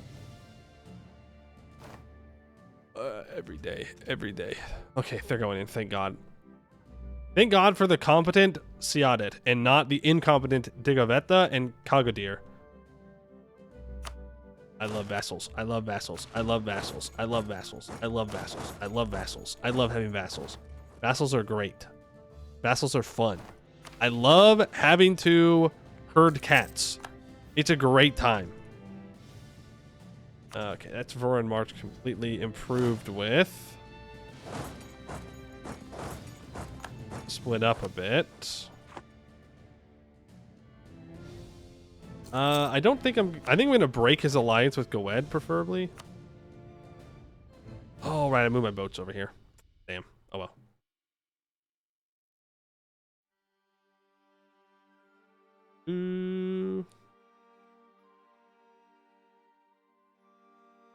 Are these penguin harpies? I think they're as closest to penguin harpies as we're going to get.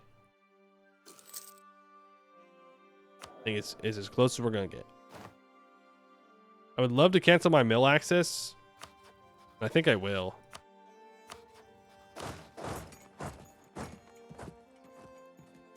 Just hope that my vassals are all competent enough to fight together. They just got to hold the line over there. That's all they have to do. All I'm asking. All I'm asking.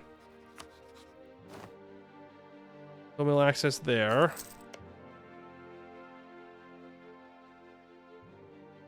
Building and rebuilding Abdul Azan. The Raj took lands from the command right in the middle.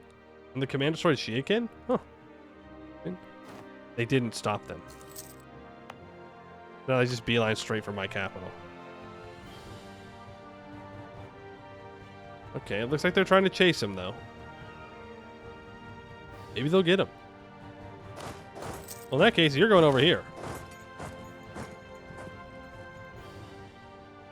If they're not gonna defend their capital, I'm gonna go take it.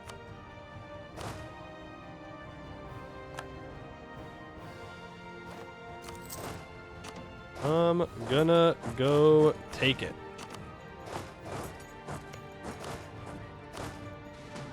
Annoying start, but we're gonna get there. The swarm, the swarm, get in there, swarm, thank you.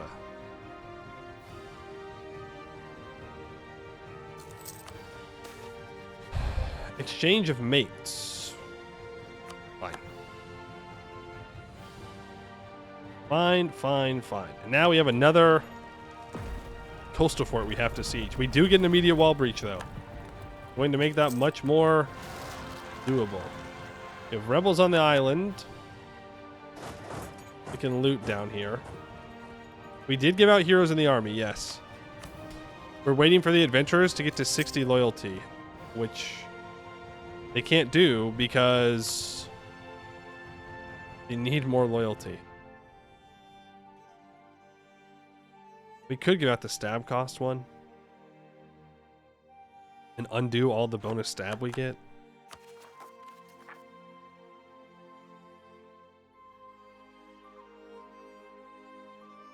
I do not like heroes in the army in this moment. I can sell C's after the war. We'll get it. I will love heroes in the army when we fight Goed, though. I'll love that, because then I'll have 10% more morale of armies. But in this moment, no thanks. Goed does go economic ideas first, and they get their 15% morale of armies, so yeah.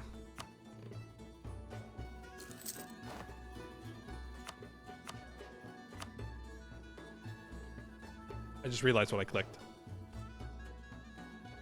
I clicked minus 10 loyalty for the adventurers. Because that's almost always the correct decision regularly, but in this case, wrong decision. That's autopilot right there. That is nothing but pure reactions to what I've clicked before. Fine with that.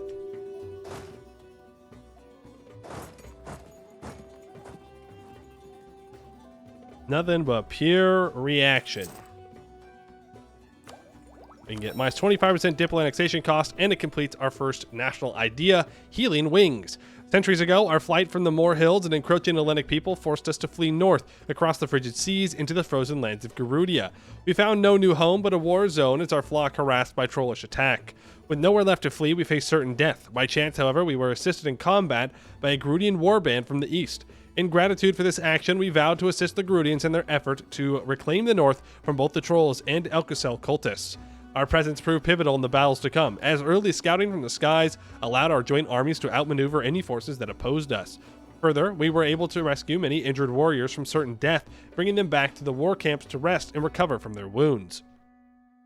So crucial was our flock that even after the reclamation of Olivlund and Dalar was complete, our Gerudian allies continued to lean on us, starting a centuries-old tradition. Even now, it is not an uncommon sight for battles along the Olivish coast to be watched by Jarnklow harpies, looking for those of heroic valor wounded in battle to rescue them from certain death and bring them to recover in Vangheim. +1 Diplo rep. So now, when we're at peace, we can annex this guy.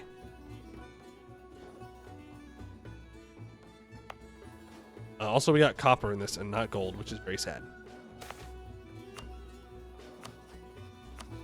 I'll say, why don't you go ahead, give me war reps and money. Break your alliance with Gwed, please. I would vassalize him. But I don't think that's a good idea.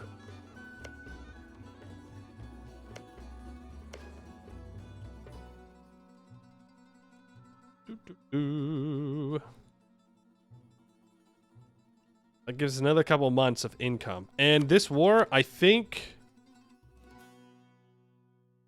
if we can get away with it, which we can't.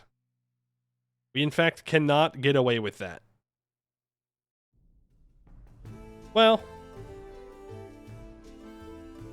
no.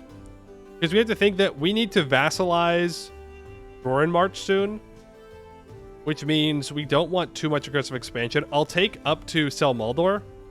It's a good defensive fort against Gwed. We still need to improve with Donetsk and Bavik, though. I should have already been doing that. Donetsk is... AE is just a number. Yeah, AE is just a number. Just a number, bro. It's just a number. And then we'll have a good defensive fort here. Oh. Then if we can subjugate Vroren March, we can get a decent fortifications over here. That means I probably don't need this fort, but I'll keep it just in case.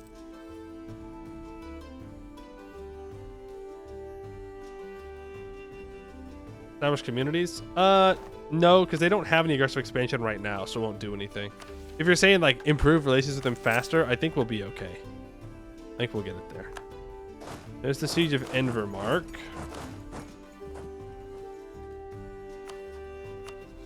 There's the Siege of Sel Maldor. Go ahead and transfer your trade power to me. And give up your claims in Gwed for a little bit of prestige. So instead, I could just end a rivalry for even more prestige. So we'll do that. And we will occupy the war goal. Sel Maldor has a truce. Envermark has a truce. Which means there would be 4 people. So we'll just speed 5. Quality Ivory for 20 prestige. And we can choose an heir. A 535, a 353, or a 026. 535. And also, I'm going to go ahead and delete these mercs now. Do not need to pay for them. Obertroll is almost loyal, which is nice. If I can just build a couple more troops, we might be there. Might be able to convince them. degrees of human tolerance. That's cool. We'll also take max money and war reps from these guys. Are we good? We are technically good. Let's get Bayvik a little bit higher up just to make sure that no weird opinion thing happens. Oh, that's... Yeah, it's still 4, so... No, Enver markets a truce, so that's only 3, so we're fine. Okay. We'll do that.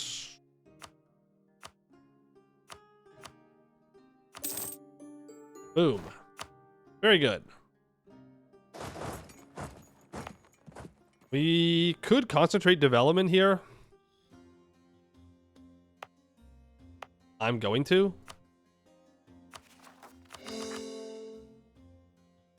Concentrate development. I need to get rid of rebels to sell seas. Frog's Briggy separatists. We get there on the 15th. I get there on the 18th. I do have the maneuver, so I won't get a crossing penalty. Oh, right. Boats. Obliterate them. We get new merc companies. And... Oh. They're requesting knowledge sharing.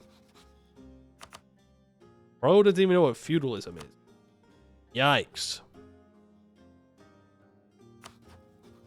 Yikes. Let's start improving relations with Laurent.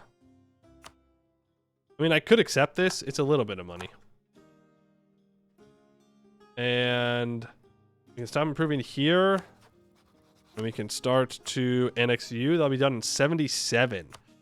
It'll be a little earlier once we lose our negative diplo rep from being overextended. And now we can sell. Hire another general. And we can complete Battle Maidens of Gerudia. Ooh.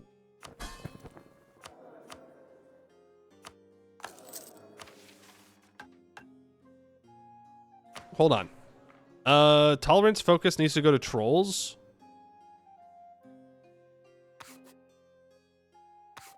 I'll click the wrong button there. Yeah. And now I need Obertroll to be a little bit more loyal. Which they should. What? I hired a Diplo rep guy. What are you talking about? You crazy? Dev them. We could. We haven't developed them, have we?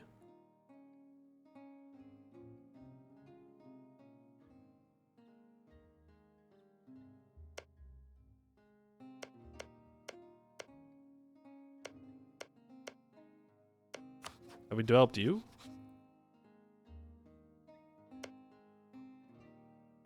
We have all our vassals again? Okay, so let's go 1 dev there. 1 dev there.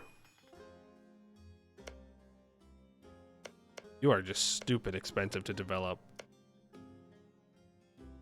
I don't think I want to develop.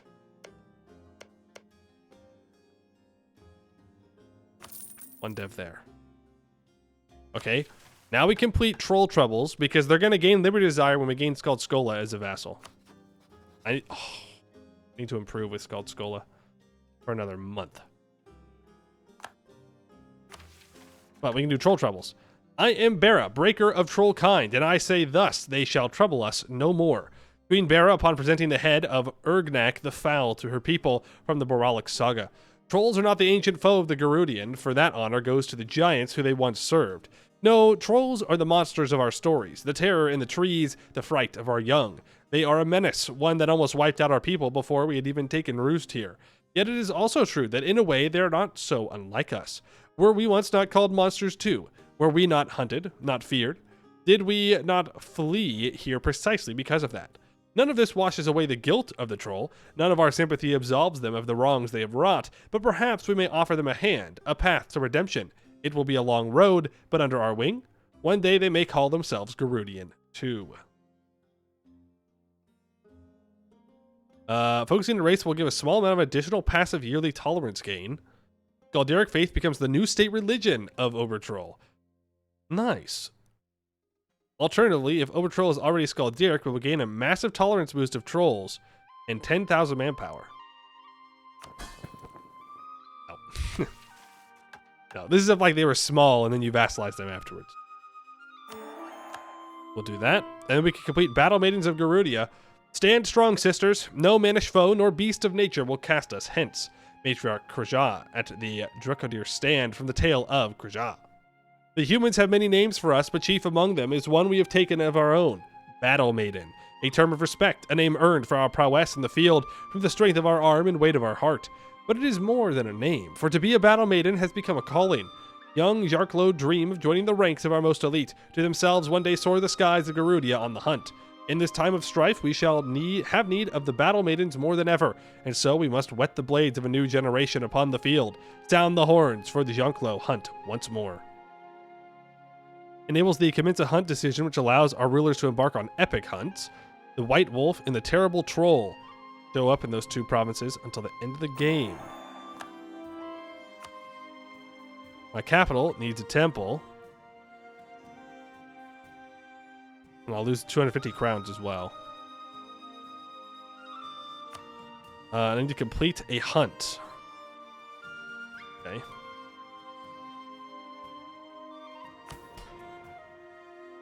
We're going to seize. Ooh, damn. They got rolled. No helping them. Now, I don't... Yeah, Gwent does not have a border on me, so I'm going to mothball this fort for now. And what does it take to go on a hunt? I need 5 infantry. There's the Horrible Hag, the Wolfer Werebear, the Nuisance Knackers, the Rampaging Rock. Search for the One-Armed Skald. The White Wolf, the Terrible Troll, the Ficklesome Fae, the Disturbance Balance, Inter-Equilibrium, Equilibrium's End, the Mountain's Depths, and Precursor Ruin. Okay. Lots of different hunts. Ooh.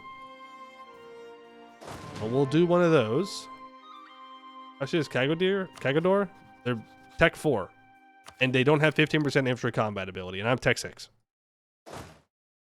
So pretty bad. All things considered, pretty bad. Or feudalism. Yeah, they don't have feudalism either. Need to improve with you. And then we can commence a hunt.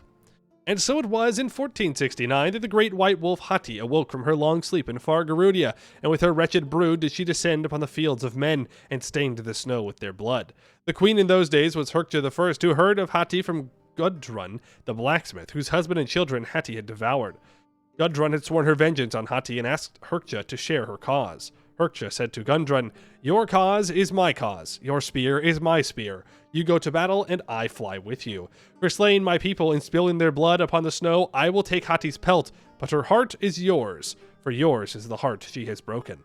The Herkja rally the maidens of Vangheim for the great hunt. For the White Wolf. Until the end of the game, we get -1 monarch points. Okay. Now we speed 5. And I probably stopped paying for the troops. Because we're kind of safe. For Golmork becomes a colony. Very good. Let's keep on colonizing. What is... no gold. No gold chance here. Out of luck on gold. Boo. Was that general called Jan? I don't know. Yeah. Jan Fran Titans Walk. Weird name. A matter of theological literature. Recently, a puzzling report has been brought to the court. The people of Serpentback seem to have embraced a curious fusion of their gods and Skaldiric tales.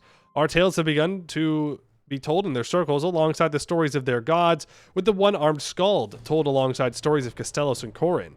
It is clear that with time they will begin to understand that their gods are stories of the past, not chroniclers of divine beings. Should we capitalize on this trend, or would it be best to allow such things to proceed naturally? Yeah, definitely just auto-convert it. Thank you. Shaded Shrine. Then did the host of Vangheim walk through deep and twisted woods, for their wings gave them no sight beneath leaf and fur. Thus grounded did they find a shrine where the songs sang stones sang songs to gods and heroes of old, and Herksha saw that the woods had nearly taken this place, and said, "These sleeping gods hold a fair aspect, and a gentle seem their dreams. Yet gone are their people, and lost will be their songs. Let us make clear the routes and learn these songs before the forest takes them, or move on hastily and leave sleeping gods be, for their songs belong to the woods."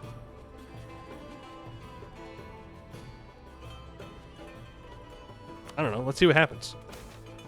The recital. Oh. Oh, it just lets you change. Oh. I know what I want. Let's hear another tale. Okay. It lets you just change them.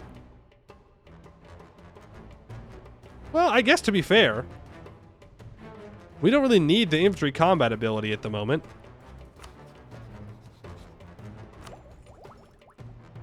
So let's swap over into the dev cost, because we do need to develop the Renaissance. I mean, it is slowly spreading. Very slowly. Too slowly. I border someone who has it. Yeah, at the moment they hate me, though.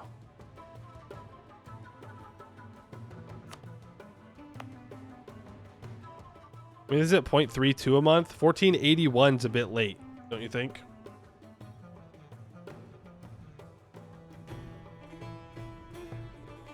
There's no, like, improve relations.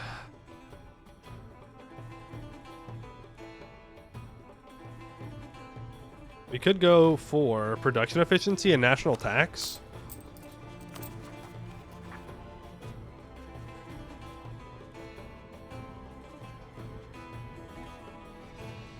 Make some money.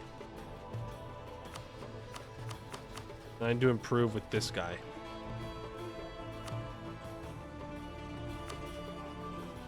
Okay, and there is the Laurentish Alliance. It will cost me a Diplo a month, but I'm willing to pay that Diplo a month for it.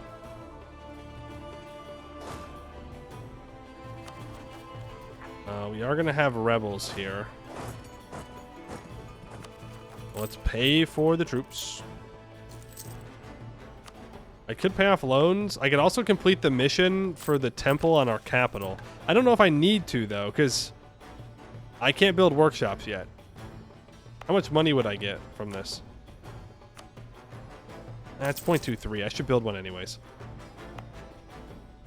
What about down here? 0.16? Build that too. Loans schmoans. Our loan size is increased anyways.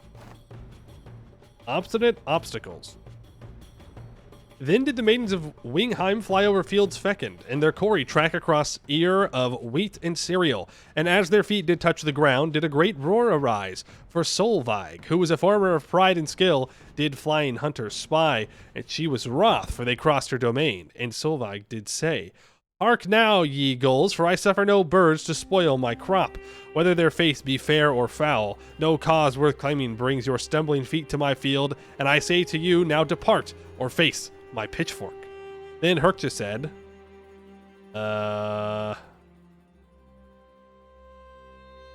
Ooh, we have a special option, because we're either well-connected, kind-hearted, or a Diplo skill of at least 5.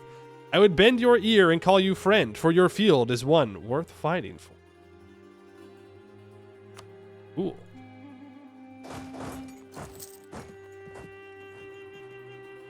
We're trying to kill a big-ass wolf that wants to eat you, okay? We're not the bad harpies here. We are just being helpful.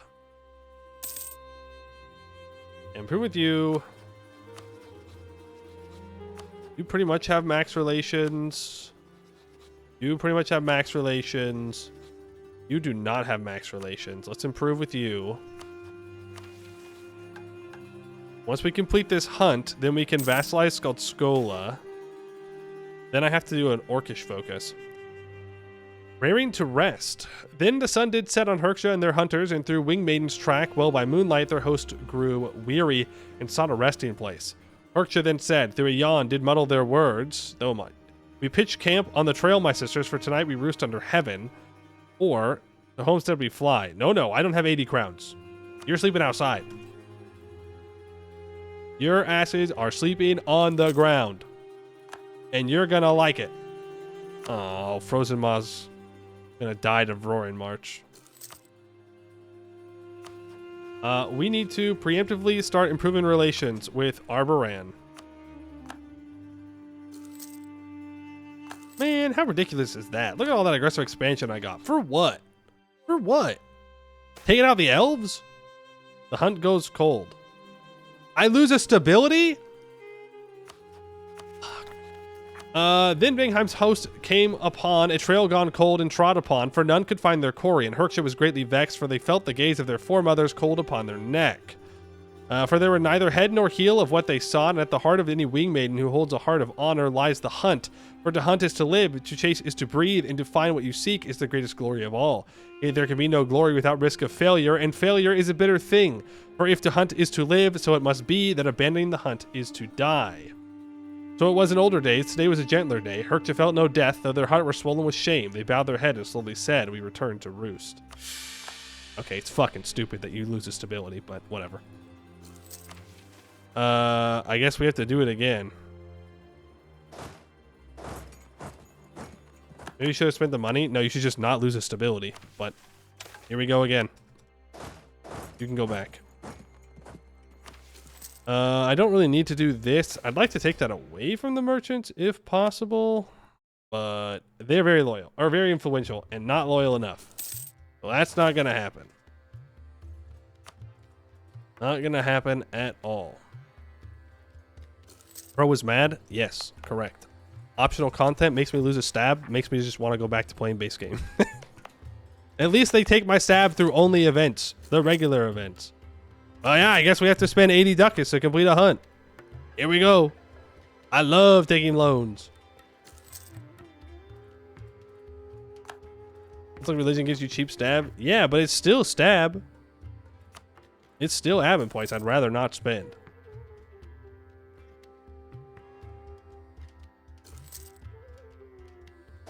If your king survives a slayer quest 2 more times, you just lose stab every time he does. Yeah. Fake footprints. Now did the hosts of Herksha come upon the trail of their quarry, and it was fresh and clear. Long did they track, and strange grew their path, for their trail led hither and thither, doubling back and finding itself again. Soon did they spy one who would make sport of their hunt. Not Fey nor Troll, but a man named Ask, who was a hunter. Swiftly did the winged maidens strike at Ask, and with their mighty arms did they bring him to the ground. Thus on his belly did Herksha meet him and say, "Whoa, whoa, whoa, what did bro do? I would ask you why you have put down this trail, O hunter, for much time has your toil stolen from me, and I am wroth." And Ask would say, "Greetings, O queen, I would find my knee, but your maidens were quicker, and it is now theirs. The trail is not for thee, but for Hans, who is my neighbor, and whom I hold in contempt, for he has made me a cuckold." Oh, well, you know what? Have a good time, I guess. Well, no, I have to take the increase. I'm not losing another stability. Mine time have you stolen? Tell me of this place, and I will name your debt paid. All right, rip legitimacy. What if I gave you stab through events? No, because then you just take it away. You know? It's like you give me the stability just to take it away from me. I know how it goes. It's a false hope. A false hope.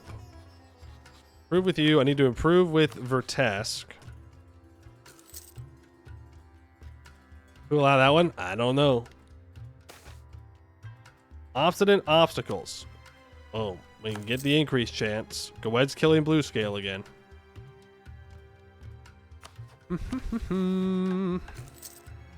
Please just let me finish the hunt. We do have to focus orcs now.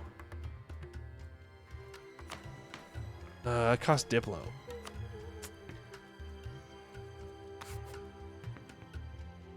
Orcs, orcs, orcs, orcs, orcs. We'll focus orcs. Another loan. Real plane and Gerudia moment. No money. No money. Didn't get a gold mine, so no money. And so did Herksha's wingmaidens meet a man on the hunt who was himself a hunter and who was skilled with bow and spear and song. And so did they find the other pleasing to the eye and warming to the soul.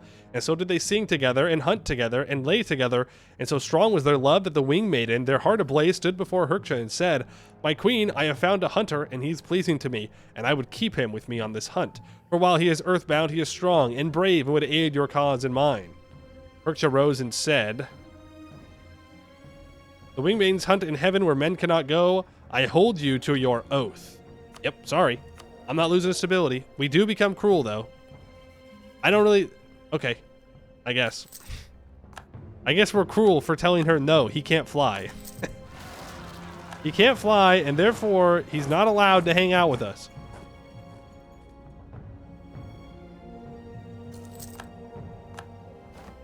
He is cringe. No wings, no hunting. That's how it goes.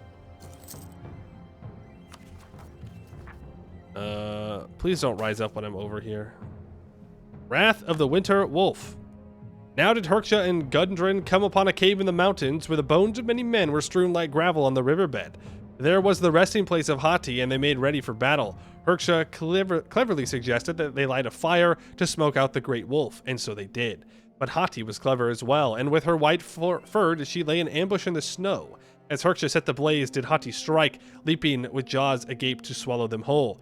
This would have been the end of Herksha if not for Gundren, who stepped between Hati and her prey. She raised her spear and skewered Hati through the mouth, even as the jaws of the great wolf snapped shut around her. Thus died Gundren, though she slay Hati as well. That's a big fucking wolf. Herksha had the heart of Hati placed with Gundren on her funeral pyre to honor her, saving of their life and avenging her slain kin. Hence, she'll be known as Gundren Wolfsbane. To the death of our ruler, we get +1 monthly mill. Upgrades the heroes in the army estate privilege. The white wolf is removed. Interesting. What does that do?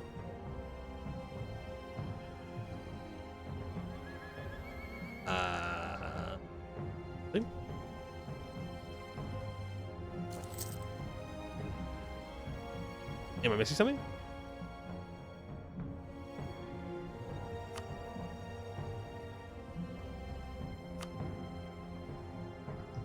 Is it different now? Heroes in the army? Wasn't there an... Oh, it no longer has the professionalism decrease. Nice. Okay. Well, we can complete the mission now.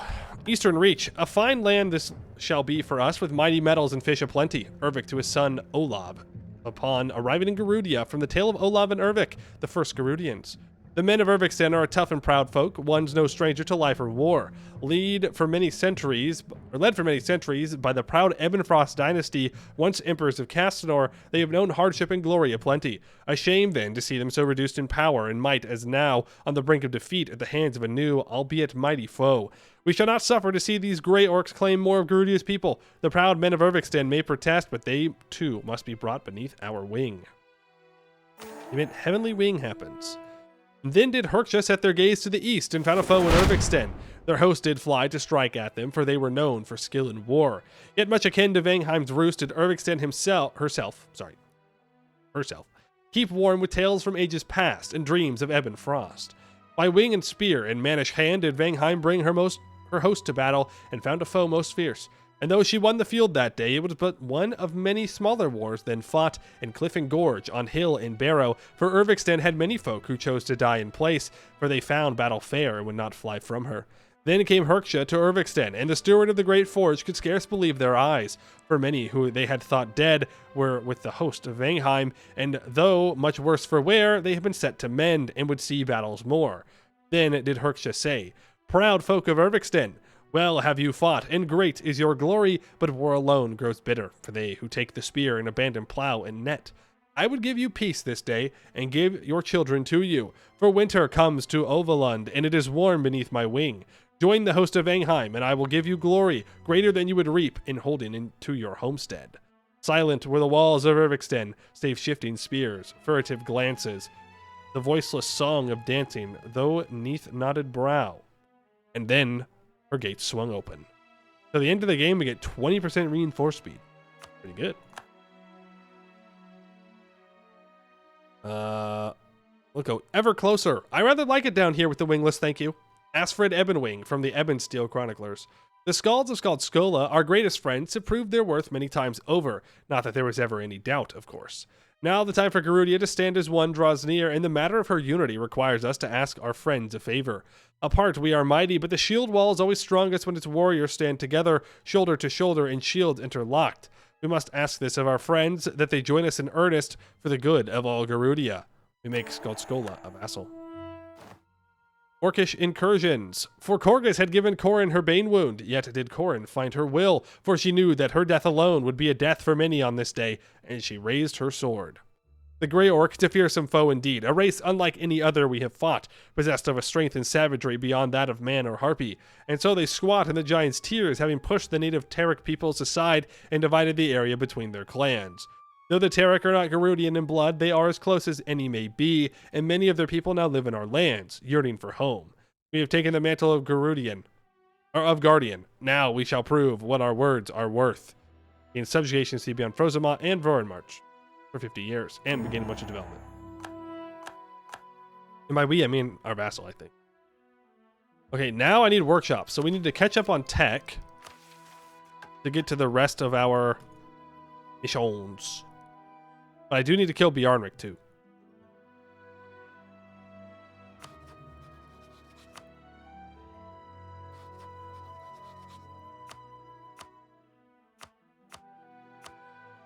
How do I lower my opinion with Voronmarch?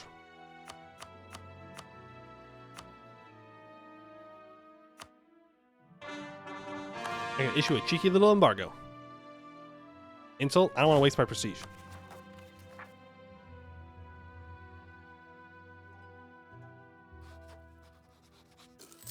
We are now a great power.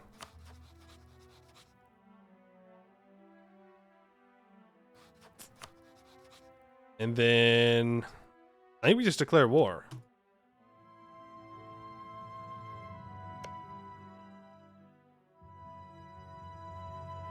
Right?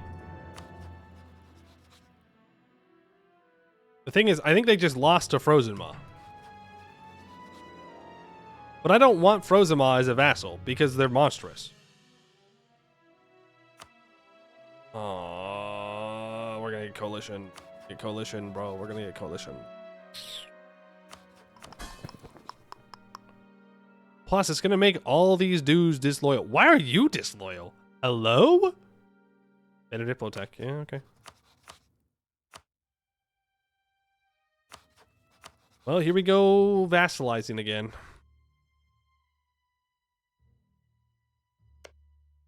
Well, actually, we could wait.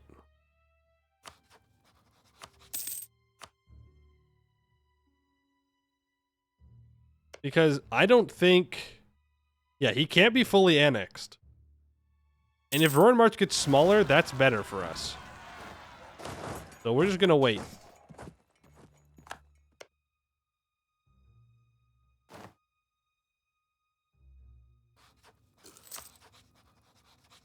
So we're kind of waiting for, like, the losers. We'll just go for it. I gotta get that embargo back on. I don't want to lower my opinion with them because I'm about to vassalize them. Part of the reason why I would like to not insult them. Hey, we're making money somehow.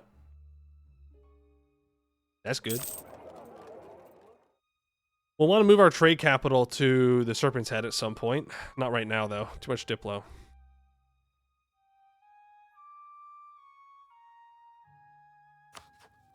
I think Voronmarch still ends up winning this. It's hard to know.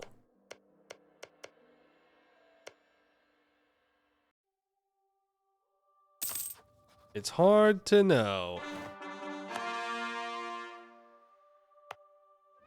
Maybe we can at least half state that. It's wrong religion, non-accepted culture. We will want to accept the culture most likely. Blue Reachman's pretty good. A lot of decent states we can make in here. Rosemont just lost. I know they lost a battle because they're behind on tech, but they're still orcs at the end of the day. Old Duke and orcs.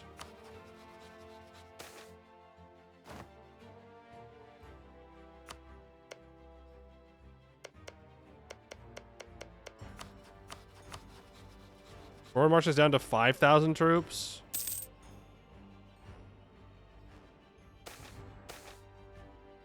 Decrease of gnomish tolerance. L gnomes. Oh. They got a wall breach.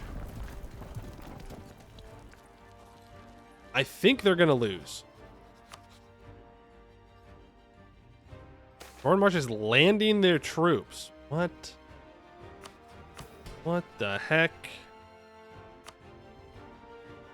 What do you mean you're landing your troops? Are you stupid? Where were they?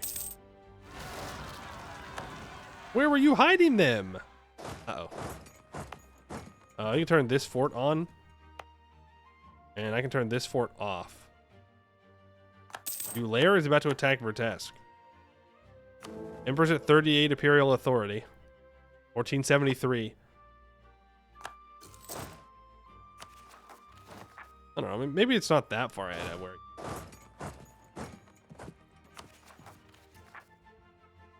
I should probably just full state it.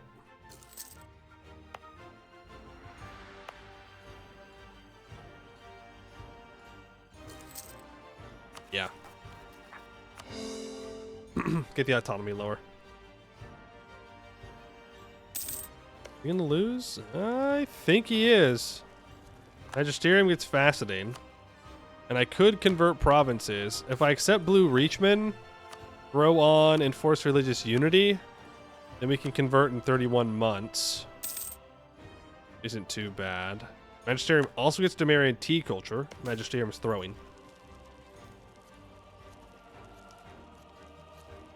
Yeah.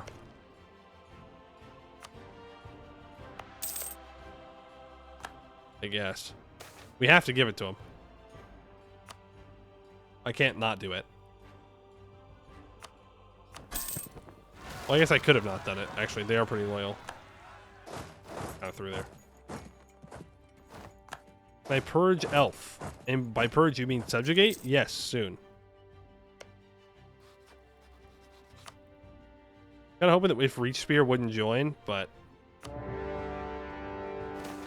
Get in there. Hostile rhetoric. No, I definitely cannot afford more aggressive expansion.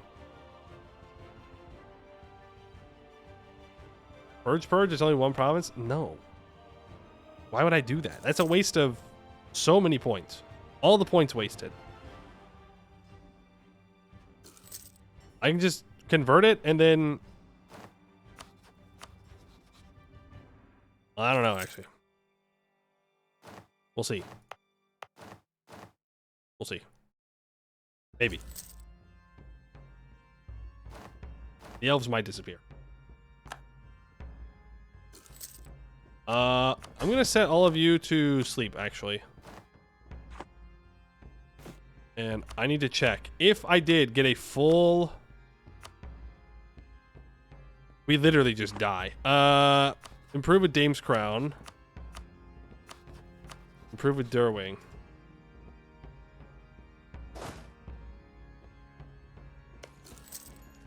Renaissance has appeared in Sal Maldor. Do you think that's going to be enough? No. I do not think it will be enough.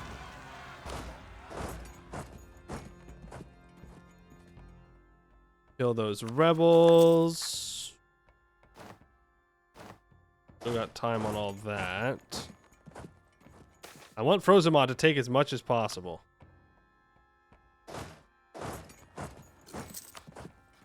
Okay, Roar March. Yeah, I guess you can come over here and try and siege me down.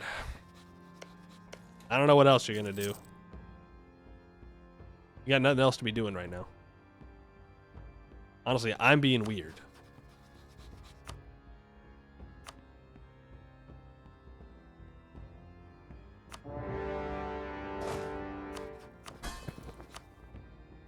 We gotta kill these guys before they ally go ahead.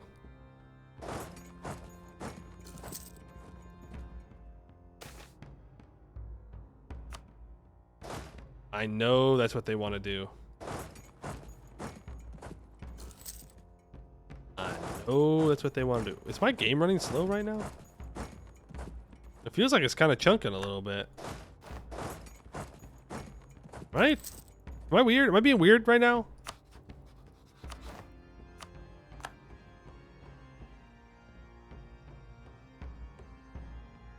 Always? Okay, well, am I being weird about that specifically? Let me be more specific about my inquiry there, alright? Grothan. I think we're going to get coalition for this. I don't know if there's going to be a way I can avoid it. Well, Rosa March is going to help me by taking a bunch of land. Is there a big war? No. My game's just lagging. I don't know. Maybe I'm just being weird. Maybe it's being fine. It feels like the game's like stuck on something. The Wed's going to secure all these little nations now. They peaced? Nice. Now, it's only 29 aggressive expansion. That is exactly what we were looking for. Who's disloyal?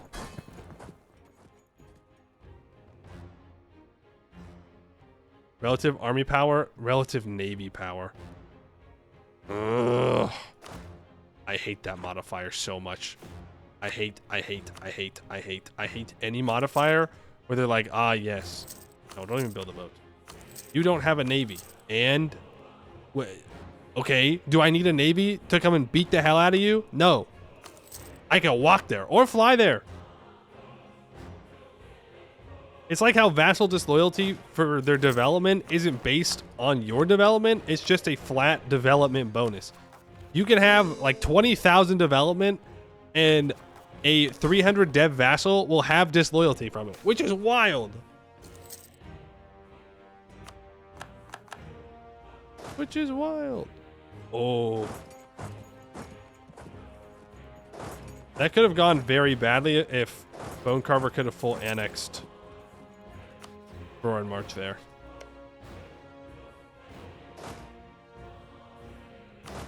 I would have been very sad.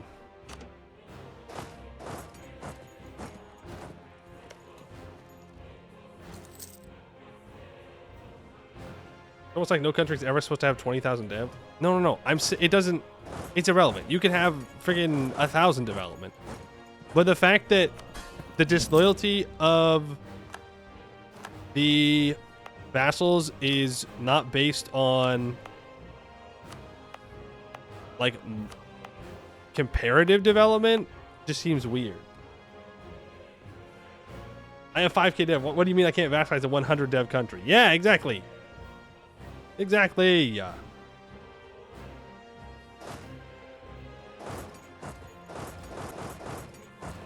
You're gonna go there. They view the combined strength of all vassals as loyal or not? No. Not for their development.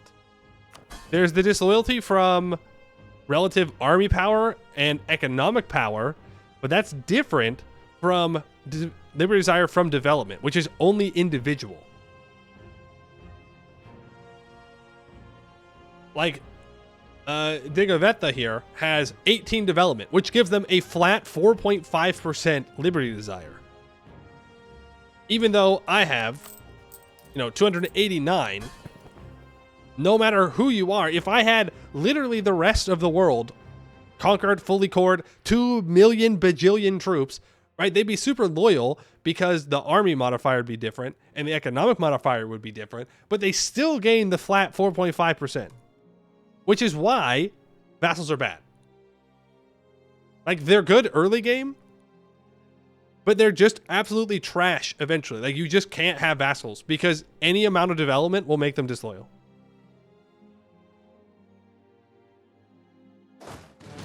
And so that's why you just annex vassals. Vassals are cringe. Vassals are cringe and bad. Why do I have a core? Why am I claiming? Why am I coring something? Oh, I'm coring my core that I gave to them.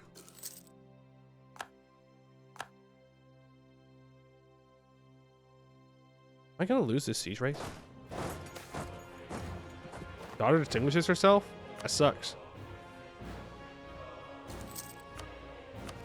Can I ask you to attack? I'm gonna restart the game. I don't know what it is. But it's definitely running slow. Like, we should be zipping along right now. We are not zipping. Not one single bit.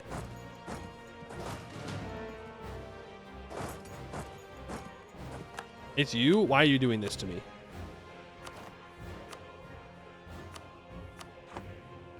Bjarnrik, you can be annexed.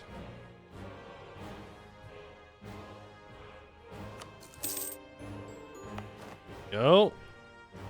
We can core all that up. Give her another province. I'm gonna run slower? No. I don't think that's what it is. Maybe it is what it is.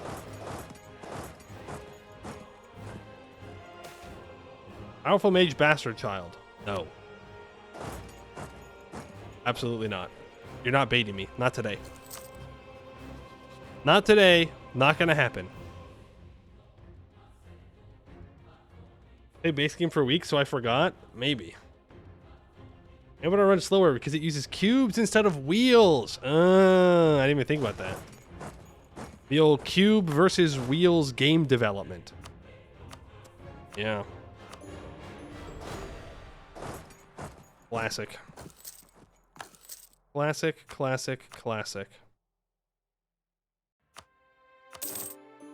Right, we'll get you as a vassal. That puts us over our limit again, but I'm not giving up that Laurentish alliance. I do gain some boats as well. Kind of cool. Bring you over here. Gonna go deal with the Bjarnrik rebels, and let's put everybody over to sieging. Let's immediately declare a reconquest war because you have only 9,000 troops. We're gonna do a reconquest for Balvrorin. Oh, you don't have a core on Balvrorin. Okay. Well then, for Isolde. Get in there, Vassal Swarm. Because we need to take this land from Rosamos so I can grab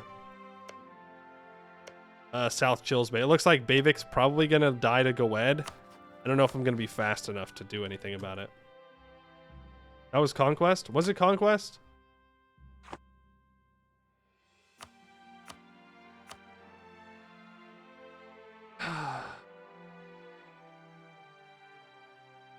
Surely our boats should be aircraft carriers. Correct. All Harpy boats are aircraft characters. Characters? Aircraft characters? What the fuck? Aircraft carriers. Different word. It's just a different word. You can all attach. I don't need the Diplo rep guy. Get you out of there. Where we start game? No, I think it is just being weird. I'm just being weird. It's what it is.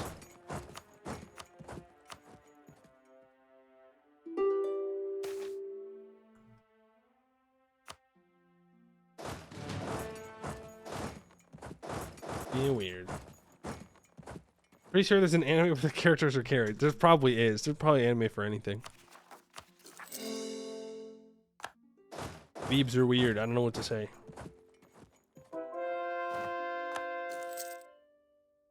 Alright, Bjarnrik is given up.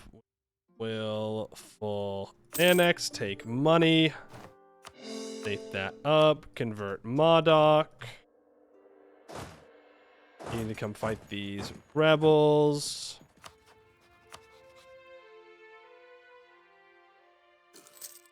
Wed will occupy their capital. Then they're going to want out.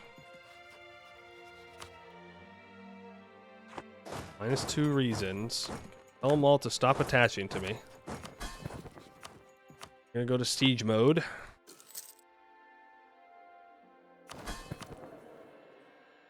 Now we're very poor. Well, we've been very poor, to be fair. Vassalize, money, peace deal. Then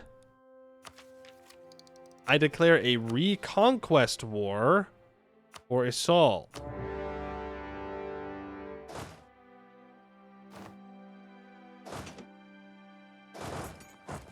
We're gonna unsiege that.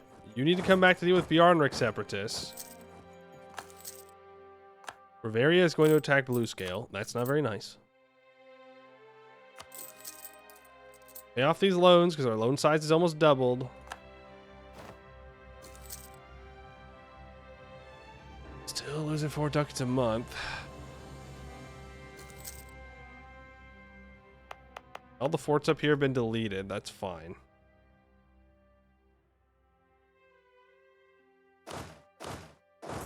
Up there. Hydrate or dihydrate.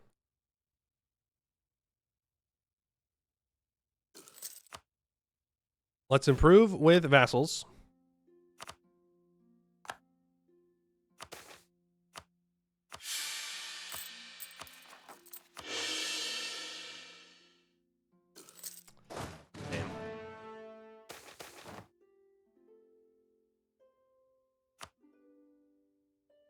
I'll take the Diplo.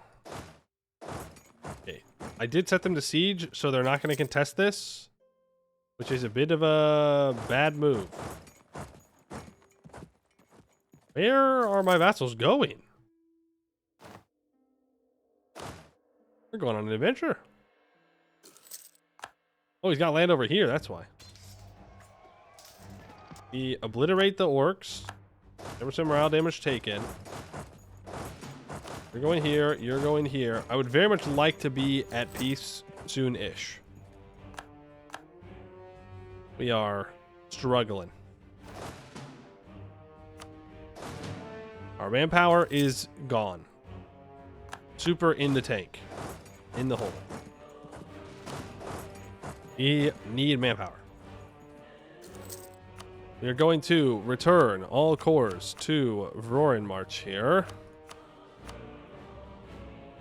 Then Assault will also be given over. Chill Point, I need to take the rebels out, and then I can return that as well. And then, is there any mission that talks about specifically me needing stuff in Eskin?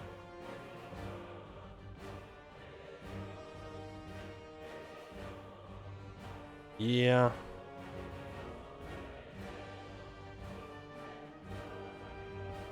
Really, I should just try and obliterate these guys. If we can. We definitely want to take Balvrorn. Get away with that. You are going to go deal with those rebels. That'll work. We can get a government reform. We clearly go for representatives of the crown for +1 Diplo relations and more vassal force number contribution. But, you know, local tax. Always good, but it makes sense. Buff that. These rebels are going to move onto this sea.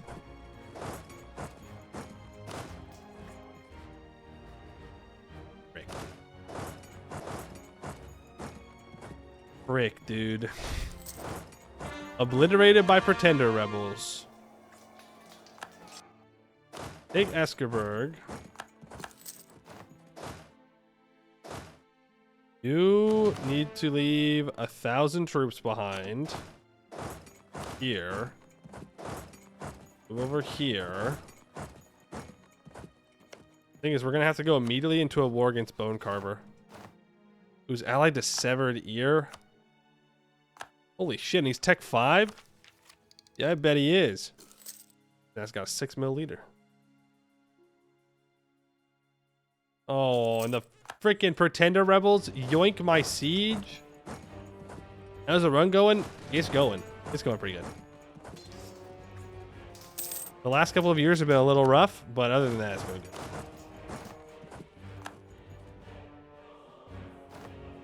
We just need some peace. We need peace in our time. Peace in our time, please.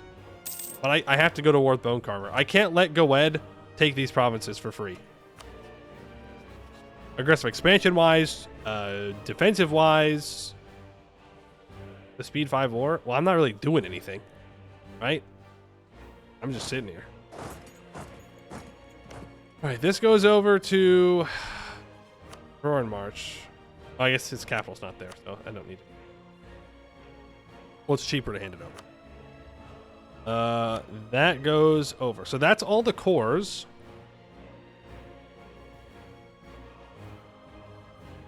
I can't demand Valve Roaring. It's too much war score. I can grab these two, though.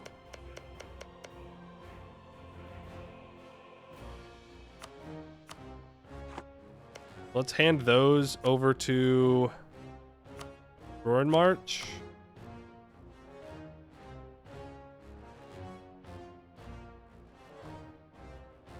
And we'll take 81 ducats. Bring this back. And that'll work.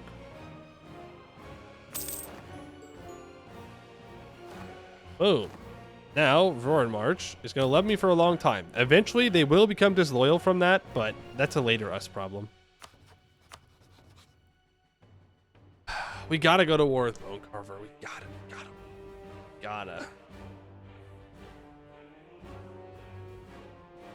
They have vassals.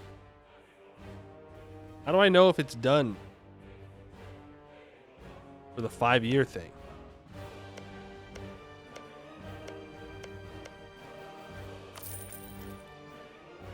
$169? Oh, okay. Any more annexation you want to do? No, we have negative Diplo rep.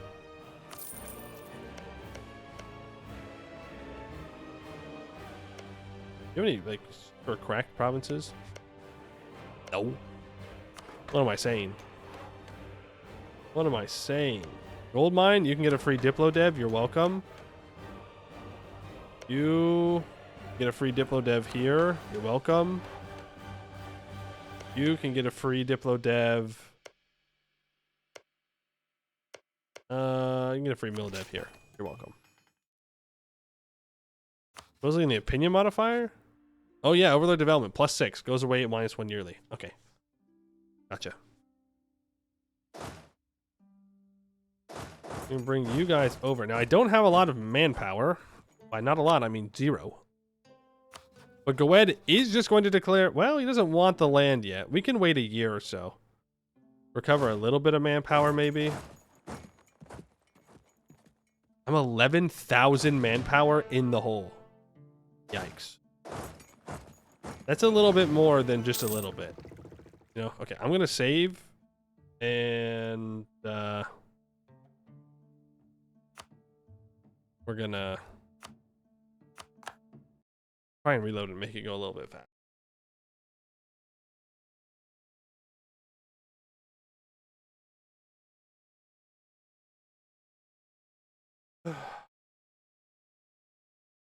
Or maybe it just is that slow.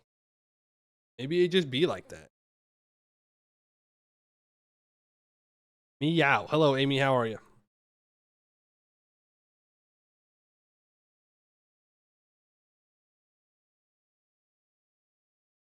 Then once we secure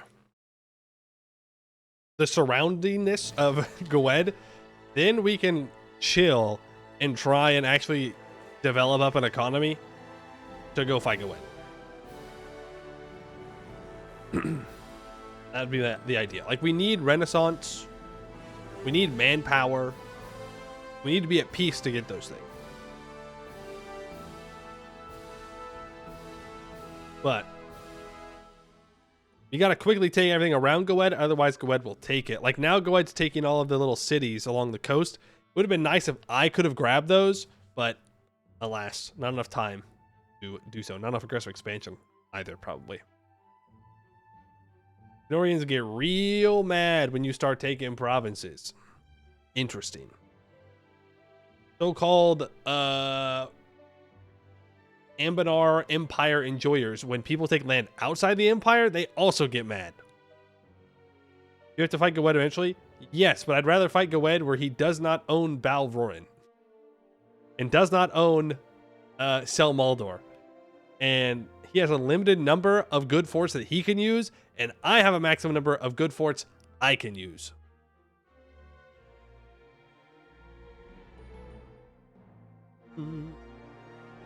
Navy time to get those trade duckety doos. Well, we do need a navy of some kind. A trade navy is probably worth the money. Because we're not going to beat Goed's navy. Because he also has heavies. Everybody out here with heavies.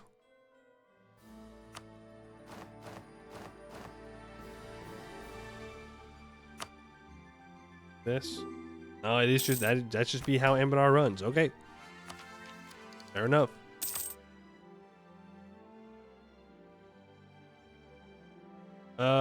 Gonna go to Common Gerudia is much harder without the Bay of Chills. Yes, correct. Which I could now move my trade capital. I think I want to. Let's move our trade capital to Konurgur Haven.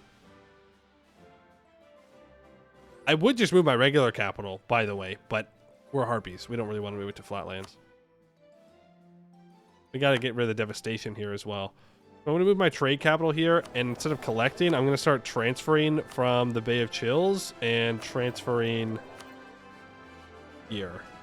That's going to make our trade income go from 3.72 to 4.15. I mean, I have 0% control of trade in the Bay of Chills. Roaring March is going to be very loyal for a while, so let's disable or divert their trade. Use an age ability. Now I get 19, so now I make 4.27 ducats in the Bay of Chills. How loyal is Orb Troll? Not loyal enough, unfortunately. It's called Skola, though. I can divert their trade. And that will get us to 4.4? 4.9!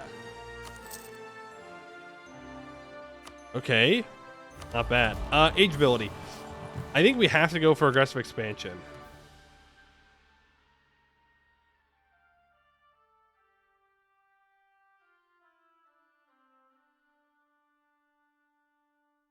Ooh.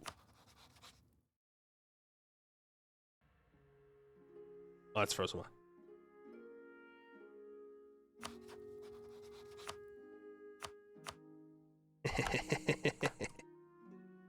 Cheeky little threatened war right there. We get Vormarch's core back of the Drowned Giant Isles. So we could build a fort on this province and build up some kind of navy, and we can island trap Goed, or we can just stack wipe Goed on it. Why you transfer from Allen's Bay to Goed? What? I am. You're right. Oh, the Serpent's Head flows into the Bay of Chills. Frick! I thought it went out. Damn. Okay, well, let's collect here instead. Now we make 8.11 ducats in trade. Well, shoot. I thought it went out and around. Thank you for pointing that out. Let's take the aggressive expansion. Could seize land. I'd like the adventurers to get more loyal, though. They want me to build a navy. Okay.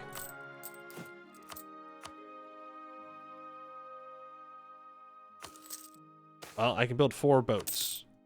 How about that? Best I can do is 4 boats. That's all converted, and I can't convert this. Unaccepted culture. Let's turn off that edict. I could turn on the spread edict. I still think we're going to have to develop the institution no matter what we do. I'd like to accept West Dalar. We're going to have to find another accepted culture slot somewhere else.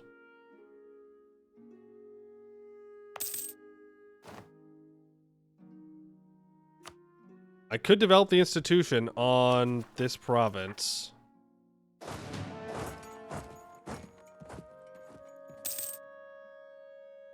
$14.79. Third reform. They've guaranteed temple rights now.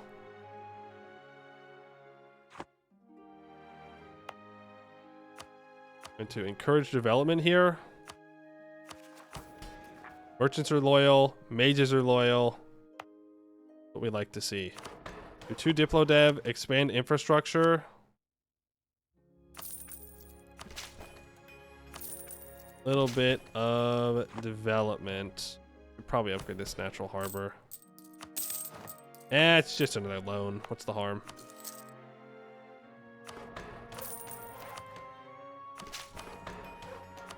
Do 25. 30. Expand development. 3, 34, 35, 36, 37. I'm going to assume that the last click was enough. Okay? Did I not get the pop-up? L. No pop-up for me. Because then I just keep clicking. I just keep clicking. I like clicking buttons. And now we make 8.69 ducats a month. Look at that. Money. So now I need to build a fort in here to deal with the devastation. I don't want one in this province. And this province along the coastline. When I don't have to fight rebels, I don't really want to turn this heir into a general.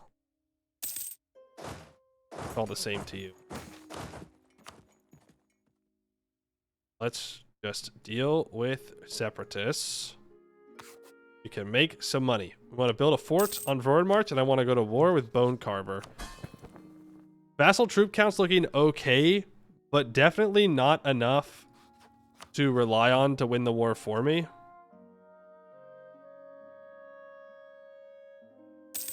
No, didn't do that. Grab some boats, put them all here, and let's go protect trade in that node, I think. We could put it in our home node as well. Home node is 5. Let's see, we can check. This goes from 9.13, we go to 9.3. If I protect trade here, that goes... Okay, it's about the same. So I will protect trade here, because I give Goed 0.1 less monies.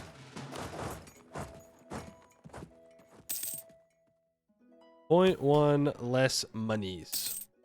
We can start paying off loans. Fight some rebels, as we like to do. We can chill. I could stab up. We should be at stab 1. Now, if I had 250 monies, we can complete this mission. And I need to build 4 more temples. And I need to do another hunt as well. That will be done soon. I need workshops. I need tech. For tech, I need money. For money, I need money. Which means I need to go to war with Bone Carver. I need to improve with Laurent. Make sure they stay on my side. Make sure they do not abandon me. Fine. Okay, we're only 4,800 manpower in the hole now. Adventurers are about to flip over to being loyal, then we can seize land. But it's still tech 6, so that's fine. Keep checking in case there's a chance we can jump on them. Can I trade favors for cash with the rent? Maybe, if they don't have any loans. The rent does not have 39 ducats. Yeah. It do be like that. I don't need to improve with these vassals. You... Okay, I can improve with those guys. Improve with both of you.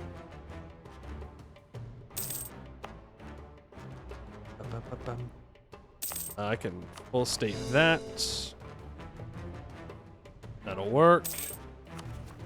We just let some time pass. I'm gonna send you over here. That way you can fight some rebels. Put those rebels down as well, hopefully. Lost a claim on Balvrorin. Fine. There's another 3,000 manpower gone. We were almost manpower positive for just a moment there. Boom, now we're up to 30% crown land. I could sell titles. But people stay very loyal if I have over 30%, which is kind of nice. But I do have 600 ducats of debt. And I do want to embrace the institution. So I am going to sell. We're going to embrace the institution. And we'll take Miltech and Admin Tech. Then I'm going to build two workshops. There's a colony completed. And we can start to colonize out in this direction. Good stuff. Okay, max relations there. For that, we could grab this Diplo relations. I would love to get the global settler increase, but I think it's more important that I get rid of unbalanced tech. Knowledge sharing from Cagadir. Does anybody else want knowledge sharing? I'll give it to you. Rid of the edict. I fear that Gowed's going to go over here. Gowed has 62,000 troops, full economic. They have their infantry combat ability and shock damage received in their morale of armies. Yikes. Yikes, yikes, yikes. All I gotta say about that one.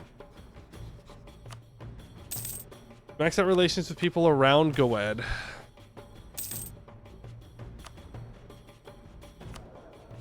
Let's run. Ooh. Level 1 advisors. We're making the money for it. Now I can spend 2 ducats a month to convert the elves. And Ishralor gets the first election. Ain't that the guy that can revoke even faster? Ain't that the dude that's gonna click the buttons and get like 5 imperial authority every couple of years?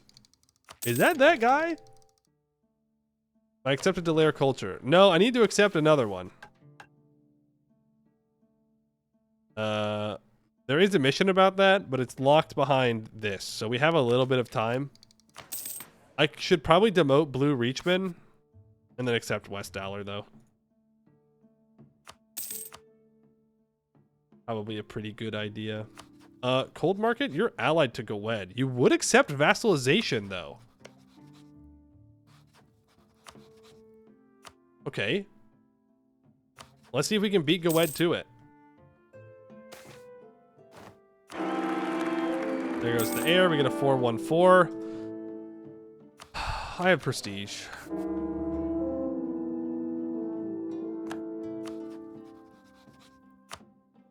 I will pay a Diplo for that, though. I could annex somebody else now, as well.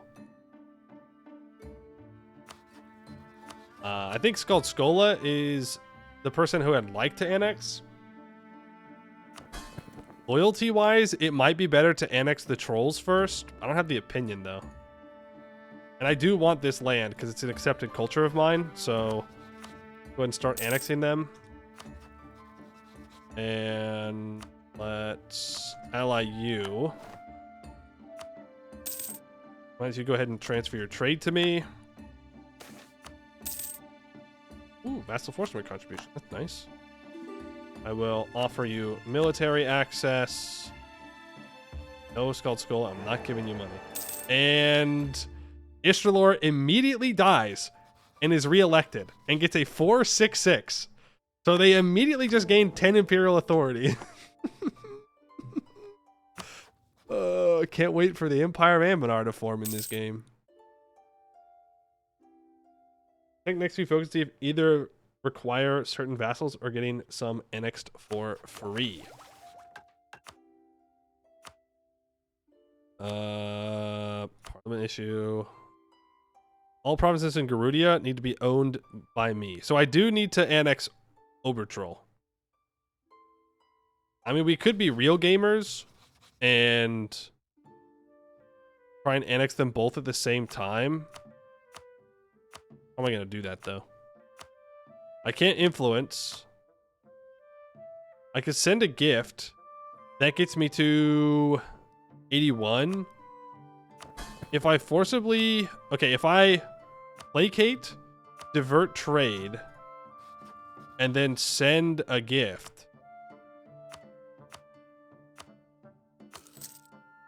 then that gets Obertroll's opinion of me up enough to where I can annex you. That will put us in the negative for Diplo, but I think it's fine. It'll be a little scuffed, but it'll work.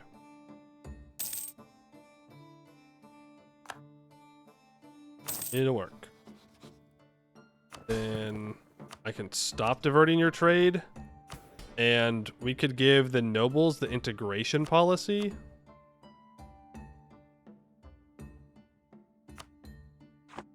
And that will allow us to integrate them a little bit faster. We'll claim a guarantee on you. Is there anything else I can do?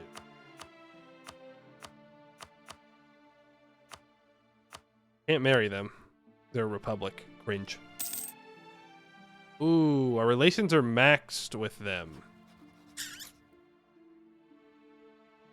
Money could get me 25. Yeah, I need to pay off my loans somehow. 5, 6, 4, generous daughter? Absolutely. Absolutely. It might be time to go fight Bone Carver now. We have a little bit of manpower. It would allow me to punch money out of him.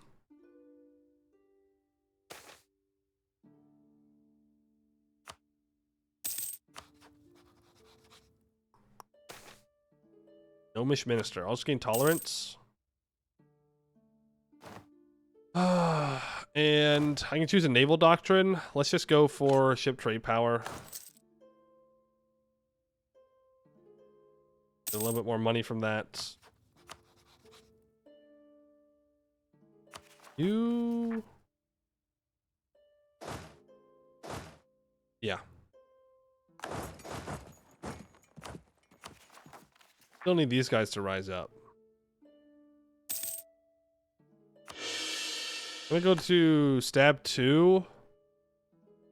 And then I'm gonna have these troops fight some rebels that I'm gonna provoke if they don't rise up this month. Oh, nice. They just go away. Perfect. Now we have an actual stable country. We're making money. And we'll go and we'll expand a bit. I do need to save up to build that fort on the Drowned Giant Isles. We might want to just delete the fort on Sel Maldor. Well, no. Well, no. We don't. Don't want to do that. 132. How do I convince you? That off. Very good. And those rebels are gone, so let's move to the front lines here. And we'll go after Bone Carver finally. Okay.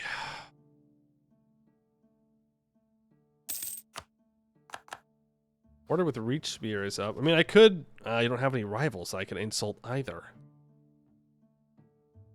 Damn.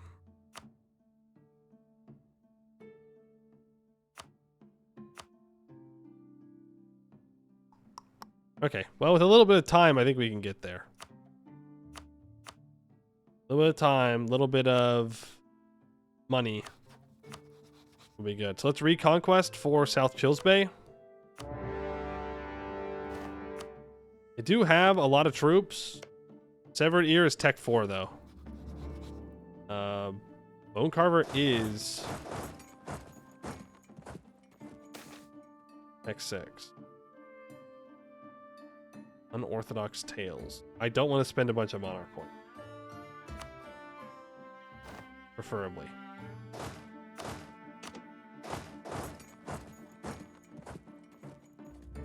So the ideal piece here is returning those 3 cores. Max money, war reps, and what else do we need to take eventually?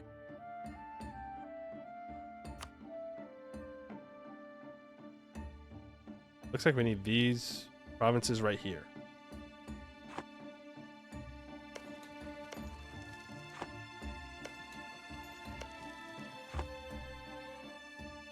Right? Yeah.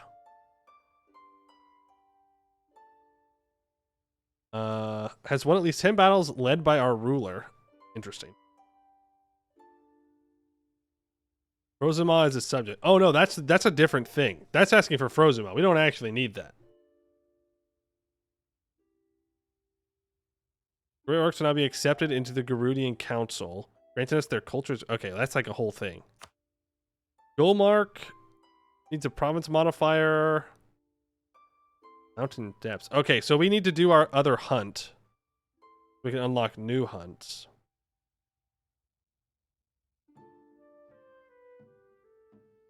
They're gonna force me to colonize.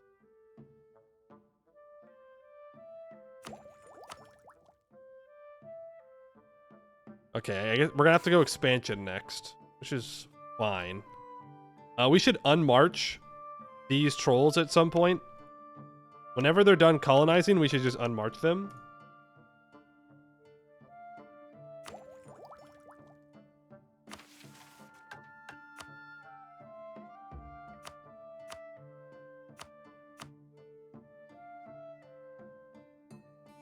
Yeah. And we're gonna have to accept trolls or make them integrated or something. Okay. We'll take all this land over here if we can, I think. Just to prevent Goed from having it. They're all stacked up together.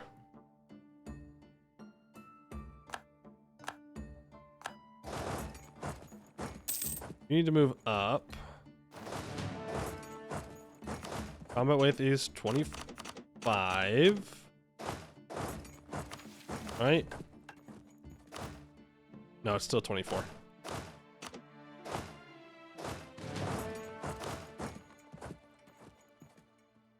Fortunately, there's nowhere great for me to stand here.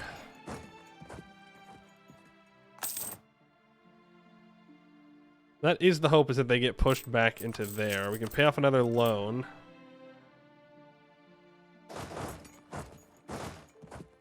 When do you all leave? The 17th? I mean, this is all Severed Ear troops. These are all Tech 4. We are attacking into woods. I think we wait. Oh, I was hoping that Bone Carver was going to keep moving. When do you leave? On the 3rd? We can arrive on the 4th.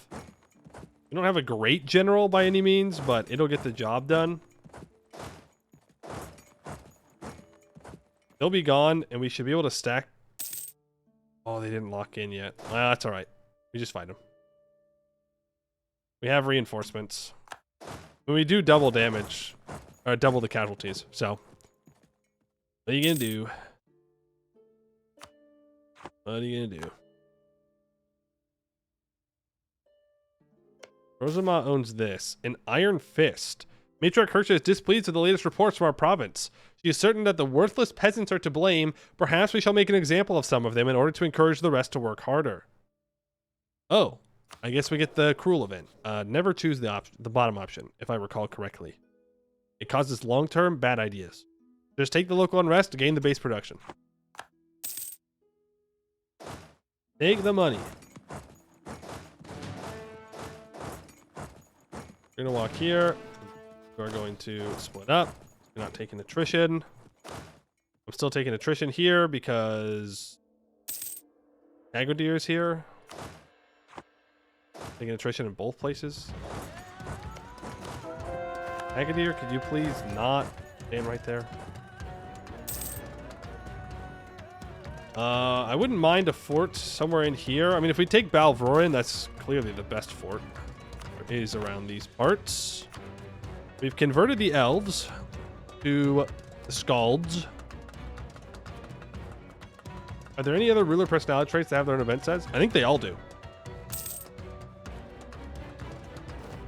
I think all personality traits have event sets, and then your idea groups unlock event sets. I love the espionage one. There's a 5-year pulse event where you can get minus 20% aggressive expansion impact. Love that. I've been diving into events in a little bit, like actually knowing how the game works a little bit more. Not like a whole lot, but a little bit. I'm learning. My mind is growing. That's because I'm doing a run right now where I need it.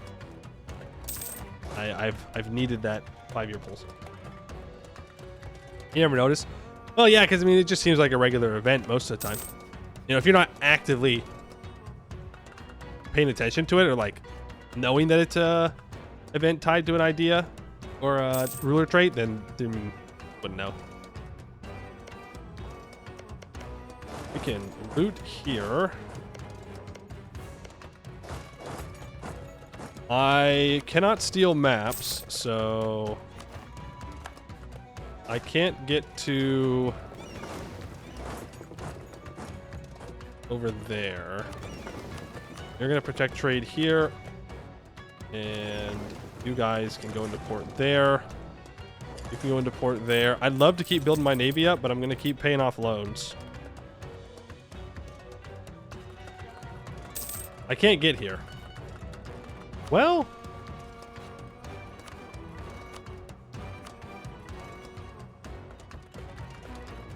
what are the odds that it's the two that I need?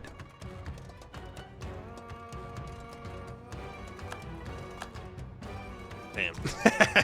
Damn. Punished for my greed. I tried. Wait. Not punished. Never punished. It's exactly what we needed.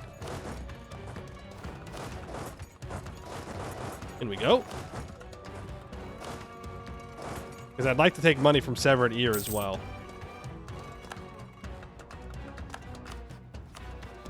They will have, yeah, a lot of money. Who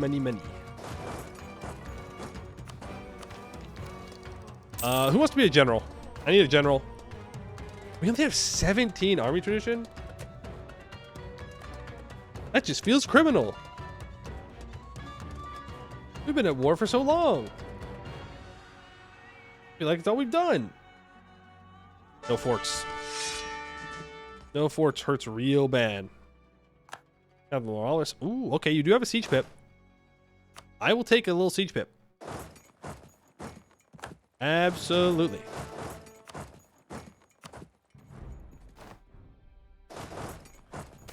Yikes. And my really good heir is dead. Cool. And we also lost this fight. Yeah, we lost that fight. What the fuck? Orcs, man. Orcs be like that, I guess. Well, there goes all my manpower that I just got.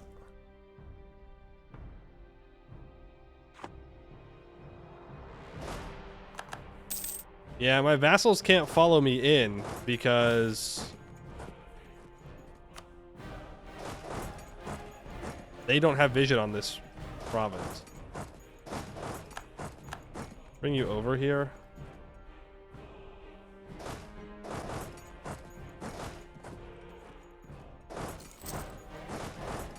Stay there, Obertroll. Yeah, I'm gonna lose those 2k, but we should. Are we seriously not gonna get a stack pipe here? I am throwing. We don't have our infantry combat ability. That's why. Frick, dude.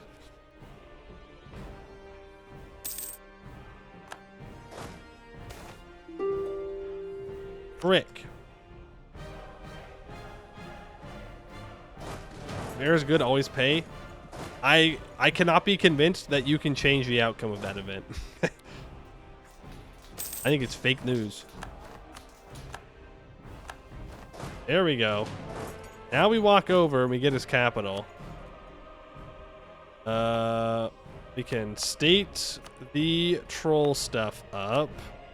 Enforce religious unity. We can start to convert them. You three back here.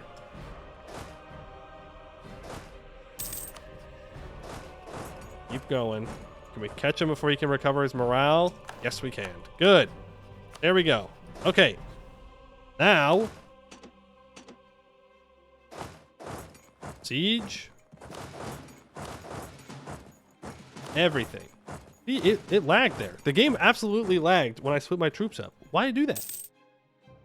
What'd I do? What'd I do?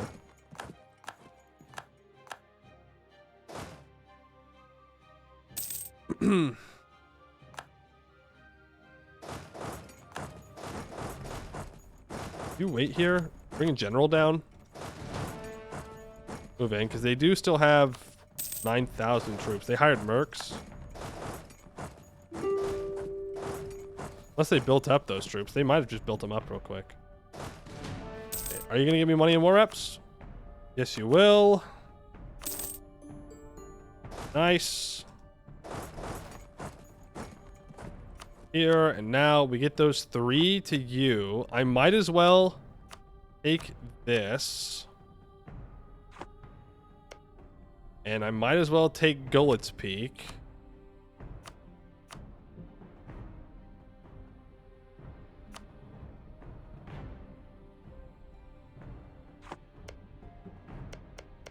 And what else?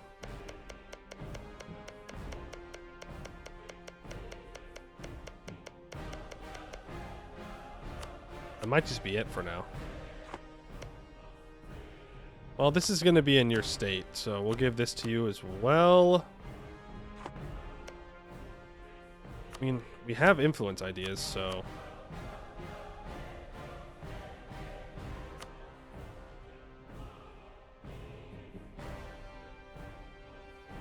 That's a little wild. 113 aggressive expansion, but it's only on Severed Ear. So let's do it before we can see the rest of Eskin. Towers of today. Our capital is a temple, and we have at least 250 ducats. So we sing ere she wake and bring winter without end from the old winter lullaby. Across Gerudia lay many wonders, among the greatest of which are the Towers of the Scalds, huge structures devoted to the preservation of our unique skaldic magic, training and nurturing the next generation of Gerudia's legendary storytellers. In many ways, these towers serve as the organs of Gerudia, for without them, we would forget all what and who we are. Yet for all that, so much has been forgotten already, including some of the very secrets our towers were supposed to preserve. Indeed, no new towers have been raised for many a winter. We shall begin the work to change this, to do more than simply preserve, to renew. The Anbennar world desire to raise a tower, you know? The lizards do it, the precursors do it, the Gerudians do it. Shit, probably the gnomes do it too, if I had to guess. Everybody thinks their Tower of Babel's gonna end up good for them. Then they can't understand why they're doing it. Okay, I need workshops in provinces with 6 Diplo Dev.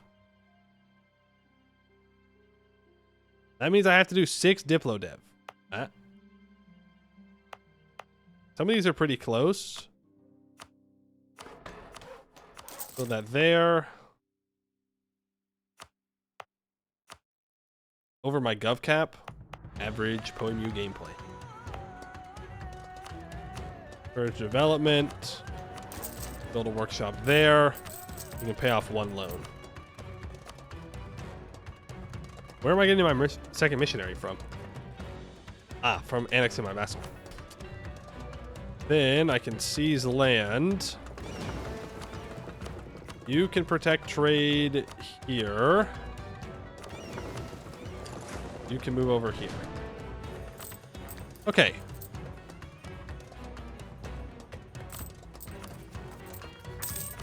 Let's hand out GovCap to the Scalds.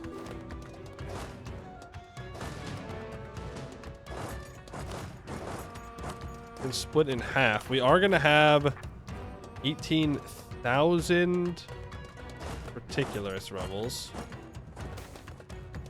Dude. Fuck off. Come on, man. I just got that event. Hey, we get trolls to tolerance. 50% manpower? Yeah, I'm not going to war anytime soon. So that'll work. Man, how many times am I going to get a common event, you know? Like, he's not even the best reindeer, and yet, here he is, all up in my business, all the time. Rude.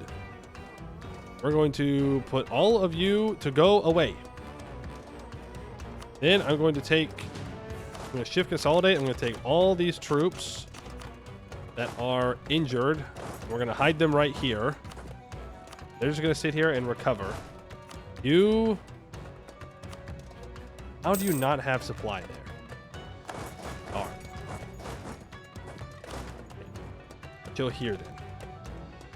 You get rid of all rebels. Or at least deal with them. While we speed 5 to victory. By speed 5 to victory, I mean we just need to wait for a couple of things. There's our next idea group. We have to take expansion. So, what we're going to do. I don't want to take expansion, mind you. Actually, I have time.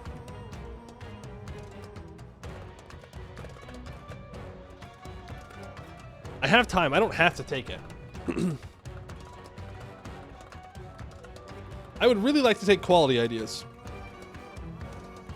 If we take quality ideas, we can get 25% infantry combat ability and try and offset... Oh, Gwed took offensive. And try and offset Gwed stuff. I might want to take defensive, though.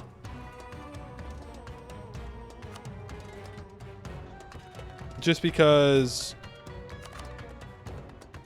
Well, yeah. Just because Gwed's going to have so much morale. They're going to have a stupid amount of morale.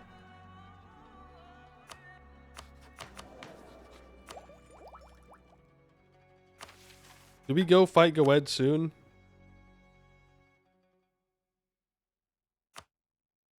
It seems like it. Yeah, we do.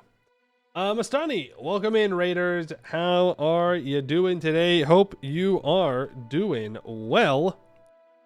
Let me give you a shout out here. We're playing some Anbennar today. It's a big update day. Oh, new Anbennar update on Steam. We're playing as Valkyrie Harpies, and we've just kind of gotten done with our initial big setup expansion thing. And so now we're recovering and trying to prepare for an eventual war against Gwed, in which case I don't think I can greed for expansion. We have to take quality ideas for the infantry combat ability. Defensive though, man. I can take 15% morale of armies to match Gwed's 15% morale of armies in their national idea.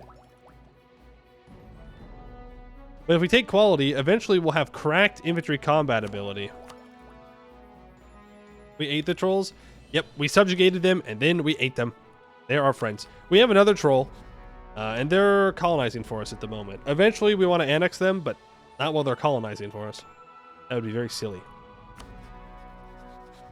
Very silly. We should think about annexing Jarvema and annexing Kagador. Because Kagador does have the gold mine, which would be pretty sweet. Did we ever do the less colonial range but more and cheaper colonies? I believe so. I hope so. Yes, we did. I believe that's the only reason why I have a colonist right now. Yeah. We lost the colonist from our mission tree buff. So we're just doing that. We are taking quality ideas. I want tech though. Then we can take them. You can just drill while you're recovering. telling me that I can state this, so I will. I'll let the traitor leave the court. Don't think he's worth losing legitimacy over, and I guess we go for improved relations. I should be using my diplomats. We're pretty much fully maxed out. We're trying to vassalize Cold Market. If I can pay off my loans, we'll be there. Like, it really is that easy. Also, do I want to pay for this fort? I should probably keep it for now. I can mothball this fort, though. And I can mothball that fort. Don't need to pay for them. They're rather expensive. Yikes. Can you get over there in time? No. Should have put on the defensive edict. I need to have a fort around that province, because that province makes us a lot of money. So ensuring that I can keep prosperity here is pretty important. What I'd like to do is stop paying for my troops. And it looks like we can do that for now. Vroin March is going to get a bunch of peasants. I don't think I care.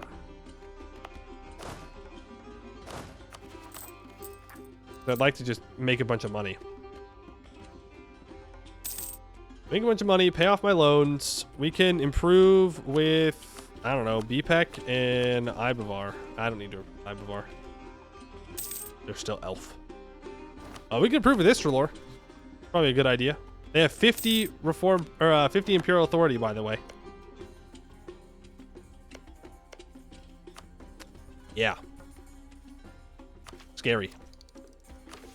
I can complete a mission. Oils and fat. Those workshops are done.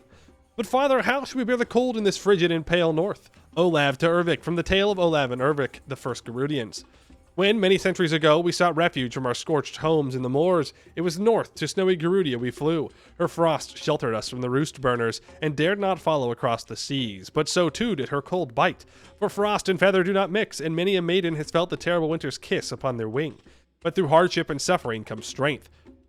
We have adapted to the cold and learnt ways to survive it. Oils and fat are the key. Through coating our feathers in a liberal layer of the substances, our people may brave even the harshest of winter winds. Our current produce is not nearly enough to maintain our current far-flung expeditions, however, and to continue to protect Gerudia, we must seek out new sources of nature's warmth-giving bounty.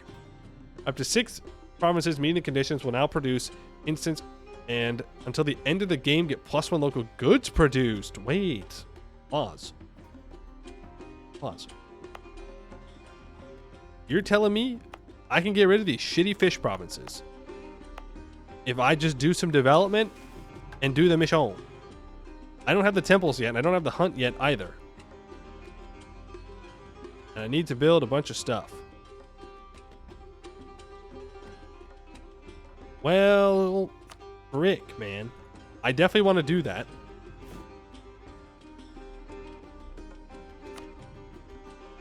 For sure. I'm just going to swap that grain out as well, which, you know, it does give 0.5 force limit, so it's kind of nice. But then I would have to do a bunch of Diplo dev, and I still need to finish influence ideas and catch up on tech. We're going to focus mill here. I'm going to disinherit that heir because they're bad.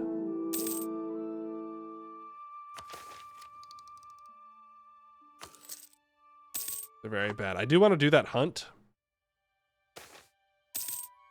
Daughters a 161, 324, or a 5. Oh, great, dude. They're all bad.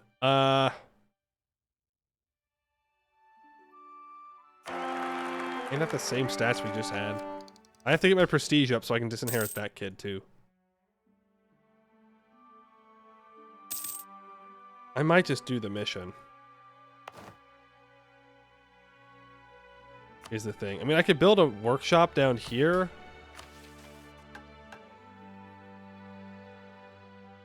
I can replace this cloth with incense, which long term is not a good idea. Long term, it's quite a bad idea, even. I can get +1 goods produced on coal.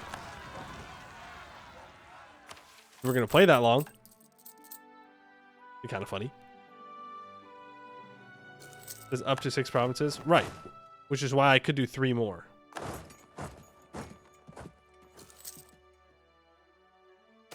Remains at minus 17. Air falls ill. I'm pretty sure our heirs are being assassinated.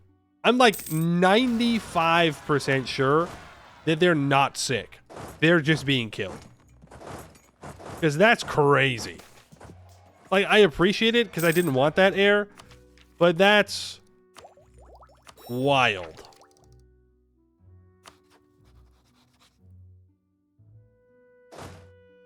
Gwed is definitely killing our children. That's the 4th reform. They've almost got a permanent parliament, and then they get more imperial authority from free cities. But Cornite's on its way, so it might stop them. I've got to fight these freaking rebels. Because Roaring March is not large enough to deal with them. So there goes all my manpower again. Oh, man. Just when we think we get our manpower back, he's gone. That's why we can't fight Gwed. We're at 149. Yeah, I'm just going to complete the mission.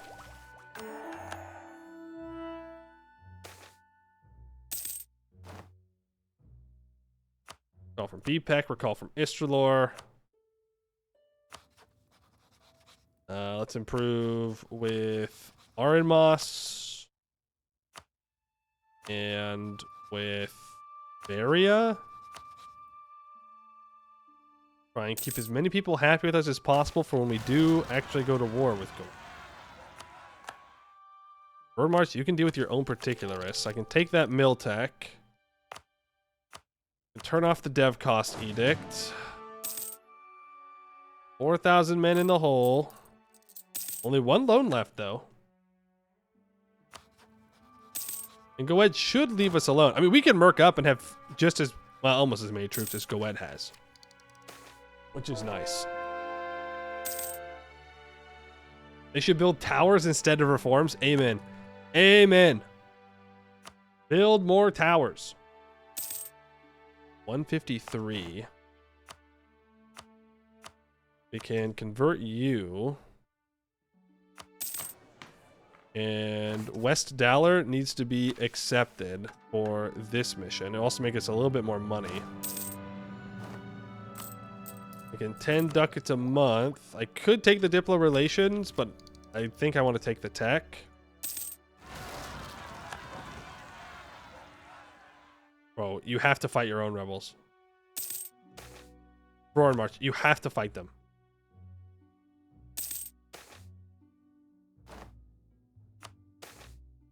Ooh, free stab.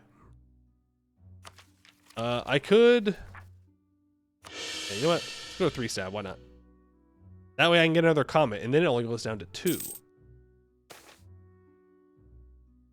Let's do that hunt. Where's the other one that we have? Right there.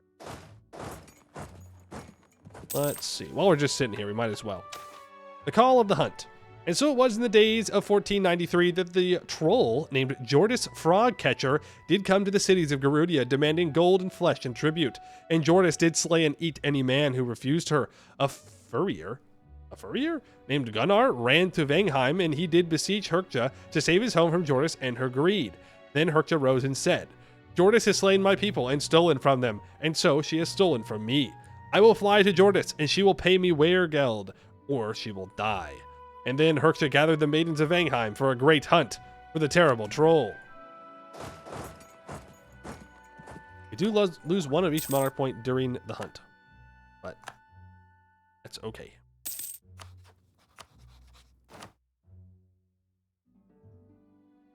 Let's declare this war. Nobles get mad because I don't have manpower, but I don't know what to tell you. The bothersome bear. Then did the hosts of Herkja pitch camp and lie down to roost. And gentle were their dreams, yet cruel their awakening, for a great bear had come from the woods and found their rations fair. Herkja, the first to awake, spied the bear and said, You should make a grisly friend. You get +1 monthly mill power until the death of our ruler. We get a pet bear because we have one skill of at least 6. Okay, free bear. New friend unlocked. Bears are friend-shaped, I guess. I don't know, I'm not totally sold on bears being friend-shaped, but I get the sentiment. Prove a Dame's Crown. They're already up to 7? They must have done a diet. Shaded Shrine. No, no, no, no, no. Leave Sleeping Gods be. Success chance increases. You're not going to catch me slipping. Not this time. There's the tech. Ooh, ooh. Almost had it more expensive from the mages there. That would have been sad. RV's riding a bear into battle against a troll. Yeah, it's pretty peak. Take the prestige, dalliance, and distraction. And so did one of Herxa's wing maidens meet a man on the hunt, who is himself. Oh, not again. Bro, we already went over this. No wings, no hunting.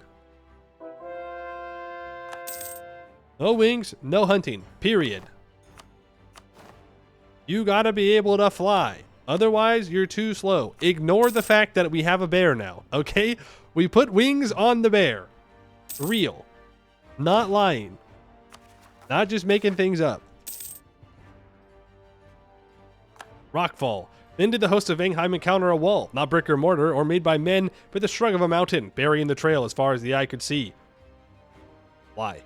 Herxa surveyed the mighty people and said, "Find your shovels in your backs, wing maidens. We shall uncover the trail yet. Our chance of a successful hunt will increase." Yeah, okay. We can pay off that loan. I can now influence you. I guess you to 183. Then I can send you a little gift.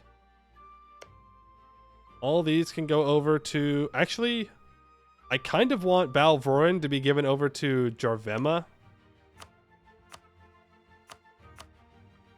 Because I'm going to annex Jarvema before I annex Vorin March most. We'll do that. I don't have to core any of it up. Nobody's going to care. Get rid of all of these cores, please. In fact, get rid of the ones that are going to give me some prestige first. Here we go. I gained 13.7 prestige. They're dead. And so is that heir. Nobles aren't loyal. Manpower at least 75%. Yeah, I keep saying I'm going to get there. Then I don't. I'm going to colonize in this area. I'd rather not, if I'm going to be honest with you. But that is probably the best one to choose. Just a little trolling. Then Herxa did find Jordas Frog-Eater deep in the forest under snow-clad trees, and they thus addressed her. "Troll, is it true that you take tribute from my people and eat those who deny you?" And Jordas answered, "Yes, Pale Bird, for it is the law of giants. The strong rule over the small, and if you would defend these people, I pity them all the more."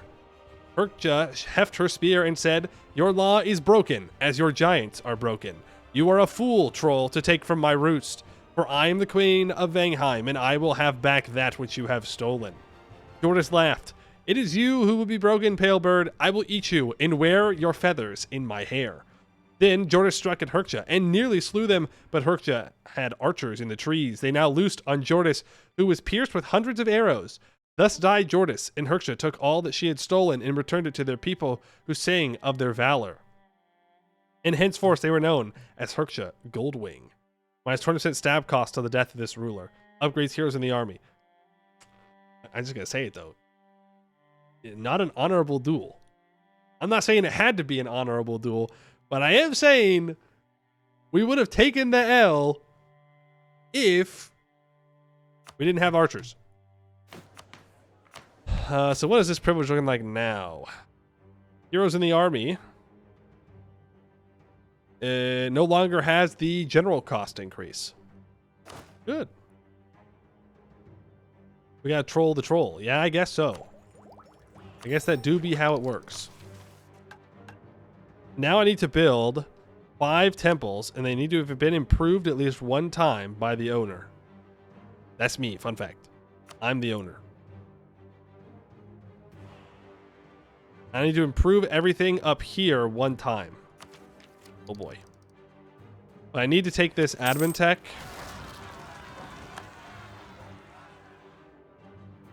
For stuff. 343 545. Okay. 545 and you're gonna live. Right. You're not gonna get rolled and die immediately, because that would be very sad. What are some provinces that I have improved at least one time? That one. It became a general cost decrease. Oh, is it not just offsetting it? No, it's just offsetting it. Because it's an increase on the base of 25%. Ooh, of prospering times. Hey, I'll take the Diplo. Thanks. Does that count as development, by the way? Yeah, okay. An oath abandoned. It started slowly, as most things do. Words and phrases, foods, various baubles and trinkets from the communities they stayed with, but over the years, the foreign influence on the Kagadiks increased. Marriages between the Kagadiks and others resulted in children of two worlds, and some of them chose to stay behind in the villages, towns, and cities that had captured their heart. As for the remaining nomads, clothing, art, music, every stop changed them little by little. Eventually, they stopped speaking of their ancient oath with Casanor the same way, with duty and a longing for a chance to fulfill it once more. To them, it was just something their ancestors believed in. And now, so many years after they came, the Kagadiks have ceased to be more than one of our own, with a curious origin story. Sad, perhaps, but just the way of things. Did I not? They got their land. Were there more subjects that I could have released?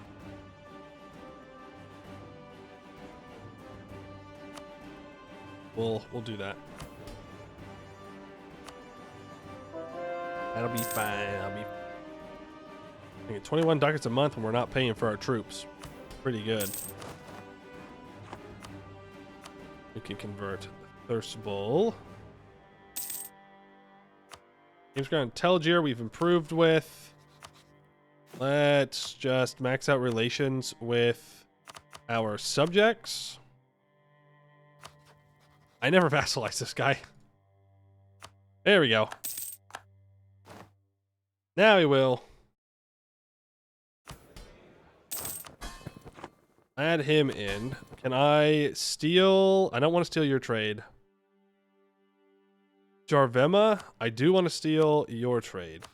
You're becoming a bit too disloyal for my taste. It may be time to annex him. Yeah, relative army power. I mean, if I could just find some manpower somewhere, that would also solve the problem. Let's just build up to our force limit here. Probably we need to take more provinces. Yeah, like, is there Vrorin March stuff that I needed to take as well? Elcasel's Wrath. Oh, damn. Oh, it is a wide winter, windy with glades, hard, harsh, and horizonless, cold. And I can do nothing more this year but sharpen the swords, mend the gear, mend cloth, patch sails, listen to tales told by the old, listen to horses stamp in stalls, feel the blood in my veins going nowhere. The winter this year is exceptionally harsh, and amongst the Scalderic faithful, that is the surest sign of the impiety of a ruler. For it is the duty of the Scalds to maintain the slumber of the White Dragon. Where the winter is greedy and biting as this one, many fear that the dragon is once again stirring. Oh. Take a loan? Man! That's alright. Almost sees that. Why are you only at plus 50?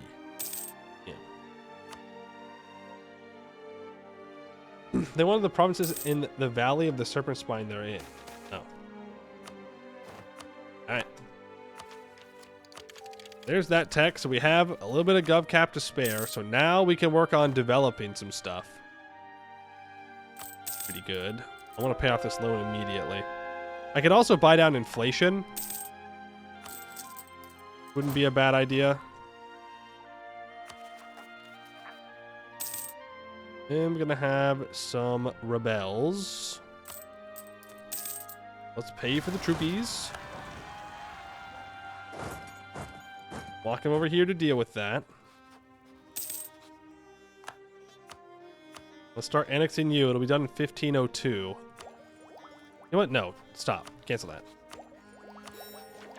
Get our next national idea done. Gerudian Frontier. The Gerudian Frontier, a frigid and wild stretch of dense and frozen forest, full of riches to be claimed and danger to be bested. It is a land that many covet, but few can justly claim. We are amongst those few. It was the Council of Skalds who granted us the right to the lands between the Titan's Rest and Black Forest Mountains, our just reward for defeating the feared Skolm the Relentless. That was centuries ago in 621 AA. Since then, we've taken roost in Jupfree, the former heart of Skolm's attacks and raids, and slowly expanded outward. Despite all this time, there is still much wealth waiting out in the frozen wastes. Furs, gold, and perhaps something more. Plus 15 global settler increase. What do you mean something more? What do you mean by that?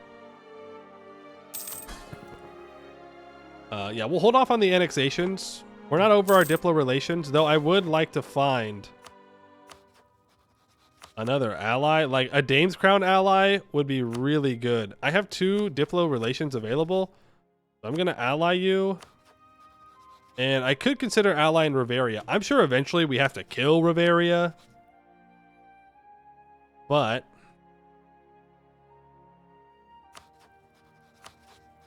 finding friends against Goed seems like a pretty good idea. We should also be improving with Laurent to make sure they're always at max relations. Lex, no. Istralor, the Emperor would ally me. An interesting thought. But perhaps not the best ally against Goed. I think Riveria just makes more sense. Because then I can call these 3 allies in against Goed, and we can just try and overwhelm them. We gotta form the Goed Defense Coalition. 22k Laurent versus 60k Goed. Bro, Sussurus. Laurent buffs win. Laurent buffs or Goed nerfs win. Laurent fell off hard. They used to be all that. They used to be the scourge of Canor. Now, nothing. Pathetic. Winners of the Lifelink Wars? Yeah, right. In what universe? Laurent has a ton of vassals to landmine. Yeah. True. Forming some sort of Northern League. That's right. We're the Northern League now. Take that cav combat ability for all the cavalry that we have. Let me build 1 value cannon.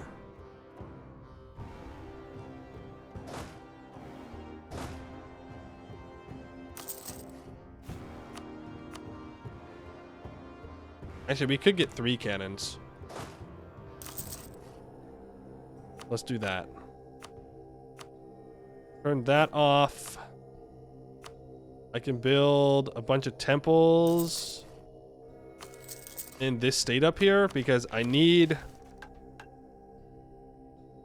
all these to be improved at least 1 time.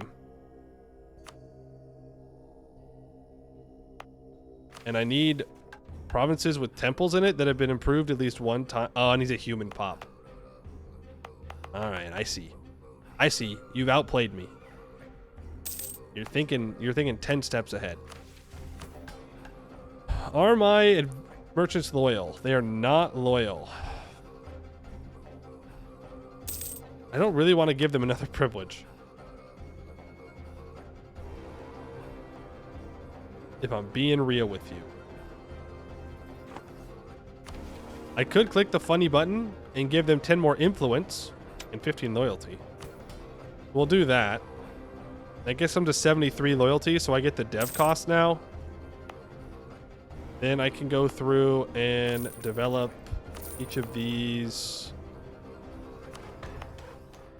one time. Now I need to send a bunch of dudes up here. Work. I click S, right? Then it's click escape, and like they move to all their spots, right? I fricked it up. I fricked it up, but I think I did it. I think I have the idea right of how to do the quick splitting. All right, settling the valley. And Olav and Ervik gazed across the fields and peaks and saw a world of ice and snow and endless winter. And they saw therein the aspect of Elkasal, in her beauty, her cruelty, and they would settle here to be with her, despite the pain they endured from her rest. From the tale of Olav and Ervik, as told by the white-scale kobolds. The huh? The who? The white-scale kobolds? New kobolds unlocked? Hidden kobolds? New kobolds? Time to do another kobold run. They blend in with the snow. Oh, that's why we haven't found them. That's why you didn't find them when you played as the kobolds. They were hiding. Sneaky. The Great Valley north of our roost stretches right up to the base of the Blackfrost Mountains, and in many ways the core of Gerudia's remaining wilderness. We have already funded and assisted many settling efforts in the region, and it has become dotted with small hamlets and frontier towns, settlements staking our claim to the region. Now it is time to invest in earnest in this endeavor and turn the valley into a thriving heartland, as much as any tundra may thrive, at least. Newly colonized provinces will spawn with an extra point of development and a human minority. Nice. Okay, now I just need to improve one province with a temple that has a human. Need one of those humans. Whoa, whoa, whoa. Why is it so expensive to build these?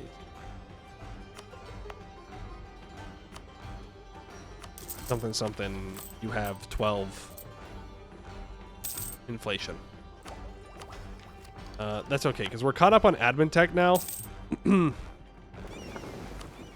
We can buy those down. You always take the monarch points. Aggressive expansion impact till 1508. If I do go to Worth Goed, I'd rather have spent the points. You can all move back down here now. Nobility are at 45. Guess I give them right of counsel.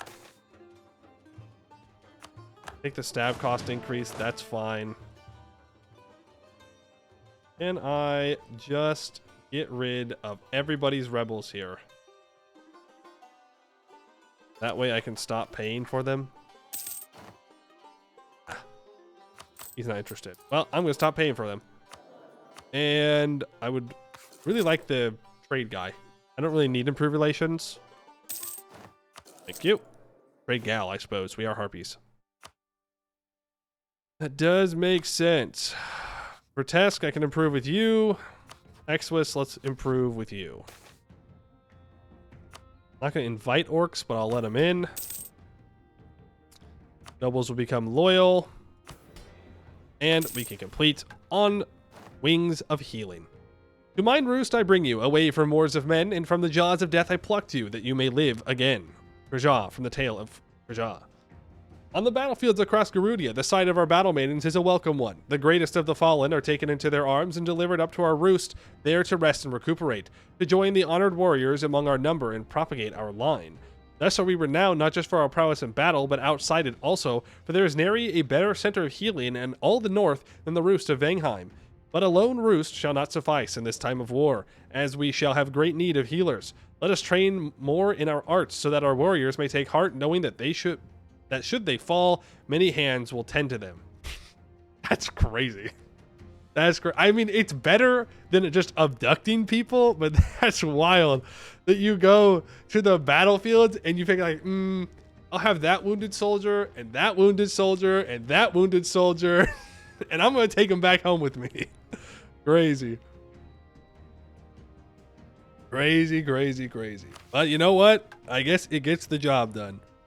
We get Wings of Healing until the end of the game, giving the following effects. We regain 10% of all manpower casualties taken, which is really good. And we can complete all Gerudia. Speak up before the dragon awakes. No harm will come to you in my roost, and I will know the thoughts of my flock. Krajah from the Tale of Krajah. When we first blew the horns of Krajah and named our cause to guard Gerudia, it was for this moment that we aspired. All Gerudia safe under our wing, united in her faith, the Skald standing together, strong again. What a wondrous thing it is, what a peace we shall know. Though our kinsmen may pay us fealty, we have never desired to rule as tyrants. In our Gerudia, all shall speak their minds. Let us reform the Council of Skalds and give rise to a great secular council, one which shall advise the matriarch and give all Gerudia a voice. Vangheim then knew days of plenty, for she had found her heart and spread her wings to shield the folk who lived beneath her roost. For in scant years her sleeping hall had woken to the song of maidens more than seen before, for roosts of plenty had been wrought across the peaks of Titan's Rest.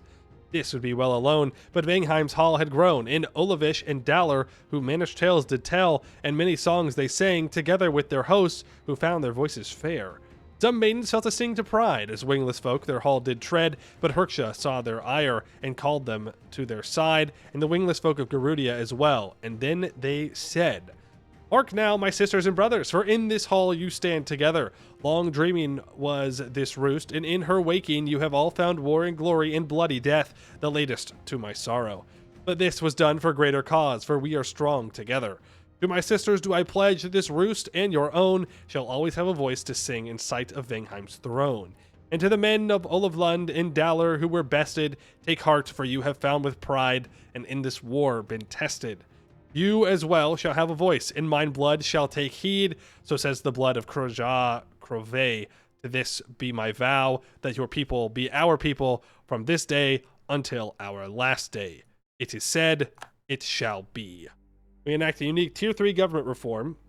Cannot purge or expel races, enables parliament, minus 10% Diplo annexation cost. Oh, nice. Our first 4 assigned parliament seats will give us permanent bonuses based on the culture of the province the seat is assigned to. See the maximum seats country modifier to check which cultures supply which bonuses. But I don't own any orcs if the orc one is really good. Oh, what orcs? The orcs are gone. Yikes. Okay.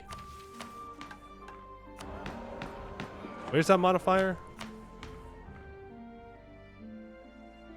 Harpies give morale recovery speed. Olavish gives naval morale. East Daller construction cost. West Daller settler chance. Troll manpower recovery speed. Grey Orcish 2.5% shock damage. Tarek 2.5% shock damage received. Glacier Gnome minus 2.5% idea cost. White Scale Kobold minus 2.5% national manpower modifier. Scamvin minus 2.5% land maintenance. Grey Reachman 2.5% trade efficiency. What the heck's a Grey Reachman, Scamvim, White Scale Kobold, and Glacier Gnome? We don't got none of those.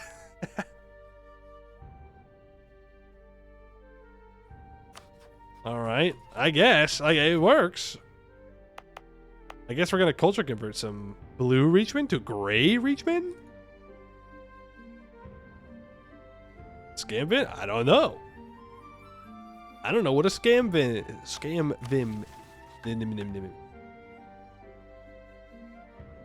Okay, well, let's do some more missions here. Trolls are integrated. Mine heart holds no wrath for the troll. I seek only to bring low the doers of evil deeds, and trolls do evil deeds aplenty. Vera from the Baralic Saga.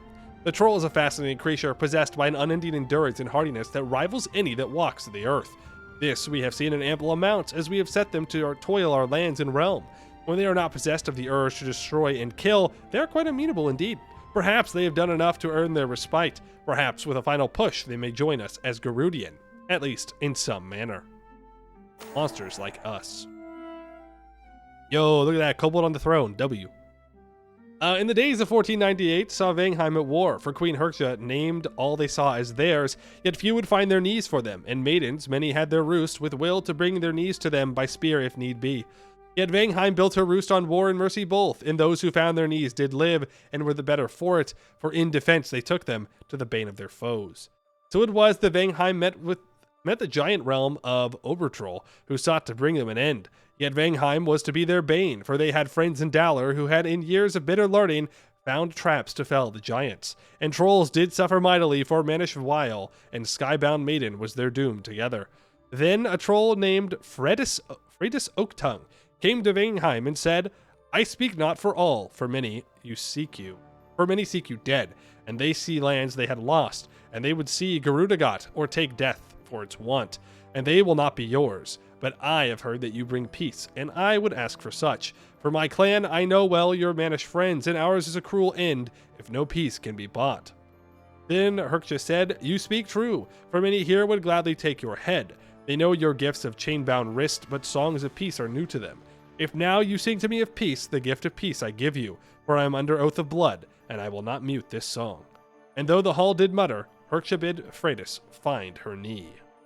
And Freydis found her knee, and her clan was better for it. Trolls will now be accepted into our parliament, granting us one additional maximum seat.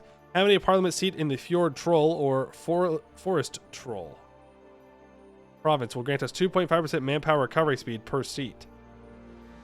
Vangheim gains Troll in the council till the end of the game, giving +2 max promoted cultures. We gain Fjord Troll and Forest Troll as an accepted culture. It spawns a new hunt. You will gain an extra bonus giving seat. Oh, okay. That's pretty nice.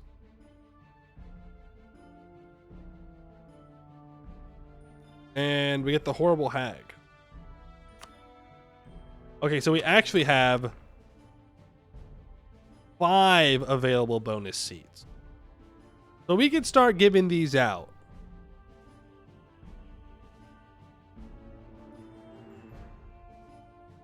Interesting. Let's do the orc one first. I do need to annex Jarvema. Do need to be doing that. Submit to strength. It is a simple choice. Kneel or meet my steel. Asprid Ebonwing from the Ebonsteel Chronicles. When the orcs first burst forth from the mountains, they swept across the southern lands as an unrelenting tide. Pillaging, despoiling, destroying, they knew no mercy nor honor. That they ravaged so easily the realms of man is a cause for concern, for what if harm should once again have cause to turn north? We cannot abide an unprotected flank, and so must bring the area under our protection. We must subjugate the men of Roar and March from their own protection, and bring the orc to heel. They may be savage, but there is pride in them also, a respect for strength and strength alone. It is easy then to see what must be done with them. They must see our strength played out before them, so shall we crush them on the field of battle. Then they shall submit, and know peace below us. Grey orcs will now be an accepted culture, granting their culture as a free accepted slot, and as well as enabling them for parliament seat bonuses. It will gain an extra bonus giving seat, and it gives us +1 max promoted cultures. We gain permanent claims on the Hellenic Reach region, as does Roar and March. It spawns a new hunt, the Ficklesome Fae. Okay, so they do want us to go after Goed now. What they're asking. Let's give out these seats then. Clearly, we should put one in our capital. It would be kind of silly, goofy not to. We're gonna go for a parliament seat there. Then I want a parliament seat in Garvin because it's 37 development. So yes. Then we want one in the trolls for sure. Debate first. Yeah, I mean we could do a debate. Autonomy change, free stab. Diplomatic annexation cost, perfect. Let's use that one. We will add this province to there. The bonuses stack so you can have multiple of the same.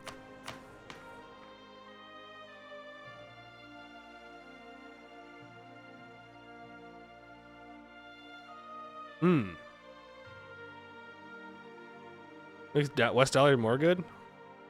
No, I'm looking at Tarek. Minus 2.5% shock damage received.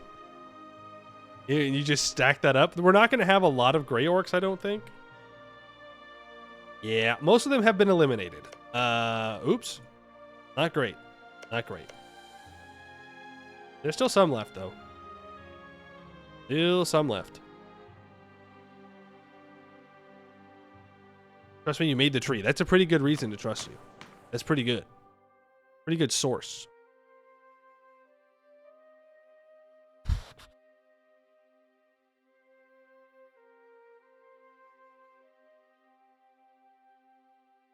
Well, then I shouldn't give any out to Olav. Well, Olavish, the naval morale? Nah, it's useless. Who cares? Who cares? West Dollar Sailor chance to make colonization doom. Zoom. True. True, true, true.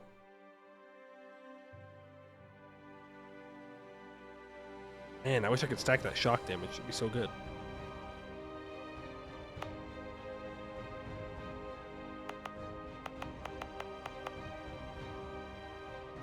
Add that bad boy in.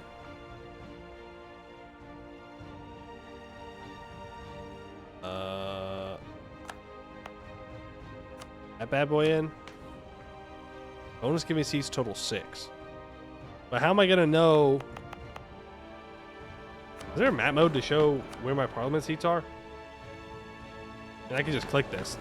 There's 5. There's 5. It says right there at the bottom. The trade map shows them?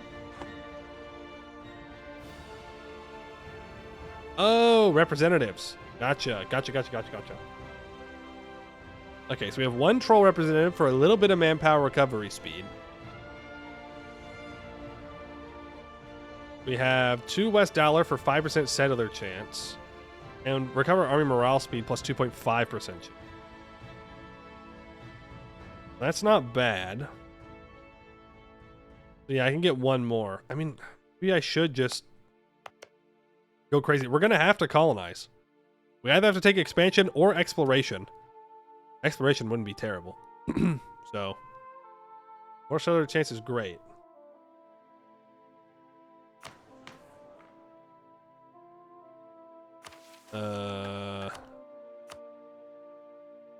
Average autonomy less than 25%. What? How dare you? How dare you have autonomy? That's a lot of autonomy. What the? What the heck? I don't have super negative crown land. Wild. Wild. Now we're making 34 ducats. Money! Ta-da! We're making money now. Boom. Boom, boom, boom. We have no money. Now we have all the money. Now I need 5 barracks. And roost? Eh? Okay. Well, I know the roosts have been reworked. So we can build or upgrade roost. Has mountains and highlands. So into the game, it gets minus 10% local dev cost and plus 1 local trade power. Minus 3 local governing costs. Costs 20 admin points. Well, I'd like a roost here, because that's a good defensive fort. Like an annex Varor in March, we can grab a roost down here. We can put one up here in Golmork. We don't want to replace the trolls. We probably don't want to replace too many of these guys either.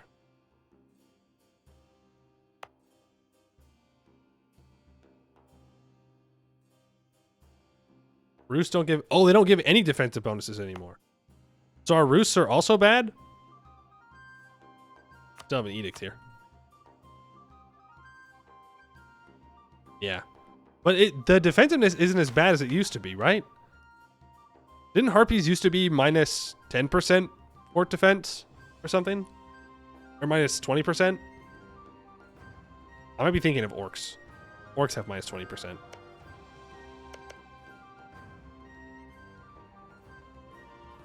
Used to be 25, now it's 10. Ah, okay, gotcha. Well, that's a little bit... That's not too bad then. So...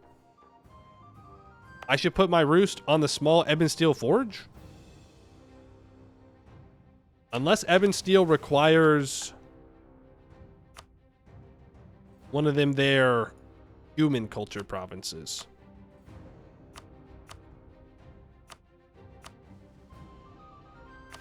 Is that how this works? Or what am I looking for? I'm looking for you. This has to be discovered through a mission tree. And it can also be Harpy. Cool. Well, then let's put one here. Oh, and you can just, like, build it. You just, like, immediately get it to level 2? Oh, no. Level 2 takes 5 years. Gotcha. I understand. I'm connecting the dots. The dots are connecting. So we need to smack down a bunch of level 1 roosts. Is it still based on development? Or can I just build them everywhere now? It just costs admin points. Level 2 roosts are based on dev. Level 1s are infinite. Oh. Okay. Interesting. Do we have any particularly good... Man, if only we got gold. Frick, dude. Scammed. Scammed, no gold. 1, 2, 3, 4. I need one more. 5. Cool. So now I just need to build barracks on all those provinces, including that mountain fort that I just developed. We'll probably put another one out. 1, 2, 3, 4. I need more parliament seats given out.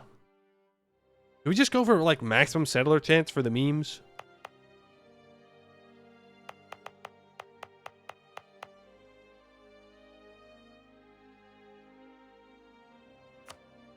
You in? I'm gonna put another roost down here. And I think that's all the parliament bonuses we can get for now. In fact, I already got one more. Okay. So that's pretty good. Now we get all that settler chance. So our colony has a 40% new settler chance. Cool. An additional 7.5% from those. Nice. What else do we got here? We got to build those barracks, and we do have to do a war because we need to recover 5,000 casualties. So I think the next steps are build those barracks up and do our Gowed war. Attitude towards enemies. I hate attitude towards enemies. But if I declare war on Gowed, Sornkost might become loyal. All the vassals might become loyal. So we might actually be able to just swarm Gowed down. We need a little bit more manpower, though. I think 20,000 manpower, I'd feel like minimum 20,000 manpower. I would feel pretty good about the war. What is recover casualties? So that's a modifier that we have, Wings of Healing. We get 10% of all casualties taken in battle returning to our manpower pool, which is pretty neat. So we've just got to go and punch people. And by people, I mean Gowed. And when we do that, then we get our manpower back, which is pretty nifty. I also need to build some forts. Forts I said I was going to build and never did.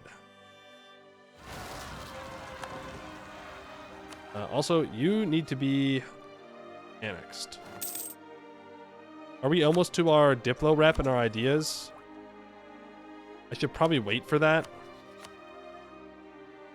It'll be done in 1502. Just start annexing them. And let's start building a spy network on Gowed for siege ability. I was going to build a fort in the Drowned Giant Isles for possible island trapping shenanigans, so let's start that. Oh my, I forgot to take the troops off of not going down there. Funny. Funny. The nobles will be loyal in a moment, and then we can seize land from them. Would be great. Recover some dudes. Some guys. Do mercenary casualties count? Good question. Good question. Let's seize this, and let's do the next hunt. Where is our hunt? Yeah, they're both over here. While we're sitting here, we might as well. I had an explorer, apparently. They're dead now.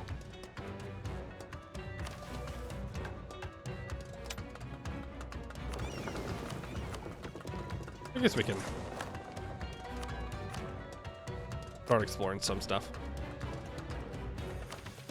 Commence hunt. The call of the hunt. It was the days of 1499 that the Buer hag, Granny Kraka, struck Gerudia with a great host of trolls. With rite and ritual did she lend her host wicked cunning and cruel wit, for Granny Kraka was versed in evil songs. Many did Kraka slay in battle, and blood and fire was offered to the people of Gerudia. The queen in those days was Herksha I, who made ready for war in Vangheim, and many skalds were in their service. One night a lone troll came to Herksha's hall, and he said, I bear the tongue of Granny Kraka, and I ask you this. I burn your lands and slay your people. I take from you all the things you defend. I call you a weakling and a craven. What say you? And Herksha rose and said, I say thusly, you are a guest under my roof. Your mother gives insult, for she seeks to bait me. Know that I will not shed your blood in my hall, and know that your evil songs are best sung to the open sky. Then did 4 strong wing maidens siege the troll. They flew him off the mountain and gave him to the sky, and he struck the ground mightily and was slain. And then Herksha gathered the maidens of Vangheim for a great hunt, for the horrible hag. I'd just like to point out that, yeah, that's true. You didn't kill him under your hall, your roof, but you did kill him. You yeeted his ass off a mountain. Like, you definitely that still counts as killing him, for sure. Like, for sure, that counts as killing a man. You know? Not to be a hater or anything. It still counts as slaying the messenger. Yeah, the messenger was still killed on your order. You can't exactly get away with that one. Aliens and distracted. Again, no wings, no hunting. That's how it goes.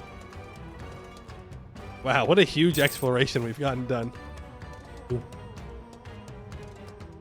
The winds of winter. Vangheim then knew peace, and for a time her roost brought warmth and comfort to the folks of Gerudia, and some began to say that the halls of Herksha, which had so wrathfully woken, now fell back to rest, to keep a vigil of their charge, so that the people forget them in turn. Then in the days of 1500 did a mightier storm engulf her, and snow did fall in clouds and heaps, and painted white the peaks, and winds of power tore the roof from Vangheim's hall, and threw it to the giant's grave, to sail then and today. And men of skalds from Ulvalund and maidens of the roost did put their heads together and whisper songs of dreaming thought and knotted brow, and knew that this was unlike aught they had seen in life of man or maiden. Then shook the earth, the mountain shrugged, and Herksha had cause to praise their roof for flying free, for the walls of their hall did tumble mightily and crushed where they had been, had not the roof found wing. Then did their skalds address them thus, O queen, in omen ill we sing, for known to you is this, the dragon stirs and shifts beneath your hall, and sits your roost a quiver. She wakes. And Herksha blanched, for they knew, and said also, she wakes. And though they thought their songs sung in secret, the hall was without roof, and thus the storm did steal their voice, and let it fall across their realm, and every ear did listen, and every heart found fear that day. She wakes. We gain 50 devastation in our capital, and we gain 0.02 global monthly devastation till the end of the game. I think that's a pretty good spot to end it for today. Sorry. Pretty good little cliffhanger there. She wakes. Honestly, kind of rude of her to wake when we're in the middle of a hunt. I'm just saying, you know, she could have waited until we were back at the very least. We're busy. We're out here doing things. But at least it's not when we're in the middle of a war with Goed, which is appreciated. Good for her for the good timing. All right. I will be back tomorrow. Crazy hair, as always. And we will continue Vangheim. She wakes. We gotta deal with the dragon. Call in the kobolds, or call in the other dragon, or call in somebody. I don't know, call in more Scalds, because we can't be having the dragon wake up. That's bad. Not good. I don't know why we don't just kill the dragon. Maybe it's because we can't risk waking her up. I'm not exactly sure the reasons why we don't just, you know, I mean, I guess there is the other dragon that would not appreciate us doing that very much. But you know, modern problems require modern solutions. And maybe we just got to go in there and take the dragon out. Maybe then Gerudia won't be so cold. We could grow food. Huge. That's always good. But we'll find out tomorrow. All right. Exclamation point VOD to get to the VOD channel. I'll get this VOD uploaded tonight, and then I have to go and get the other VODs up. And exclamation point Discord to get to the Discord. All right. I'd like to thank you all for watching, and I hope to see you in the next one.